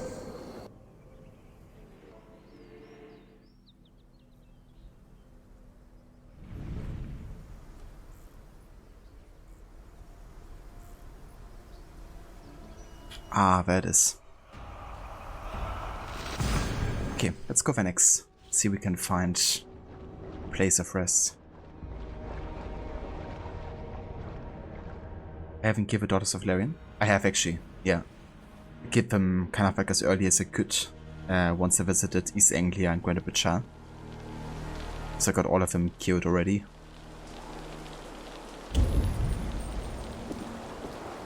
But I need money, sir. I'm poor, I'm sick and hungry. Lies here, in cold earth.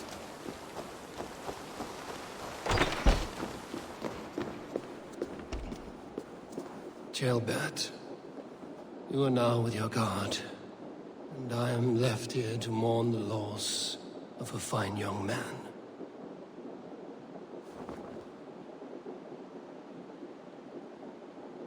Damn, that's really cool. You can go Chilbert's resting place. I've never done this before.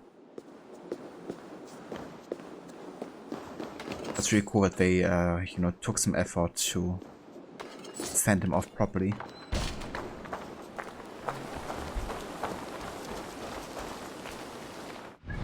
I still wonder where I can find Geedrich for, but I guess this just has to wait until a later point. For now, we're gonna go and finally pledge to Sussex.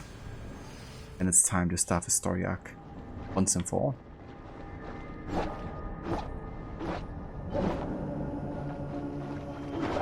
Getting like distracted left and right.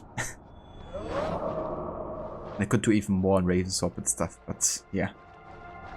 At a later point, we're gonna do it.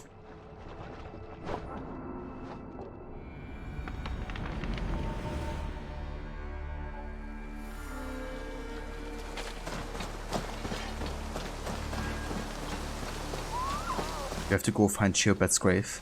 Yeah. Yeah, so it's Tamworth's fortress in Leicestershire. But I think you might have to go and visit Diolaf first in Quadford. Not sure if you can do it before that point.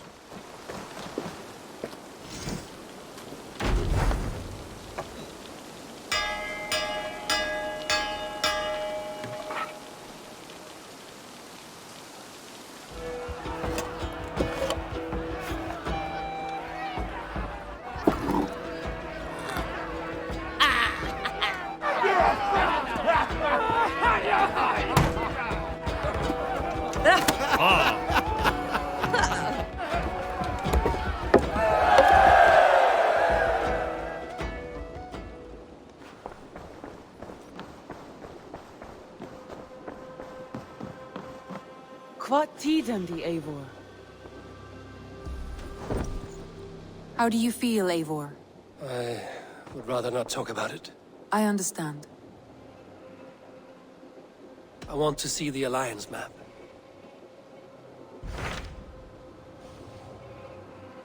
Alright, so we have quite a few options here currently. We have Essex, we have Lincolnshire, we have Nottinghamshire, and Jorvik, as well as Sussex, of course, and also Vinland and Jotunheim. It's a loads and plenty of options here to go, but Sussex is the next logical step because we want to get Sigurd back, of course, as early as possible. So Sussex it is. My mind is fixed on Sussex. Basim and I have a chance to save Sigurd, but we will need an army. That is for you to decide. The more alliances you have, the better your chances at victory. That's the thing, right? Like, we could probably work on more alliances before we start to attempt the sword.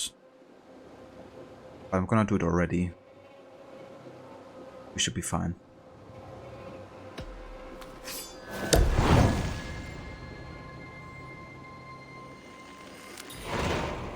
I will go now, and I will bring Sigurd back with me. That is a promise. Good. I will send word to our allies at once. Meet with Basim when you can. He should be in Croydon by now.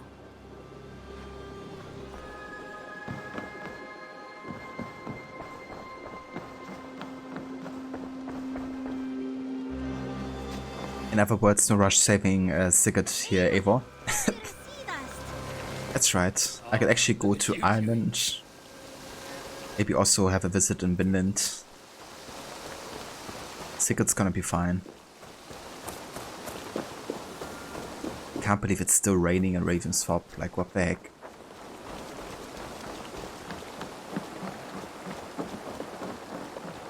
Maybe have a few more feasts. That as well. Eivor! Eivor! Spend a couple more nights with Randy. No raising the sail here. Sing, my ravens. Right decision, Gere. Eivor, welcome in. Sail out!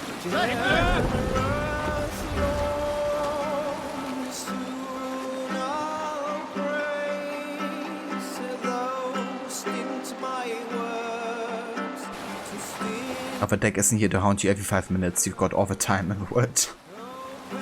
That's true as well.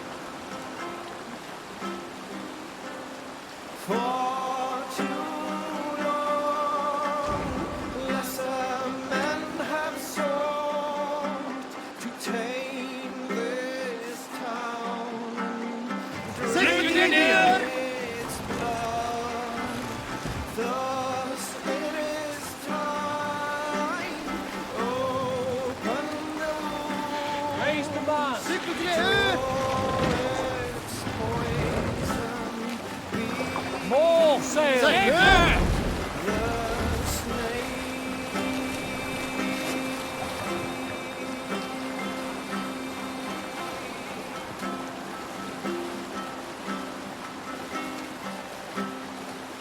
Monastery, Eivor. Ripe for plunder. We need an epic tale. When I gave up my berserker ways, my family decided to leave north.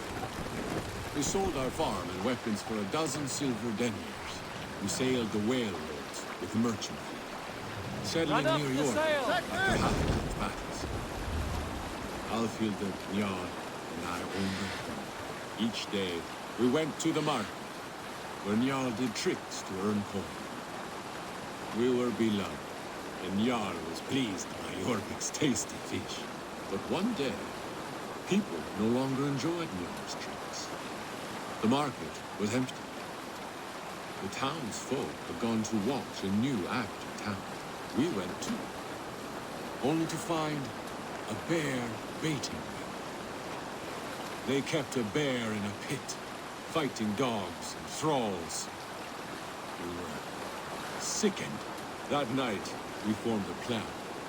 We met the bear's owners and plied them with strong ale. Once asleep, we threw them in the pit. Their bear mauled them savagely, for they had mistreated it badly. The bear then followed Njal and us out of that wicked town. We led the bear into Pictland. And as for our part, we moved to Dunwich in East Anglia, where our troubles began anew. Damn. That's savage. Feeding the master to his head there. But yeah, we got it coming. Scared of the size of this game, Harbinger. I mean, it is a lot. I guess it depends how much you wanna do, right? Like, if you would just focus mainly on the main story, and you can get through it quite fast, actually, I would say. But yeah, if you have like the completionist mindset, then it is quite daunting. Sing us a song. Drop the mask! One that's truly trusted and wants good to grow of your friendship.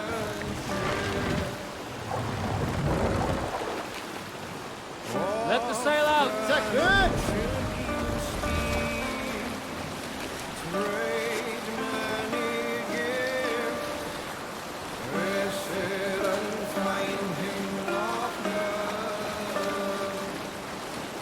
Monastery, bound to be rich picking.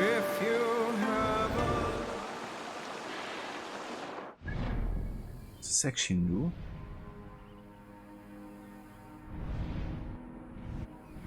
Oh, never mind, I've been there already. That's Zelevo, but we can leave it for later.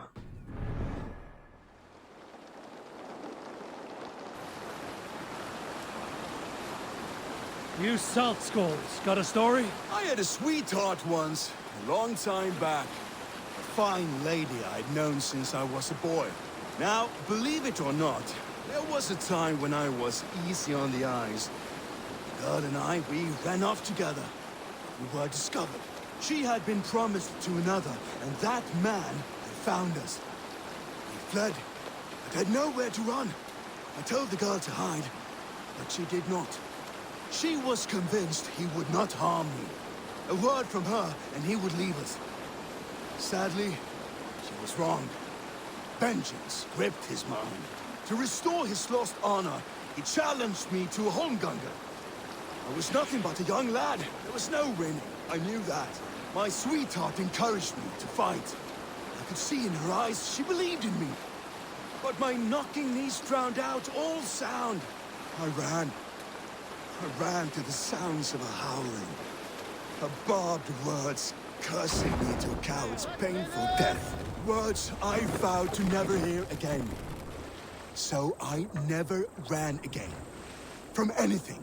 I stand and fight, always prepared to die. Ja. Show me what luck.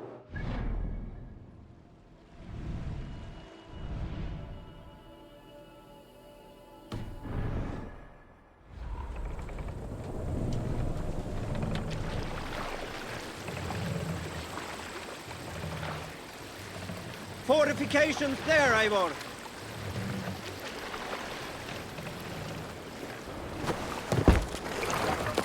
What are you doing?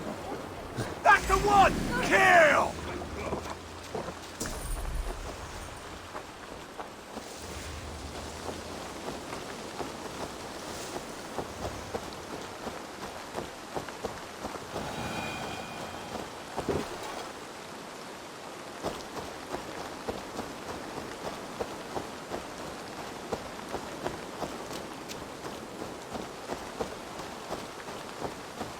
Breadbasket of Wessex, land of plenty.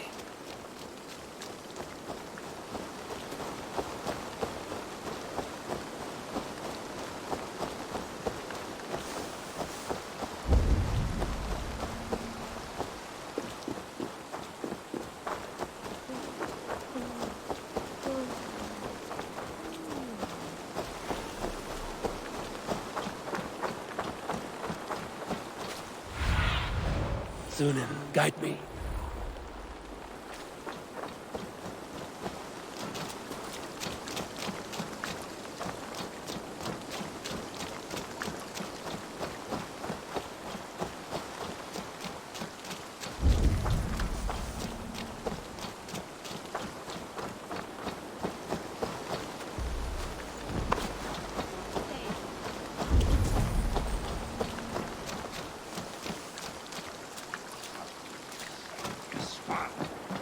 London is dark and grubby, as they say.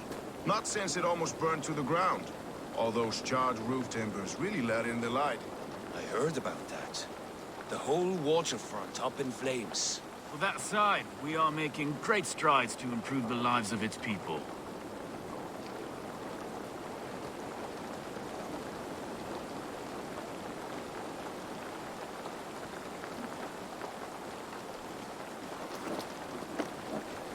I've seen Stone Urky again. Oh yeah. Also the brothers Brovir and Brodir. Eivor, you giant steaming bowl of elk piss! King Oswald sends his regards. Brothir, brother. Or is it the other way around? It's... good to see you, Eivor. Oh, stop mewing like a heartsick kitten. He's been moping since the wedding. Are we done with this pissing contest? Are you madmen ready to spill some blood? After that bastard Red, some nice soft Saxons will make easy meat for my blade.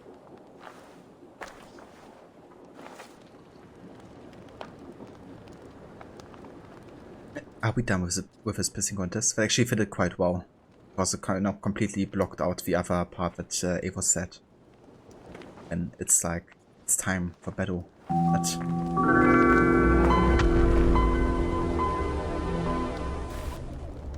Brovir, Broda, the bros. It's them. Also, hey there, Dequavius. Welcome in. Thank you for the follow. Eivor, my second favorite Norse. Must we always drift together on such violent tides? That is the way of things. Yet the meeting of friends is a glimmer of light in these dark days. Ever the optimist, though. It's good to see you both. I brought no pleasant words, only my blade. Let's see which proves more useful.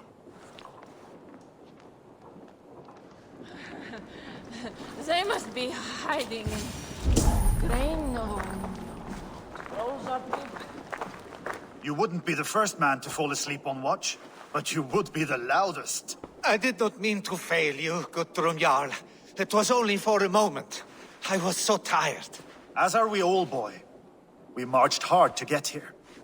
Still, let's not disappoint me again. You hear? My Jarl, I'm sorry.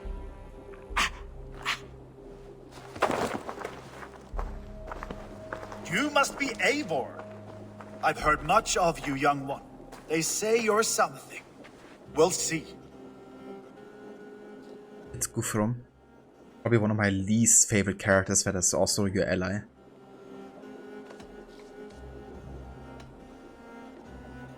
Stay around a while and judge for yourself. Oh, I will. Have no fear of that. Eivor hopes to rescue Sigurd from the madwoman Fulke, now ensconced in Porchester Fortress. If you wish to crown yourself King of Wessex, Porchester must fall. An alliance here serves us both. You promised a great army, but you couldn't breach a Krone's garden with what you have assembled here. This is not the sum of my forces. Where are the rest? Your allies are on their way. We must be patient. We cannot wait for them. We march as soon as we're able. With these numbers, are you keen to see Valhalla today? I will not sit on my heels while Sigurd rots in that she-dog's care. We might muster for an attack in the woods east of Porchester. But there are scouts between there and here. Scouts I can manage. Point me at them and I will blind Fulke's eyes. One walks the road between Briggsworth and Chichester. Another on the riverbank north of Crowley. A third keeps watch on the hills south of Croendene. But I warn you, these are all we know of. There may be more. A risk we must take. I will find the scouts. You move the men into position near Porchester. That is a rash gamble, Ravenfield. If we are spotted, we will be vulnerable. If you want victory, come now or not at all. Every hour we waste could be Sigurd's last. You had better be all they promised.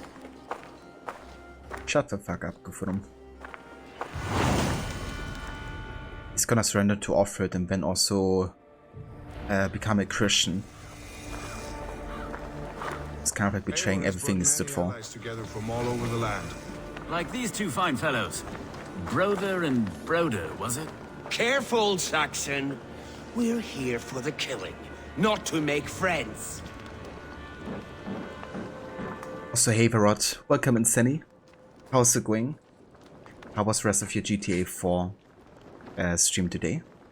Hope you had a good time with Lewis and Roman and the others. Did you make that Arab money today? Yeah, it's going good. Have a good time with Valhalla. We finished the Kent story arc earlier. And we're now in Sussex trying to rescue Sigurd. Literally just started the story arc, so we're right at the beginning of it. But yeah, definitely looking forward to get Sigurd back, you know. Because then I can also make a start on some other story content like the first DLC, Wrath of the Druids. Maybe also travel to Vinland and stuff. But I wanted to hold myself back from that until Sigurd is back, so that urgency is kind of like gone. Hey Vefua, good morning. How's it going, mate? How did I get Finna to join my clan? For some reason when you played he stayed with Oswald. You didn't think you'd done anything to influence him at that point? Yeah, I mean, I'm not quite sure which choices are important. But you can definitely talk to him about his future plans and what he would like to do. Then at the very end of the story I can talk to him again and make him join the clan.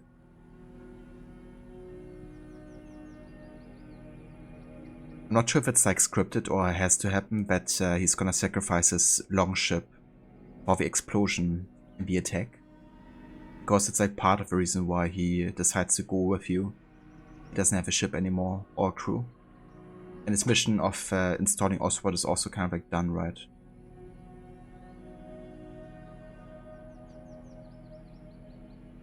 You were gonna say, remember Guthrum from the Discovery Tour? Yeah. Yeah, he's been like one of the major Vikings during this time. And of course the one to fail the siege of Wessex against Offred. Conversion to Christianity was also well documented. But sure did, it was great, thanks. Was awesome to replay the whole GTA 4 experience once again. That's great progress, Sandy. You think you might put the DLC into the main game playthrough as well? It seems like a better way to do it than in the order of release. For sure. I mean, it kind of like drags out the game a little bit, I guess, you know, with the main story. But I feel much more content ending with the actual main game story, you know, than the DLCs. It's more of a fulfilling experience, and I really enjoyed doing that last time. So have you fully finished the DLC, the Ballad of Gay Tony? Or do you still have any missions left with the DLC? Gotta dog out Seraph. No worries at all. Thank you for coming by, Seraph, and I hope you have a good rest of your day.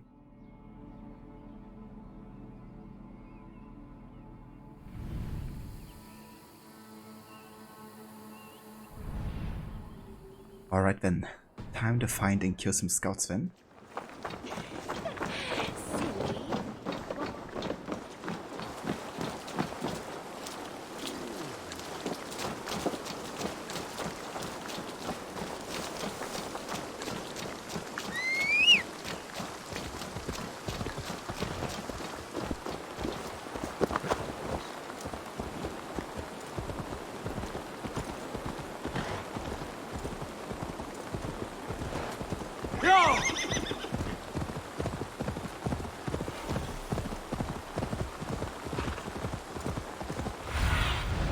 Be my eyes, Sunan. It's kinda crazy how it's still raining. I swear it's been raining for the last 2 hours or so. There would be a scout on this hill.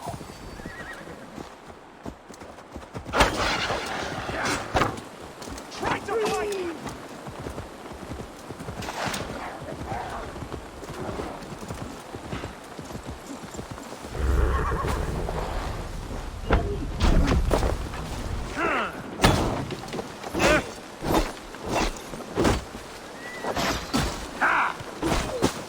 With me, brother!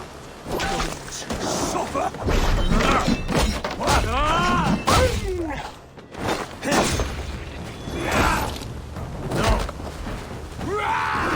They said there would be a scout on this hill.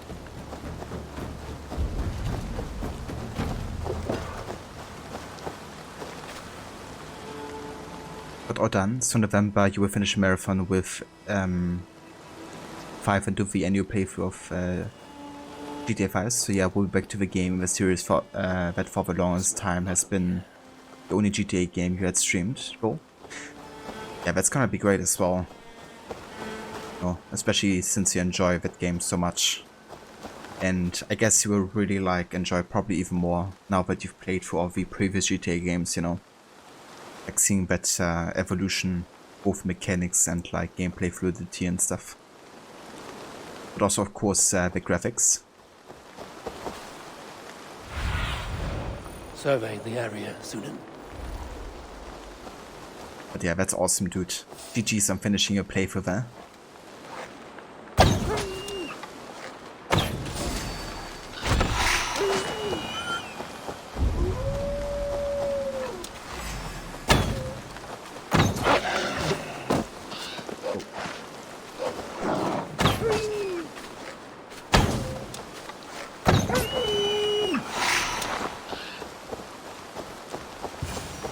Death is close. Did someone find the scout before me? Ever worsted.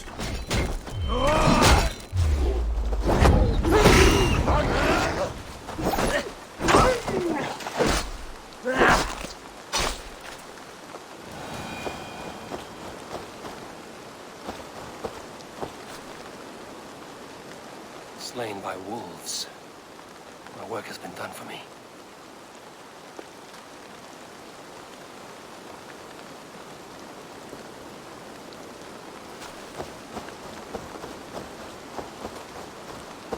But absolutely, dude, definitely won't take for granted how much they improved. You also look forward to replay because there are probably a lot of references to San Andreas that you haven't noticed before, since you didn't play all the way through until this year.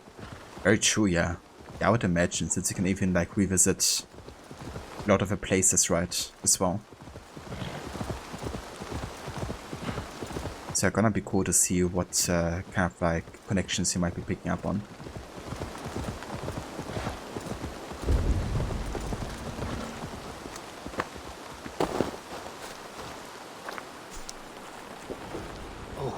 That's odd.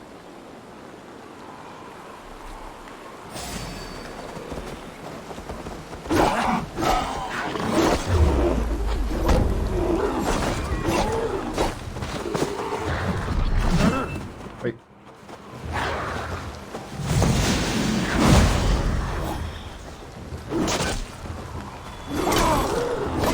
Freaking shapeshifters.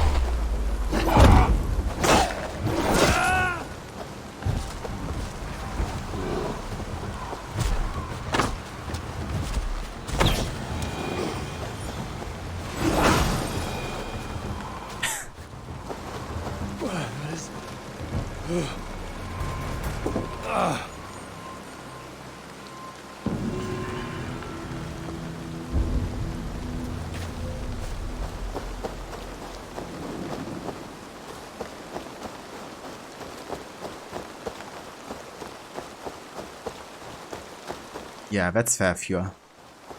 For me, it's also tricky because they're like, of course, the more games I play, the more there are that I want to replay eventually. Then every year it adds like new games, of course, that I want to potentially check out, so it can be quite tricky to fill everything in a year that you would like to play. Certainly haven't gotten to the point this year at all. But yeah, what I want to do next year is I want to kind of like shorten my AC playthrough a little bit, and I'm probably going to do it by just focusing on Ubisoft Montreal productions of Assassin's Creed. Which is still most of the games, but essentially I'm going to be skipping Rogue, Syndicate, Odyssey, Liberation, Chronicles games. And that's definitely going to give me some more time to play other games instead. A scout patrols the riverbank north of Crowley. Stretch your wings, Sunan.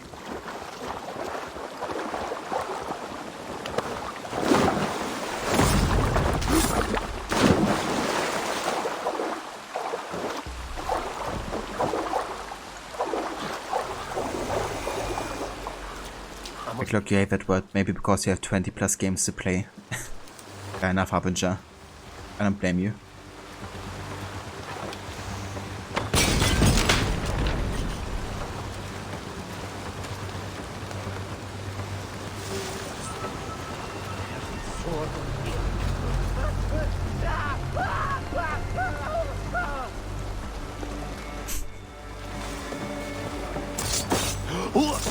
Things are coming to me.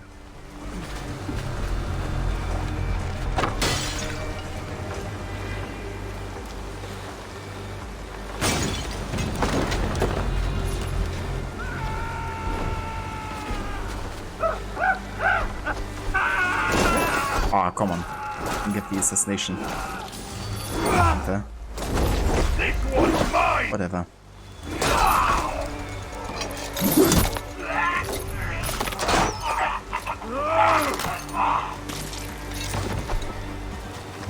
Let's do this. Okay, scout. One said he would be.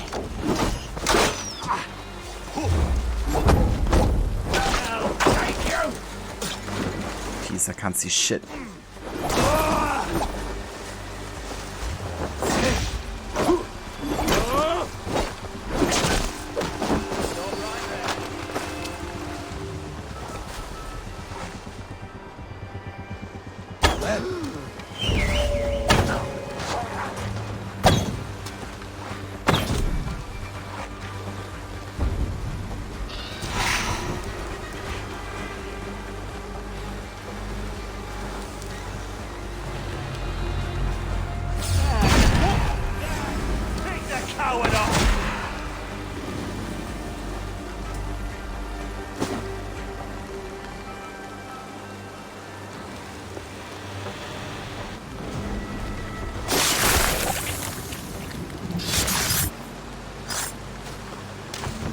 Orders from Fulke. I should show this to Basim once I've dealt with the others. Thank you.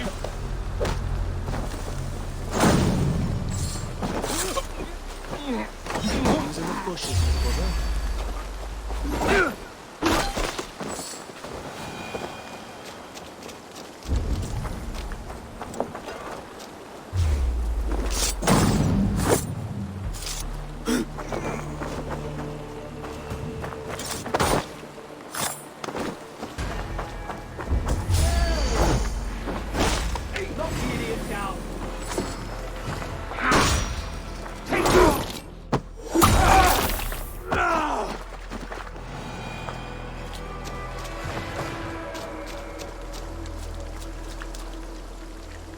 But in the future, there will be most likely 6 massive open world games in the series, including the 3 we already have, so spending 900 hours on each game in an annual run would become way too much, though. Yeah. Yeah, like, it's just too much at some point, you know, like already with all the games, including, you know, this year. With how early I started, you know, that I'm still busy with the games, kind of like insane. Okay. Yeah, we're gonna get her. And then she's gonna pay. I definitely have to kind of like take shortcuts eventually, or try not to include every game or not all the content.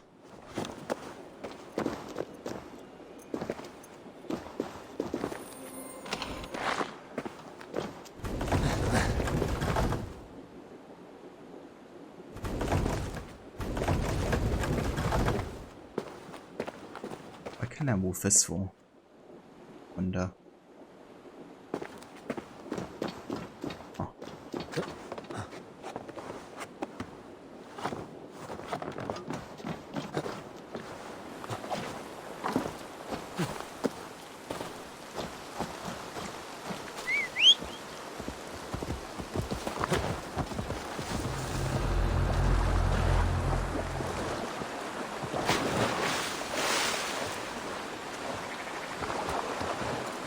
If you have one game you want to play, but M2, whatever, something to not play is the new Metro's Exodus.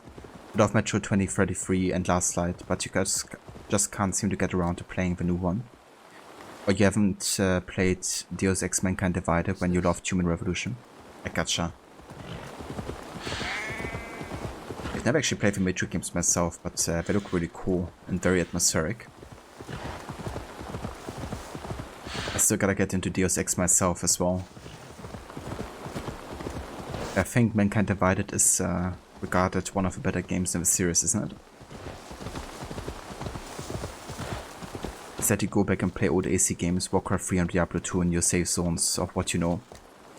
Yeah, that's another thing as well, isn't it? Like, sometimes you just wanna play something that's familiar, but you know already. I don't always feel like playing something new either. Which is why there's like lots of replays in the channel too, because it feels like comfortable sometimes, you know, knowing what to expect, I guess.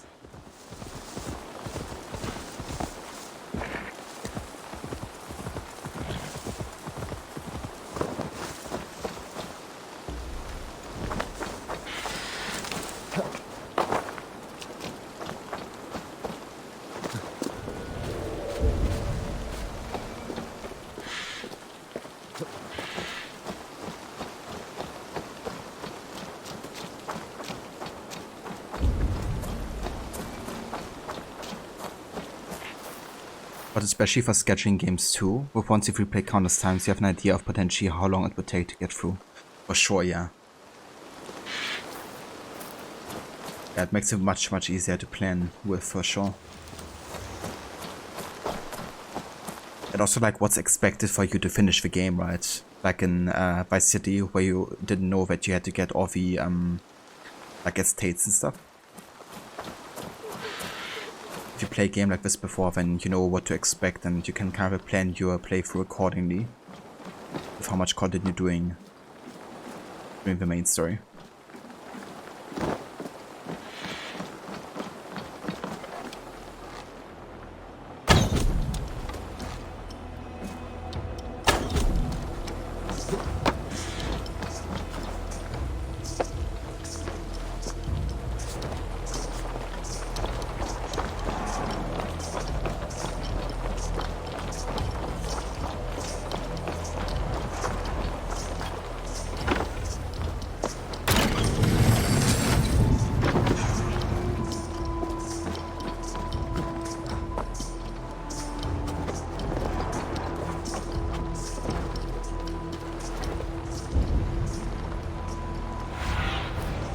Show me.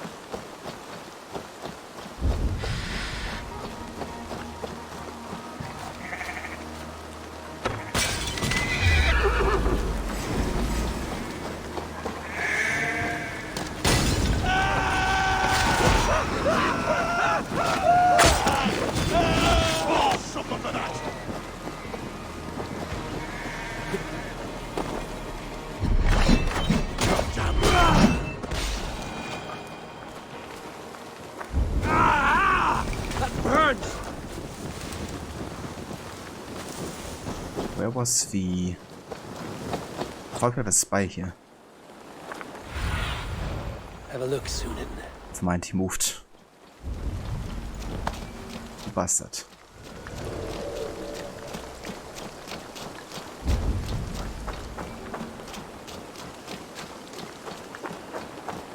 Where's this guy? Meum est sordidum vanetum revolutam, et non nos.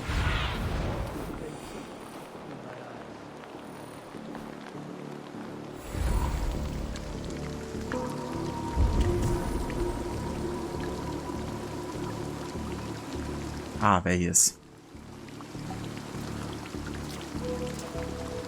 Fluker, I'm on fucking fire.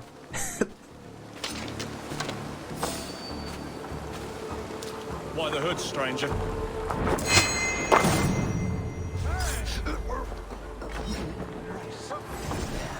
Scouts. Shoot it!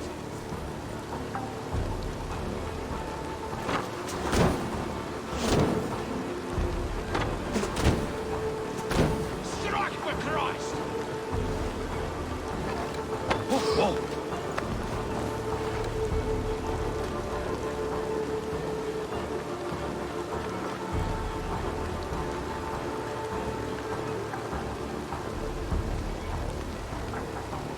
Why vote, stranger? Maybe he's cold, damn, give a guy a break. No kidding. And it's raining. For 2 hours already. I don't have a hood, then something's wrong with me. The best one is from Odyssey. I'm on fucking fire. Best thing if it happens in slow motion.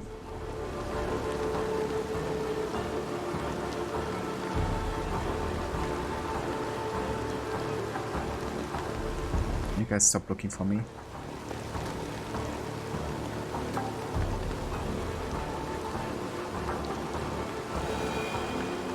Thank you.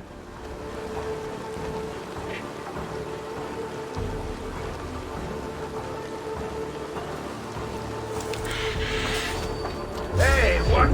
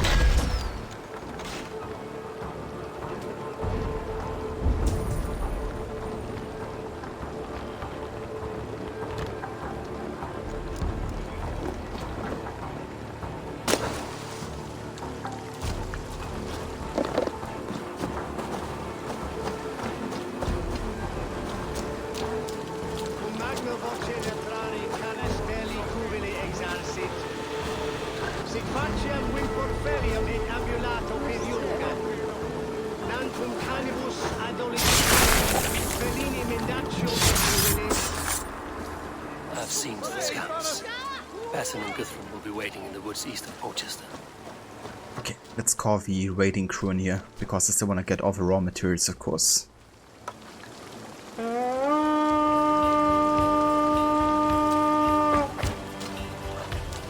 We feed the raven this day!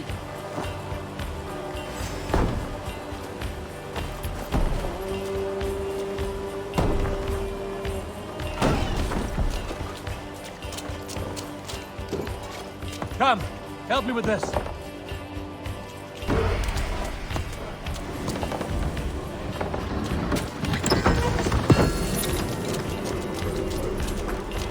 Done for now! Stop and die!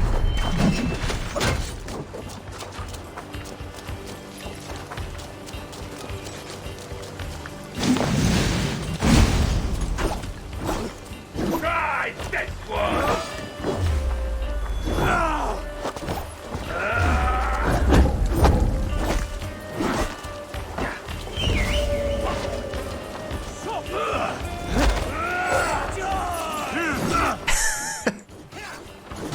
Circle run. Amazing. Flank the idiot. Press hard. You're mine. I'll have your grass.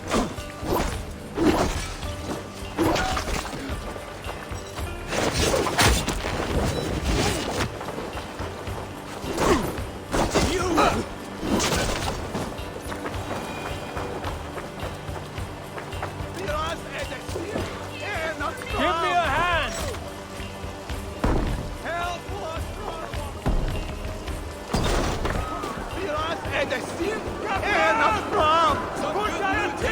Give me a hand with this.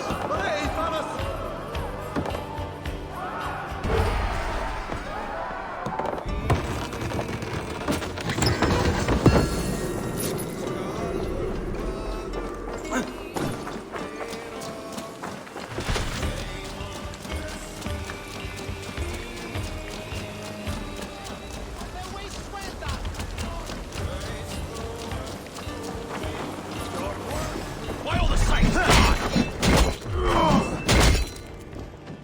Give me my breath again there.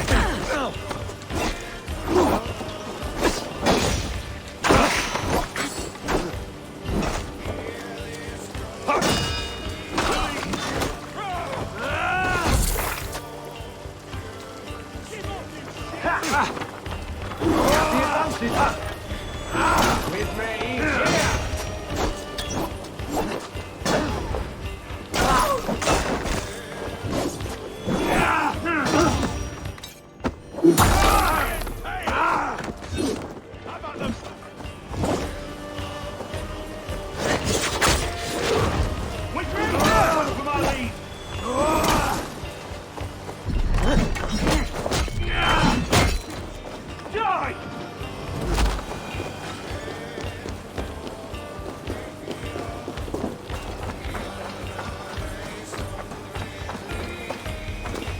There's another harpoon ability you can get from river raids as well. You swing the harpoon around and whack people with it. That's right, actually, yeah. I completely forgot about that one. But yeah, I love anything in connection with harpoons, to be honest. Also the rope darts in AC games before that as well. Like an AC3 Valhalla, AC3 Black Flag and rope.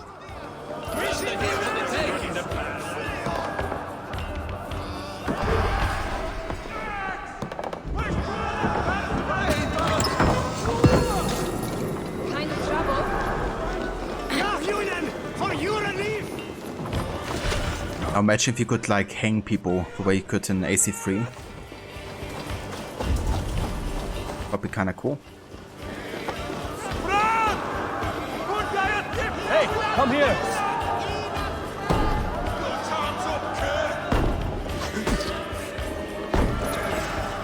Come on, dude, help me.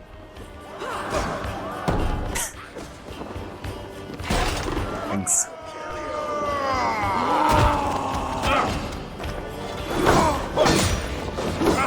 God loves me.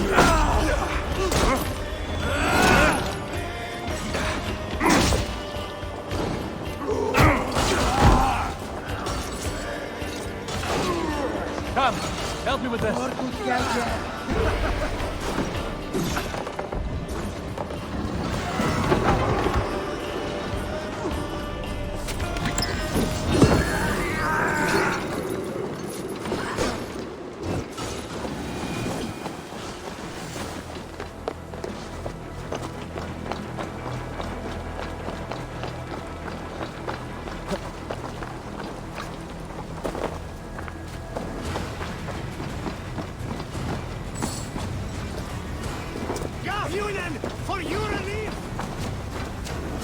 That would have been great. Maybe Ubisoft Quebec will put it in the Japan game. Well, I mean, it's a 1% chance of that, which is probably even a bad estimate.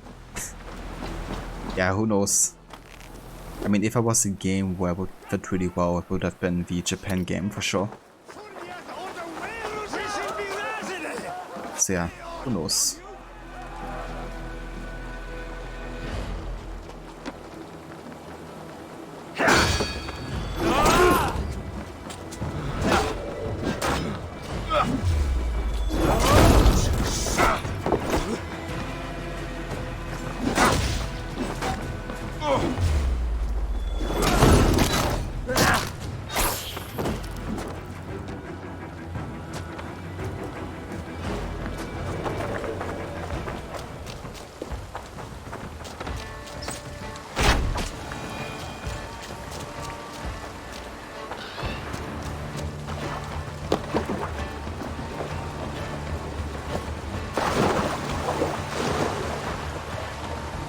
can't believe the game is still raining.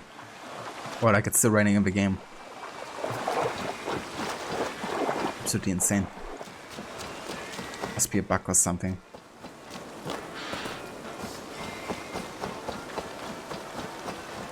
I wonder if meditating might solve it.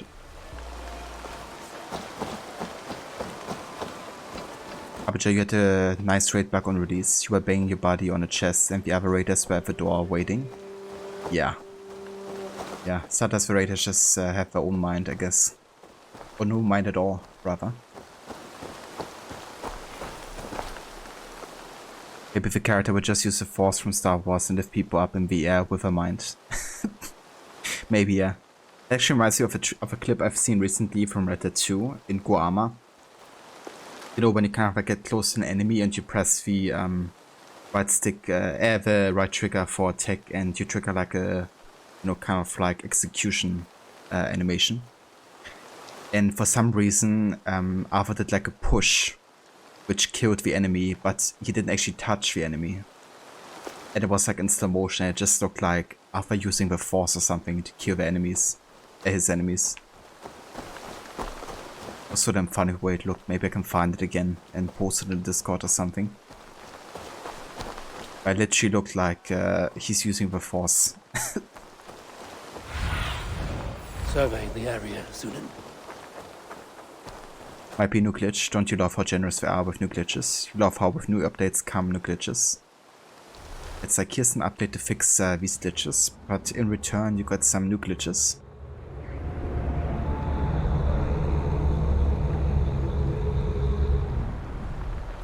It's still raining.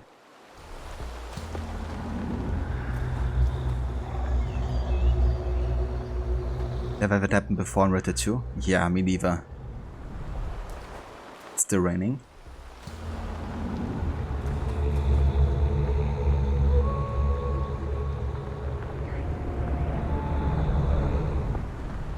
The heck game.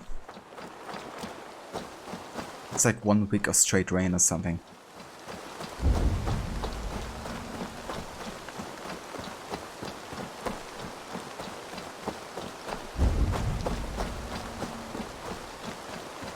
It's England, it's supposed to be raining. Right. When you have stared into as many dead eyes as I have, it's hard to see anything but emptiness. In the end, we are meat for the butcher's blade, sure as hawks.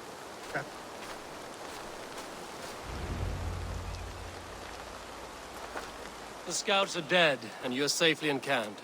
I told you this would work. Time will tell. Any eye that saw you has been dimmed by death. You are not short on confidence. That much is clear.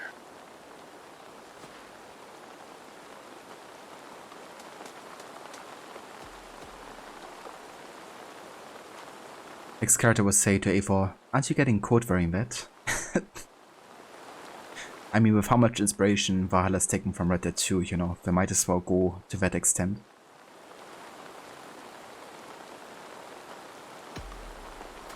I found something of interest on one of the scouts. Fulke has news of Croydon's fall. She's gathering men and supplies, perhaps to weather a siege. If she is allowed to dig in at Porchester, it might be months before we can get Sigurd out. Do you still say I'm reckless in my haste, Guthrum? Saxons! Saxons from the west! I say your haste has put us squarely in the shit. God, I hate Guthrum with a passion. Was forewarned. There must have been more scouts than we knew of. What's done is done. Save your breath for the fight.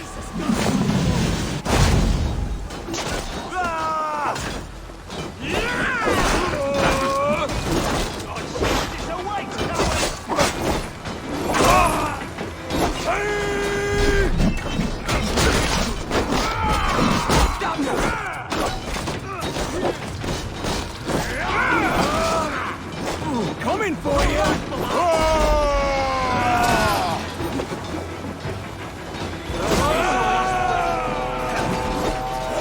They're giving ground! Push them back!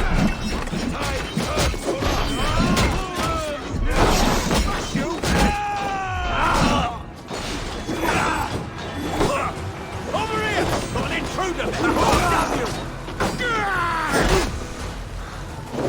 Hard to die! Jesus Christ.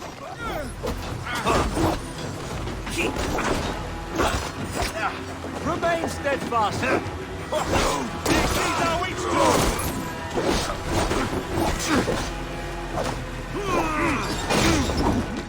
The Lord! Strangers!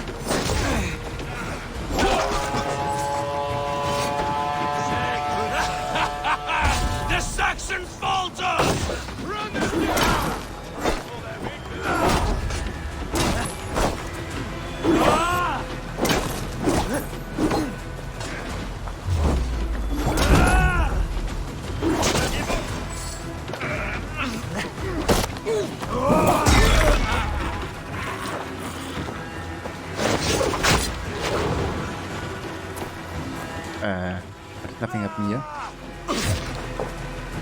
The heck? Bit of a delayed direction here. This mess is of your making! We kill them here, or behind the walls of Portchester! Either way, they die!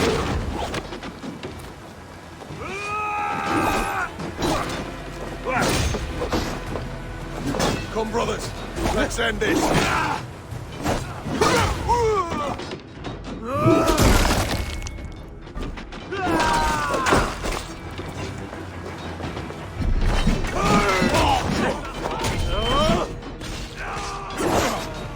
Watch my back.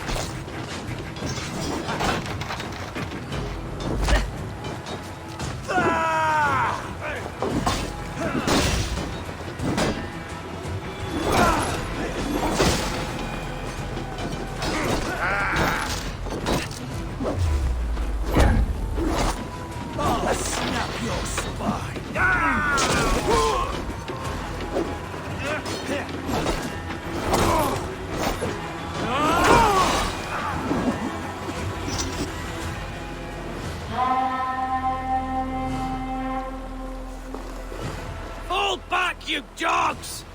Back to Portchester! They flee like rabbits! Then we chase them like hounds. That ugly bastard's head is mine! Not if I get there first, slowars! Leave him! The day is already won!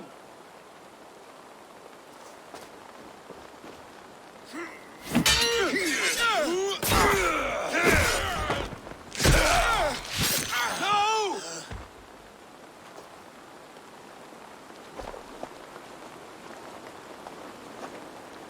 You bastard. Death has found you, Saxon! You'll join your friends soon enough! Is it for that withered bag of skin you fight? For Sigurd the Sickly? If Sigurd dies today, I'll find your corpse and piss on it!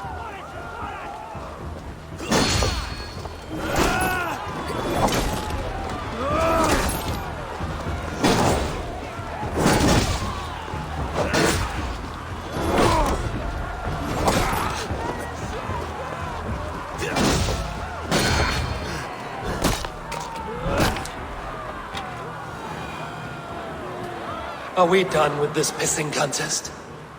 You bear your false deities like a plague to this land. But you know nothing of those who truly decide our fate. I decide your fate today, Saxon. I am ready for my final journey. Let me see what lies beyond.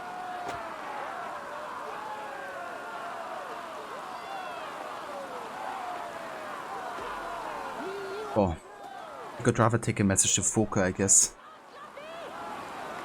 He can still be of use to us. And sending him back being defeated by Eivor will also send a message in a way to Foka in that regard. But imagine recruiting antagonized options being a thing in this. Yeah, imagine.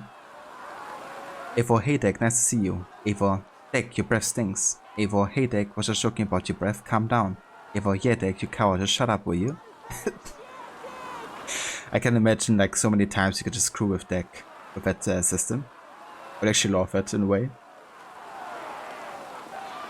I guess enemy teleportation is a new update. Yeah, I mean it hasn't happened to me prior to the update, I don't think. So it seems to be something new. Obijah, you hate parrying this game even though he was a parry master in Odyssey.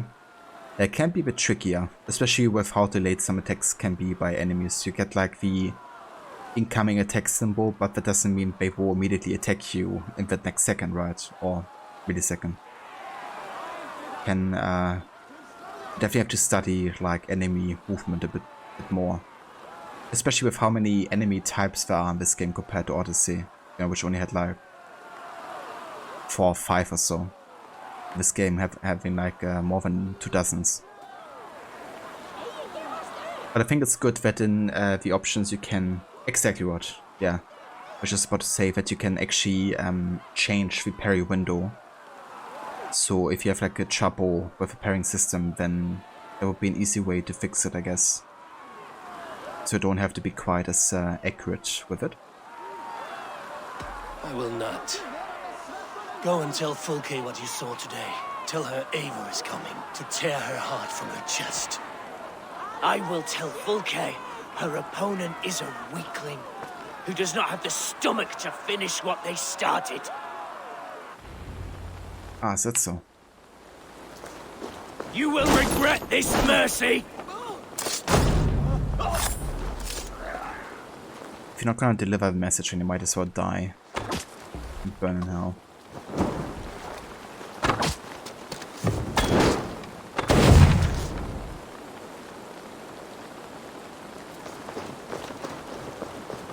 He is dead, Eivor. No breath within him. Gods, I've never seen the raucous bastard so quiet. You are wounded, Broder. Let me bear your brother to the camp. I'm like Rod. I'm defiling corpses. Or to be fair, I got inspired by Rod in that regard. He was always quicker than me. Beat me out of the womb by mere moments. Now he has beat me to Valhalla. Even in death, he had to be first. This crow feast is my doing. No blame. No blame stains you, Eivor. He cut his own path. He always did. For him, there's no more strife and pain. Only glorious battle and the forever feast. Rest in peace, Brovia. Your bad influence.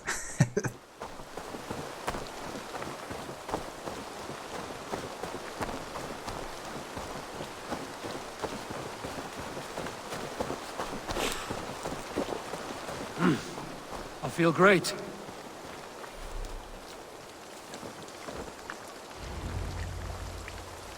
Reckless stripling! I warned you the risk was too great! Peace, Guthrum. It is Fulke who merits your wrath, not Eivor. You have not seen the half of my wrath. How many of my men now lie dead on account of this glory hoarder?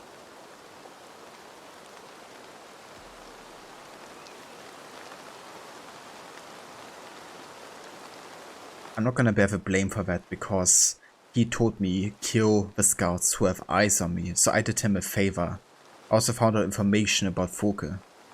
And, you know, I didn't get the information that there were like more scouts apparently, but the scouts were looking for Guthrum, not us. So Guthrum brought himself into that position that he's in. Yet he wants to blame only us and nobody else. God, I hate Guthrum. I hate Guthrum more than some of the enemies in this game, to be honest. Such an idiot. But you had fun with the auto shotgun, explosive ammo and Ballad of Gate 20 today, especially with enemies that piss you off. Yeah, that one weapon that you used looked insanely strong. Pretty much one hit killing everybody. I can imagine. I still love when you did the dancing and didn't quite get it to the end. You just threw a grenade. And then they let you in into the club again afterwards, like nothing happened.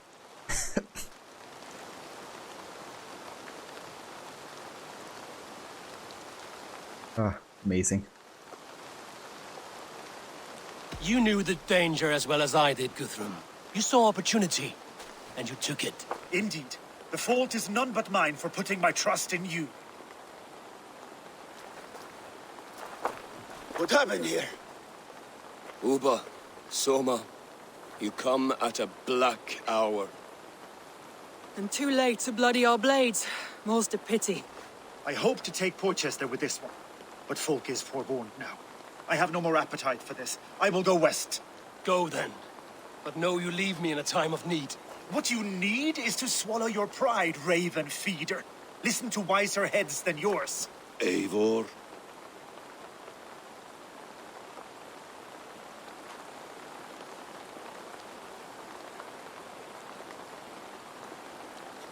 Okay, I will listen, but not because you're wiser. But because I'm wiser. You cat. I will hear you, Guthrum Saxonbane, if you wish to speak your piece. You want your Jarl back? You must be cold as frost. Bravery is your enemy as often as your friend. We do not dash ourselves against hopeless courses. We arrive unexpected, strike swift, gather your allies, pick your moment. Then, and only then, you crush them. You can triumph yet. Go with the wisdom of Odin, the power of Thor, the wit of Freya. Go and find your brother. Oh, that's so helpful, Guthrum. You're so wise. You know, what you really gotta do is you gather your allies, then you wait for an opportune time, and only then you attack. Yeah, no shit, Sherlock. Fuck off to Wessex and go be converted to Christianity and bow to King Alfred, will you?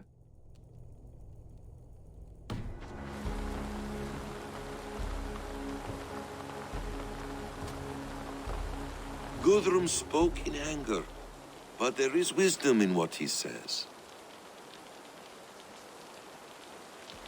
We will wait for our allies before the final attack. Until then, we have work to do.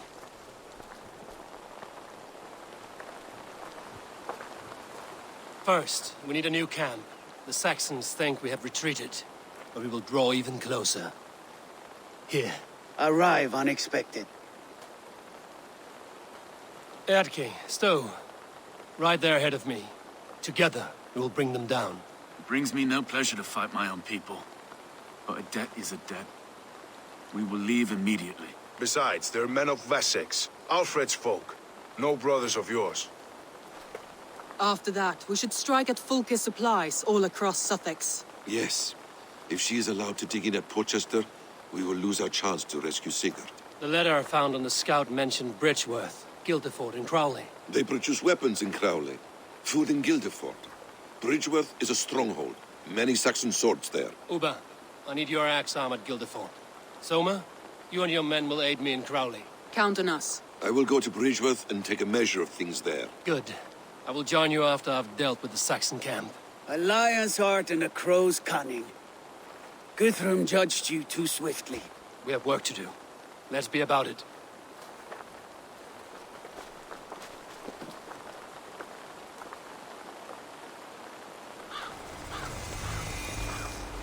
Soma and Uba, I apologize. I would have liked to offer a better welcome after your long journey. I'm only sorry we could not be here sooner. We'll need a short while to organize the men. Then we'll set off as soon as we're able.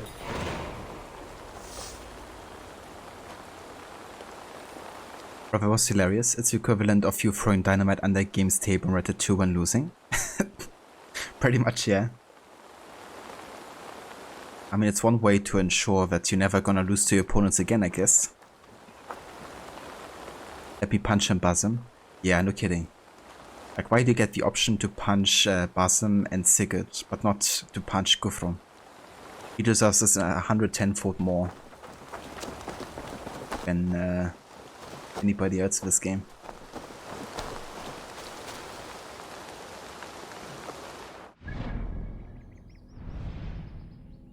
But yeah, guys, this is gonna be where we will call it for today with Valhalla.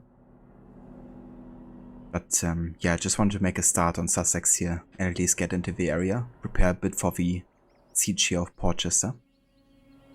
But yeah, next time we're gonna be definitely continuing, of course, with the story arc and also bring it to a close, I believe. And yeah, it's gonna be also focused really. I'm probably gonna disregard most of the mysteries involved until we have recovered Sigurd. And then I'm probably gonna come back to Sussex and you know, finish up on the rest of the activities we still wanna do over here. And yeah, once Sigurd is back in Ravensthorpe, I think I'm gonna be starting like some of the content that isn't directly tied to the main game, because then our first kind of like major goal is of course fulfilled, which is bringing back our brother. So yeah, that means I'm probably gonna focus the stream after that more on things like river raids, mastery challenges. We still have the Tombs of the Fallen, so that kind of content. And then I'm probably gonna be starting the Wrath of the Druids DLC also quite soon, because I want to get that done a bit early in the playthrough. Because there's of course like still another 2 DLCs after that with the Siege of Paris and the Dawn of Ragnarok, if I should decide to actually play it.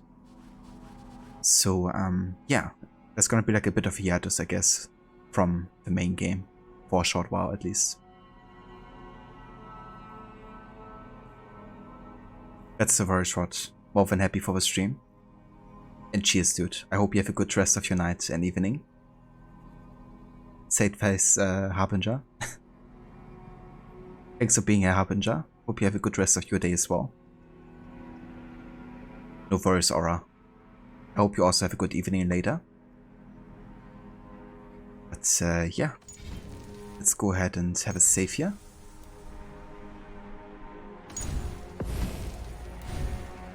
There we go. We're now 60 hours into the game.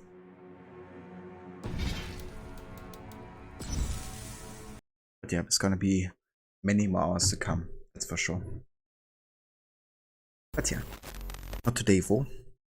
Today we are done.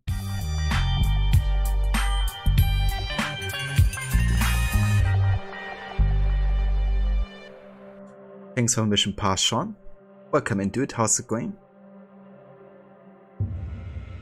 Hope you're having a good night as well so far.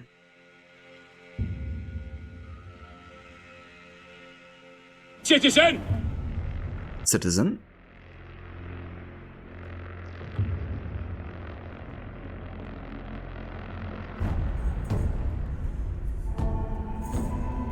But yeah, before I go for and raid out, I think we're gonna raid Lucinda today. I wanna give a couple shoutouts here. Actually, let me try this. I don't know if it works yet, but might as well try. Okay, it doesn't work yet, but apparently Twitch added like a new feature of giving a shoutout with slash shoutouts. And then there's gonna be like a pop-up similar to like a hype train or prediction where you can click on it and then if you follow that way. Kinda neat actually.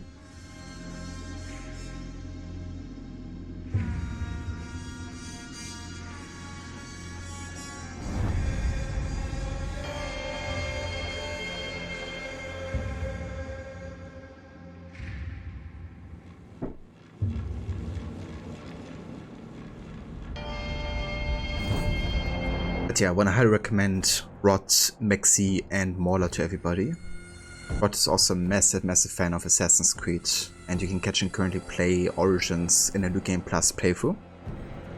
He's also doing a horror month for October, where he's playing a variety of different horror games, up to 24 potentially. So definitely go and check that out as well if you're a big fan of horror games. But yeah, apart from that, you can catch him play games like Prince of Persia, Tomb Raider, Red Dead Redemption of course, Watch Dogs and many more. Also check out Mexi. Mexi is currently doing a playthrough of Deus Ex, also Yakuza Like a Dragon and the AC Saga. And also check out Mauler 2. Mauler actually just finished his AC playthroughs of the Desmond Saga with AC3. And similar to Rot, he's also gonna be doing like a horror focus month for October. So yeah, for more horror related content, definitely check out Mauler 2 if you haven't yet.